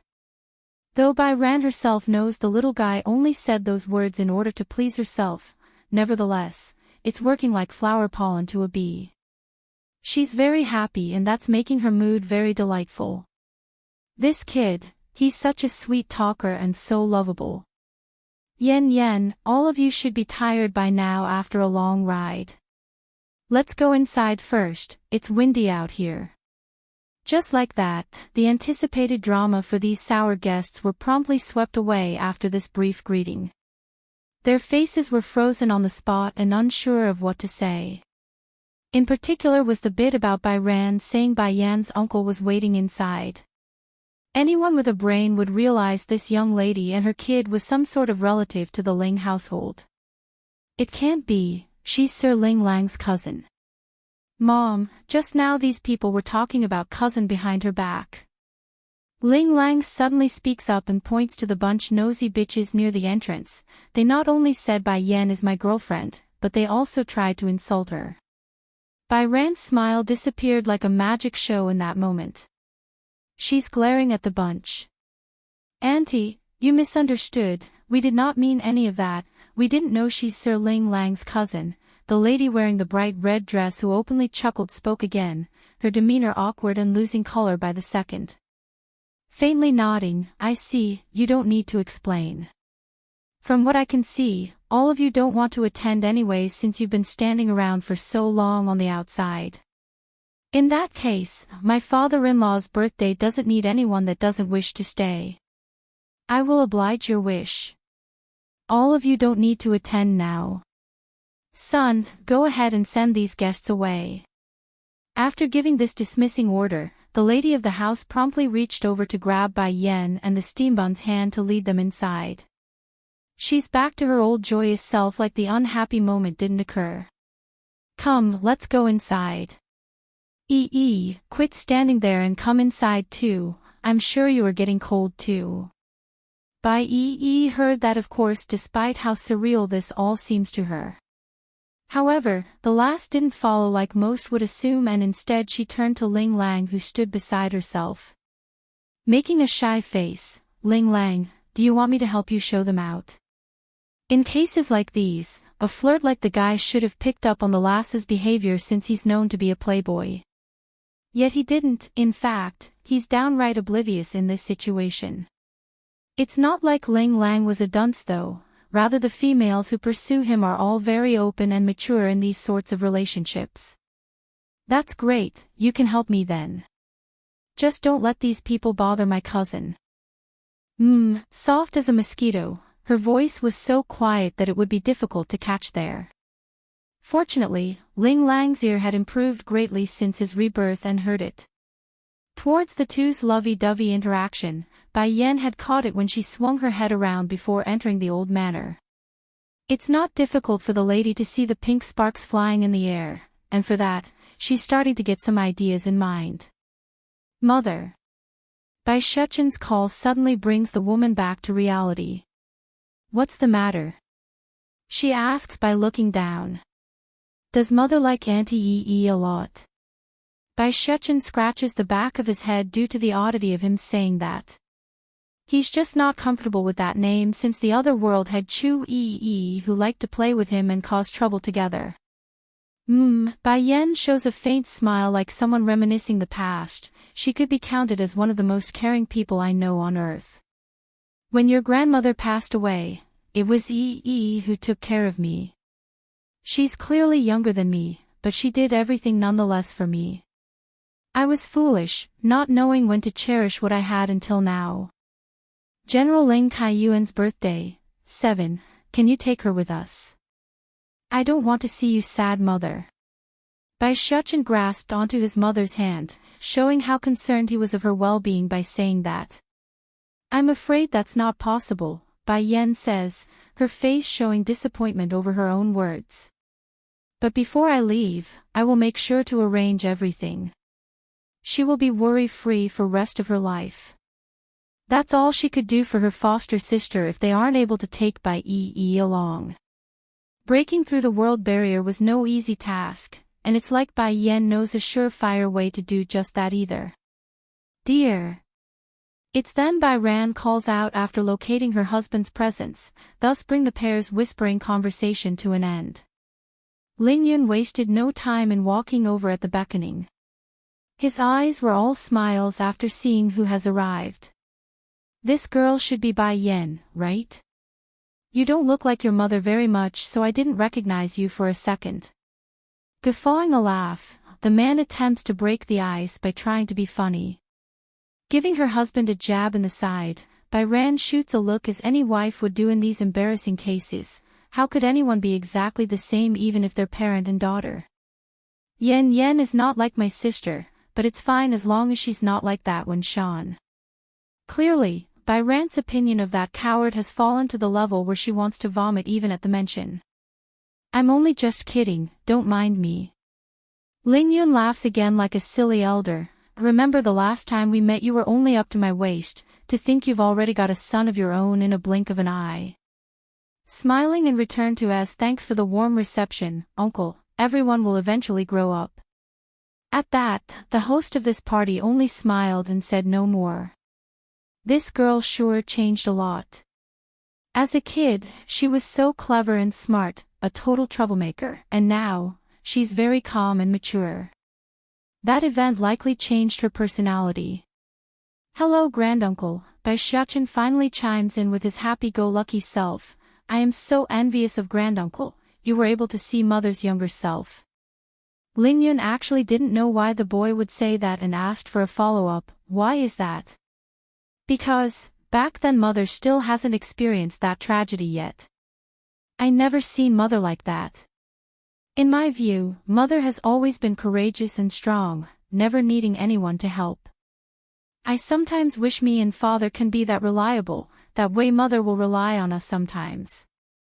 Bai Yan's heart inwardly trembled in regards to that comment. Tightly hugging her son, she felt so happy to have this sensible child as her boy to the point it's making her feel guilty. Ling Yun's face grew even more surprised. Before Ling Lang mentioned you are not like a normal child, now I can see why he said that. Shuchen, you're much more mature for your age by thinking that way. Bai Shuchen giggled delightfully at that. Mother suffered too much, if I'm not more sensible then it will only cause my mother more worry. Ling Yun's been left astounded at this point. He's very envious of Bai Yan having such a filial son while he himself had such a heartache of a flirt. Is Yan Yan here? An old voice eventually came from the rear, causing Bai Yan to turn around and see that old figure slowly strolling down from the second-floor staircase. Dad, it's Yan Yan. It's great that Yan Yan is here. I haven't seen this child in more than a decade. General Ling Kaiyuan's birthday, 8. Yan Yan sure have grown compared to her old child self. She's so mature now. But then you are still the focus of the crowd whenever you come. I remember when I first got a glimpse of you I was wowed by your cute and adorableness. If only you weren't my daughter's niece, then you would be able to become my granddaughter. Ling Kaiyuan's boisterous laugh was refreshing and lively in this moment. Dad. Ling Yun got all sweaty in the face like an embarrassed son. He doesn't want his old man's words to scare away the lady who only just arrived. Am I wrong? Back then this lass was a real eye-catcher. When little Ling Lang saw her, the first thing he did was cry to everyone saying he will marry her and make Yan Yan his wife. But this isn't old society anymore, so marrying members of their own family isn't allowed anymore, otherwise the babies will be born mentally handicapped. The old general didn't let up though after spouting all that and huffed a few more grunts. Oh, why does it have to be this way? If only Yen Yen isn't Ran Ran's niece, then I would be able to take her as my granddaughter-in-law. What a pity, what a pity. This time it's no longer just Ling Yun who got all black and awkward anymore, Bai Yen as well was making a what the hell face. Dad, I'm rather glad Yen Yen is my niece. It's not like you don't know my son's personality. If we put Yen Yen with him then wouldn't be the same as ruining her. Yen Yen just came, so don't scare her. What if she makes a run for it because of what you say? Bai Ran really does worry about this because her hand had already grasped onto Bai Yan's sleeve in case the girl makes a run for it. Ling Kaiyuan just scoffs another laugh like it's not a problem. I'm only joking, just a hoax. Oh right, I still need to introduce her to everyone. Attention please, attention please. This is my daughter-in-law's niece, and next to her is her son. Don't get any idea about them, alright, otherwise I will be the first to disagree. Originally some of those nearby were already getting funny ideas, but after the old general's introduction and the warning underneath, they immediately lost the idea. For them who are after wealth and power, taking in a mother and her child was nothing especially hard in their view. Just another mouth to feed. Come, come, come, Ling Kaiyuan smiles and waves for Bai Yen and the steam bun over. Though a little taken aback by the behavior, Bai Yen nevertheless went ahead to move forward. She didn't have the heart to refuse such a loving and silly old man. Yen Yen, please go ahead and call me Grandpa from now on like Ling Lang that rascal does. Grandpa here doesn't have anything special for our first meeting, so I can only give you this. It's a jade, I do hope you like it. In an instant, Bai Yen suddenly found the world to be extremely small after seeing the jade in question. Unlike the others who showed envious looks when staring at the precious object, she on the other hand recognizes it. A few days ago, she had only just arrived back on Earth and needed money. In order to remedy the issue, she specifically sold a jade in her possession to Ling Lang to use as a present for the old grandpa. As a result of that, the old general would on multiple occasions flaunt the precious trinket to his peers and made all his friends envious. Oh Yen Yen, some time ago smile almost got hurt. The old general then points to his son and daughter. These two wanted to hide that incident from me, thinking I would get too worried. They really think I wouldn't find out. I may be old, but not useless. I know you're the one who saved Smile. I have nothing but thanks to you. This jade, I cherish it greatly, but compared to my grandchild's life, I can't think of anything more valuable to give. The Wen clan's intrusion, 1. Ling Kaiyuan had already gotten someone to value this jade prior to the banquet tonight. Its value was immeasurable according to the inspector. Grandpa, the flirt had just come through the entrance when he saw his old grandfather pulling out the item. Immediately, he couldn't help but chuckle at this scene. I don't think I've said it before, but this jade was given to me by cousin here. You're technically returning it to its original owner there, Grandpa. Sure enough, the old general's face froze into an iceberg level of awkwardness. He's embarrassed at his own mistake. Retracting that old hand, I'm sorry Yen Yen, I didn't know it was from you originally. I'll look for something else. There's no need, Bai Yen shakes her head, it's good enough that I know you have the heart, Grandpa Kaiyuan. I'm not short on anything. Ling Lang was the first to complain about that comment. Well, that's obvious. Cousin, you have so much stuff that it's making me feel poor, you know. The fact that you can give Xiaochen Dan pills as snack is enough to make many go crazy. But if you do want to give me something then. Bai Yen pauses to organize her own words. When I eventually leave this place, do look after Yi for me. I hope Ling Lang cousin here could do that. This way my sister won't feel so lonely without me by her side. Bai Yi had also come in at this point when this conversation started. Immediately, the lass's eyes got all teary red because she knew what it meant. Truly, the poor girl didn't want to think about the future and has been avoiding subject. After all, Yi only had Bai Yen left as a family, she has no one else. Don't worry Bai Yen, as your cousin, I naturally have the duty to look after your foster sister. I will take good care of her. Ling Lang pats his own chest to convey confidence. Bai Yan didn't respond right away. Instead she gets all meaningful in her smile while facing the flirt. Then how come she still suffered those grievances while I was away during this period? Ling Lang's voice stalled over that remark, his handsome face showing embarrassment and shame. Over the past 10 years, their Ling household had on several occasions offered to help Bai Yi. However, the lass would always reject the kind offer. One for being not wanting to drag the Ling family down with herself for fear of those enemies returning. Secondly, she also wanted to keep her self-esteem and be able to stand on equal footing with Ling Lang. Anyone with a sharp eye could tell Bai Yi had the hots for the flirt. Sister Bai Yan, you've misunderstood them. Hurrying over with a panic face, Bai Yi quickly steps in to defend her crush. They've helped me already. I didn't want to accept it, but I know for a fact that they've secretly did a lot for me in the background. That's all Bai Yan needed to hear. She couldn't stay on Earth, but she does want someone to help support her foster sister from a mental and spiritual level. After all, one's mental health was just as important as their physical one. The former she herself couldn't give, so it could only be relied on someone else. In this case, it would be Bai Yan's cousin. While this family was having their own little fun conversation in the banquet hall, the rest of the attendees weren't acting so calm anymore.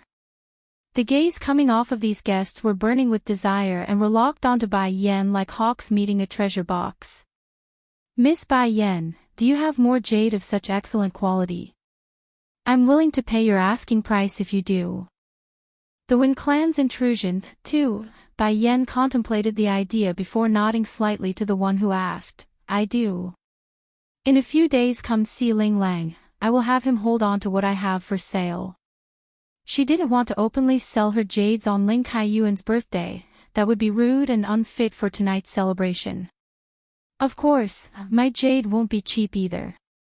They're no ordinary gemstone like you find elsewhere, they're known as spirit jades. Spirit jade? Isn't the one here an imperial jade? Imperial jade, a highly coveted type of jade that's able to fetch astronomical prices due to its rarity in modern-day times. It's also one of the reasons why Ling Kaiyuan would flaunt his newfound treasure to his friends. Such gemstones aren't something money could easily buy. There's a limited number of supplies on the market, and even then, the price would be beyond belief. Grandpa Ling, you can tell by now, can't you? Bai Yan didn't answer the person's question and instead turned to the old general for an explanation. Slowly nodding his old head, it's as she says, the jade is not some imperial jade. As you all know, my body's been feeling unwell in recent days, that's why I didn't want to meet anyone and was about to cancel this banquet tonight. But do I look sick to any of you now? It's because of this jade in my hand, I'm feeling refreshed and rejuvenated after getting my hands on it. When one grows old, they are bound to be stricken with aches and pains. Often this would be untreatable, that's just how the human body works, but this spirit jade from Bai Yan could rectify that flaw by moistening his cells with spiritual particles. Everything in this world has a soul, the same is true for this jade. Materially it's no different from an imperial jade like this guest says, but it's also a jade that's able to bring in the spiritual energy around us. For that reason, Grandpa Ling is able to benefit by indirectly absorbing the spiritual energy as well, thus helping him feel rejuvenated. So, what's everyone's take on its value now? Naturally the claim seemed outlandish in the eyes of these people, but the proof was there with the old general standing before them. The word of the powerful and influential beats any scientific reasoning, that's how the world works and will always work. Ling Lang, I'll get a few more of these jades ready. You can sell it to them as you please. Afterwards give the money to Yi. Stunned by this, Bai Yi tears up immediately. Sister Bai Yan, you don't need to say more, I can't stay in this place, so making sure you have enough to care for yourself is the least I can do. It's not like I can use the money anyways. But you still have Xiaochen, you can give it to him. Xiaochen will be leaving with me too. The place we're heading to can't use such money. Are you expecting me to hand the money over to the Wen clan instead? Bai Yen smirks sarcastically at the mention of that family. I would rather burn it than to give them a penny. That only made Bai Yi sound more pitiful as she started to sob. Sister Bai Yen, where are you going? Can't you take me with you? Following that plead, Bai Ran and the rest also started to focus in on Bai Yen because they're getting curious. Nowadays taking a plane abroad was a simple gesture of pressing a button through the computer. Why would anyone claim they wouldn't be able to use money? I can't tell you the details for the time being. If fate lets us, then we will meet again in the future. Bai Yen consciously glanced over to Ling Lang. I hope you will eventually be able to get others to care for you instead of only you caring for others. Don't worry about me, I will live very well. The Wen clan's intrusion. 3. Gripping the bottom of her skirt, Bai Yi felt tied inside her heart over this reality. She's unable to let go. It wasn't easy for the poor lass to reunite with her older sister again, yet she's leaving again so soon. How could she give that up with a snap? Sir. It's then a servant came up to Ling Yun's side and whispered a few words into the host's ear. Immediately, the middle-aged man got all gloomy in the face. What's the matter? Did something happen? The old general saw the change in expression and quickly asked his son with a deep frown. First turning to look at Bai Yen, then back to his old man who's still looking at himself, Ling Yun started to explain with a troubled face, the Wen clan, Tian clan and Fu clan. They're all here. Dad, do you want me to drive them away? No, Bai Xiaochen suddenly cuts in using his childish voice. Don't drive them away, let them inside. I want to see how these shameless people would try to hurt my mother. This, Bai Ran the aunt got all worried instead of complying. Yen, why don't we have them leave instead? It's all right, let them in. Cocking a brow, Bai Yen looks down at her boy with a sly face since she could already imagine the outcome. The three families coming together could only mean one thing, they're here to make trouble. Why should they hide from it if that's the case? It would just be a matter of time before they butt heads anyways. In no time at all, the group of ill-minded people have walked into everyone's view. The one leading would be Tian Wind and his daughter Tian Furen since they're the de facto leader of the four small clans. Immediately, the pair had noticed the steam bun who's been eyeing them, which made Tian Furen the spoiled brat fall to the ground. Dad, why is he here? The bitch exclaims in panic. They came today to shut down Bai Yu's supposed daughter who returned after 10 years of being missing. Yet instead they come to meet Bai Xiaochen for a second time in this event. Making a frown, Wen Shan promptly shuts down his daughter down since it's embarrassing for others to see this. Quiet. It couldn't be helped in Wen Fei's case. She's not someone who doesn't know manners, she does and knows she messed up by crying out like that in public. The issue though was her mental state. She's been suffering every day since Bai Yen force-fed her that poison, thus not only making her unstable and losing an unhealthy level of weight, she's also miserable and wanted to vent. Who is this boy to you? Wen Shan gloomily asks his former daughter after glaring down at the steam bun. Smiling with derisiveness, Bai Yen bluntly replied, My son. My son. These words outraged the coward. Going livid and green, Wen Shan lashes out with vigor in his voice, You rebellious girl, you bring shame to me. How old is this boy? You dare say he's your son? Are you implying you had him when you were only 14? How can you face your deceased mother by committing such disgrace? The Wen clan's intrusion. 4. Whoa. The crowd instantly flew into an uproar over this shocking truth. They assumed Bai Yen would be around 40-something since her boy was already this old. To think she's a 20-something-year-old was unimaginable for them. After all, it's not surprising to find a middle-aged woman to maintain their face this well since there's so much beauty products around in the market. Against the reprimand, Bai Yen only scoffs a snicker. The one to be sorry to my mother is you, isn't it? Originally you claimed to be in love with my mother, Then when crisis strikes the Bai clan and my mother, you abandoned her in a blink of an eye. How do you have the face to lecture me when you commit such disgusting acts? Taking the steambun's hand, Bai Yen pushes forward with strength in her posture. You said that no man in this world would sacrifice themselves for a woman. If you had to choose, you would always choose power over a woman. Those were your own words, is it not? Now looking back at things, Bai Yen really does find it ridiculous on how selfish this man was and why her mother would like someone like that. When Shan's face had gone green by this point and how livid he felt, you unfilial girl. I am your father, yet you would talk to me that way.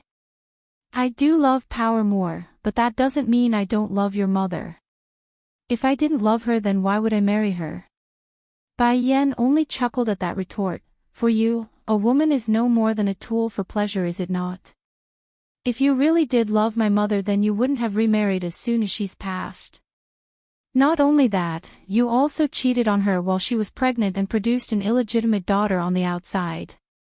After the Wen clan moved to this capital city, only Wen Fei Fei and her mother Chai Moon had followed along. That meant aside from Bai Yen herself and the Ling household, who doesn't like to spread rumors, no one here really knew there was another daughter, nor did they know when Shan had another wife prior. Bai Yen, shouldn't you blame your own mom first if my dad cheated on her? If she's that good, then how could a husband go look elsewhere? At the end of the day, it's your mom who failed in her duty as a wife. That's why I was born. When Fei Fei suddenly cuts in, her voice venomous and condescending. To sum it up, she wants to pin the blame on Bai Yu, who's already dead, while they themselves had done nothing wrong like usual. Fei Fei. When Shan snaps back at her own daughter, since he had more sense than the girl herself. He could explode from humiliation at this point. Despite the outburst, when Fei Fei continues to protest like someone that didn't know why they did wrong. Dad, I am helping you. You shut up for me first, there's nothing for you to say here. When Shan says in exasperation. The Wen clan's intrusion. 5. Chai Moon is such a gentle and clever woman, why is this daughter of mine not inheriting her positives? Fei Fei is always bringing me trouble. The coward thought, disappointment starting to flicker in those eyes. As expected, when Fei Fei did not shout anymore after being yelled at. She's still very much afraid of her old man in this family, nevertheless, the glare she's showing against Bai Yen remains strong. Meanwhile, for the rest in the banquet hall, everyone attending has been blown away with incredulousness. This was especially true for those madams and ladies here tonight. For one thing, none of them would like their man going out to cheat, but to hear someone like Wen Fei Fei acting so strong and just while the main daughter stood around simply baffles them. Che, a husband stealer will always be a husband stealer. It's bad enough the guy would cheat on the wife, but for the husband stealer to pin the burden on the wife is just unbelievable. This is a real eye-opener. I know, right? Who would even think like that? This is honestly the first time I met someone so shameless. When Fei Fei's expression had gone green after hearing those whispering voices. Immediately, she shoots a warning glare towards those madams in question. How dare they talk about us like this? These are all that Bai Yu's fault. Why should we bear it when my mother suffered so much? Mother, Bai Shachen pulls at Bai Yan's sleeve, his eyes smiling. I've learned a lot today. Originally I thought she was only a mad dog. But to be able to turn black into white is truly a skill. Such a person, how are they even able to live this long? Reaching down to ruffle her son's hair, because this is a peaceful society. 10 years ago, the two other clans was only able to destroy the Bai clan because they haven't integrated with modern society yet, but 10 years later they're now part of the system. So, what does that mean? It means they could no longer openly fight within the boundaries of the city, otherwise it would bring in the unwanted attention of the authorities. Nevertheless, it doesn't mean they couldn't resort to assassination. Anything goes as long as it's not on the surface and in the shadows. When Shan, Tian Wind, who also came tonight, smirks as he speaks, you don't have to be this angry. I believe your daughter isn't the type to pull an underage birth. You don't know it yet, but this child is a member of the Water Clan. That brought the coward into a standstill. He of course knows the great name of the Water Clan, but for this kid to be a member of that great family, how was he supposed to take this news? Furthermore, when Fei just offended the boy. No matter what happens, it won't be good. The Water Clan. Water Clan. When Fei stutters this out, her face wild with horror, it must be a different Water Clan, it can't be that one, right? Tian Wind very much relished in the way these two are reacting, it helps his sullied soul after experiencing that incident in the hotel. Smiling in the face, as if there would be another Water Clan. However, I can conclude this girl isn't the boy's biological mother though, I bet she's only using him to get close to the young lord since the boy's his son. If Bai Yan really did give birth to the future heir of the Water Clan, then why would their Tian clan be alive still? They would have been destroyed by now. From that fact alone, Tian Wind could conclude the relationship between the pair must be non-biological, perhaps even a lie. This boy, he's not only a member of the Water Clan, but the child of the current young lord. When Shan and when Fei both appeared frozen like a rock, their faces going white and green at the same time. Ridiculous thought, Dad. When Fei finally flew into a panic. Reaching to catch her father's sleeve, her eyes showed horror like never before. As the daughter of the Wen clan, how could this bitch not know the importance of the Water Clan? In this country, almost every martial family or power must submit to the Water Clan lest they be crushed by their fellow peers. If I knew he was the little young lord of the Water Clan, then I would never have said those things. Why did I do that? Will he order his people to kill me? What will happen? No. No. Thinking up to here, when Fei's expression was bordering on the line of tears. She's ready to cry and lose her mind. Bai Ran the ant heard this also, of course, since she's so close. Turning to stare at her niece Bai Yen, Xiachen is he really the little young master of the Water Clan? Then your relationship with Xiachen, are you two really parent and child? They had only heard of Bai Yen say by Xiachen being her son, they never heard anything about them being blood-related. Perhaps a stepson.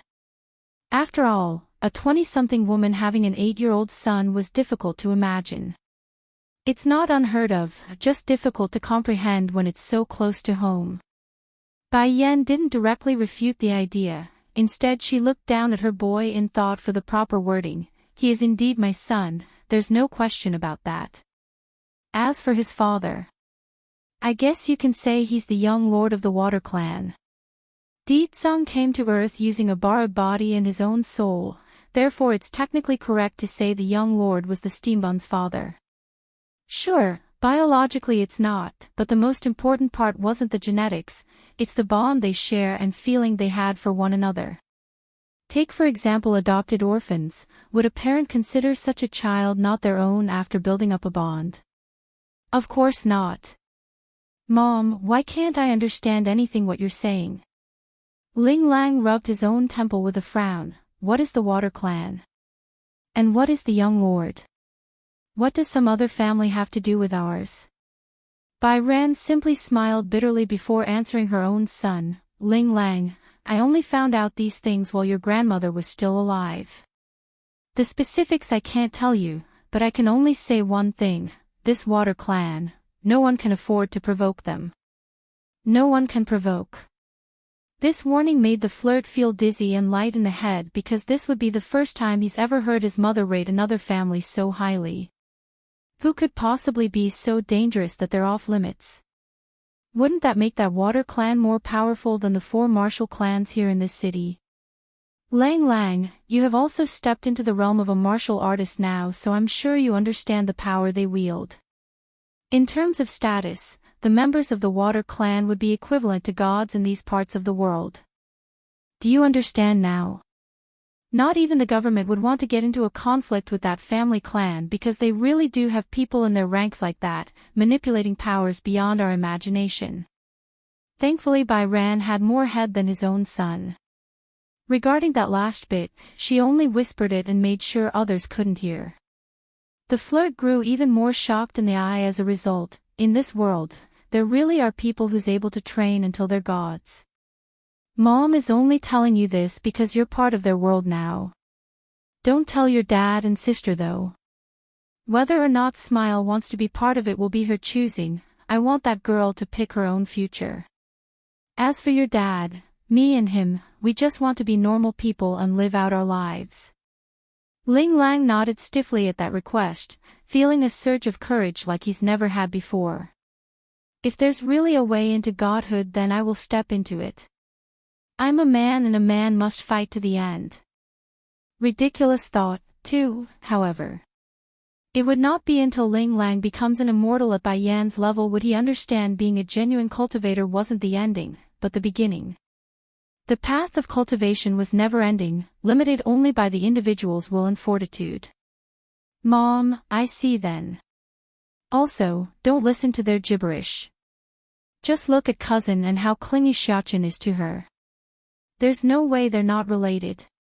The flirt had a very good impression of this nephew, so he's all in on supporting the steam bun. And if others claim otherwise, well, he doesn't mind giving them a beating to teach the blabbermouth a lesson. Of course, the premise remains that he could come out on top during the fight, that is. Ho ho. The flirt's comment there didn't escape Tian Wen's ear though. Making a sly smirk after being indirectly called a liar, that's only because the little young master has an innocent heart and is easily deceived by others. Little young master, this woman is only trying to get close to you in order to carry out her bad intention. I also hope you can understand this point and not be fooled. After all, your father is a prestigious and important individual. Many would do anything to marry him, let alone cheat some young child to their advantage. Do you understand my meaning? Some of the guests may not understand what's going on still with the whole water clan detail, but this comment from Tian Wind was easy enough to grasp. Che, so this woman isn't the boy's biological mother. How dare she call someone a husband stealer when she's a husband stealer herself? What a hypocrite, calling someone else out when she herself is one as well. Bai Xiaochen had very good hearing, so he immediately got cold in the face when they started to gossip. As a way to vent his anger, the boy promptly rushed at the bastard who dares to downgrade his own mother by punching Tian Wind in the chest. Immediately, the guy loses his own balance and allowed the steam bun to sidestep to one side and trip him fully by kicking him in the ankle. Just like that, using two simple maneuvers, Bai Xiaochen was able to cause someone that's capable of flipping a car into falling heads over heels into the floor and making a mess of himself. Dad! Tian Foran exclaims in shock over her own papa's untimely fall and wanted to help. However, the second she moved was when the steam bun struck with that cold hard glare, thus causing her to freeze on the spot.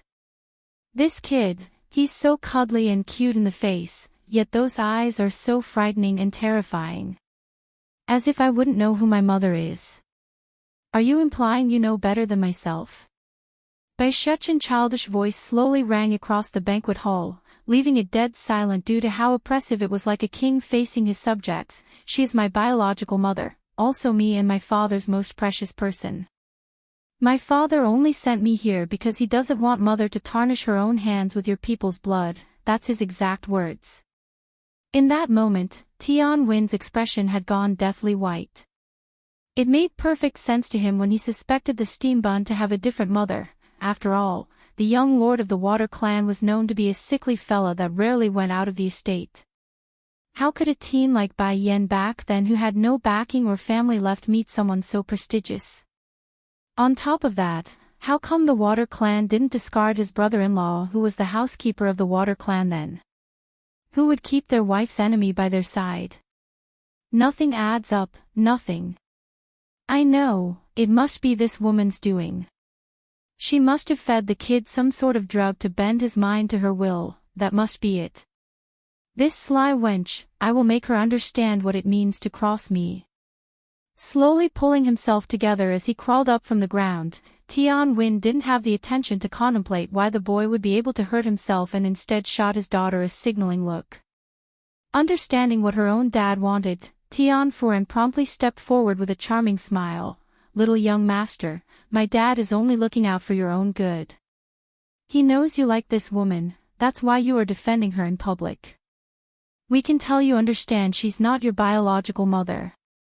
Ridiculous thought. 3. Yen. Ling Lang sounded a little anxious after that remark from the bitch. How come you're not speaking up? Xiachen is still a child after all, how can he be as slick as that Tianfuren? But when he saw how relaxed and calm Bai Yan was by taking up a chair to sit for the show, Ling Lang didn't know what else to do. Come on and sit, what are you all standing around for? Bai Yan chuckles as she met the strange gazes coming her way. We can relax and watch them play this out. Ling Lang was absolutely speechless. You're that confident Xiachen will be able to handle this evil girl? Why wouldn't I be confident? My son and husband said I can rely on them. Why shouldn't I in that case? The flirt didn't miss the pride in his cousin's voice and got a bit sour inside because he also got this strange feeling of wanting a son as well. Getting their own children to stand up for themselves was something any parent would like. Oh, what to do? I also want to get married and have some kids all of a sudden. Didn't you get divorced before? Ling Lang suddenly thought of something and blurted this out. He's puzzled on why Bai Yan would have him look for Xiachen when she had a husband to help. Cocking her head to one side like she's watching a dance, and why would you think that? Well, one wouldn't usually ask others to help look for their own child when their partner's already with their kid, wouldn't you agree? I thought you and your husband were divorced, that's why you needed my help. Besides, you never mentioned anything about finding your husband either. That's only because I didn't know my husband was coming. However, even if I did ask you to look for Ditsang, you likely won't be able to find him anyways. Upon being reminded of that seductive and handsome face, Bai Yan's lips would inexplicably curl into a warm smile. She's just that happy whenever things revolved around her own husband. Bai Xiachen didn't miss this change in his own mother's face, of course. He may be busy dealing with these shameless bastards, but he would never neglect Bai Yan's existence. Immediately, the boy's face got all sad and aggrieved at being neglected himself. Mother must be thinking of batty father again. In contrast, Bai Xiachen only found Tianfuren's supposed charming smile to be disgusting and ugly once he turned around. I remember you. Bai Xiachen cocks his little head to one side. You're the evil woman who came with your father before. Didn't you learn not to appear before me, or are you so brave that you're now trying to displace my bond with my real mother? Tianfuren's smile froze. Little young master, you misunderstood. I did not. What's not to misunderstand? Don't think I can't see it. You're going after my batty father in order to seduce him, but look at yourself. You got neither ass nor chest.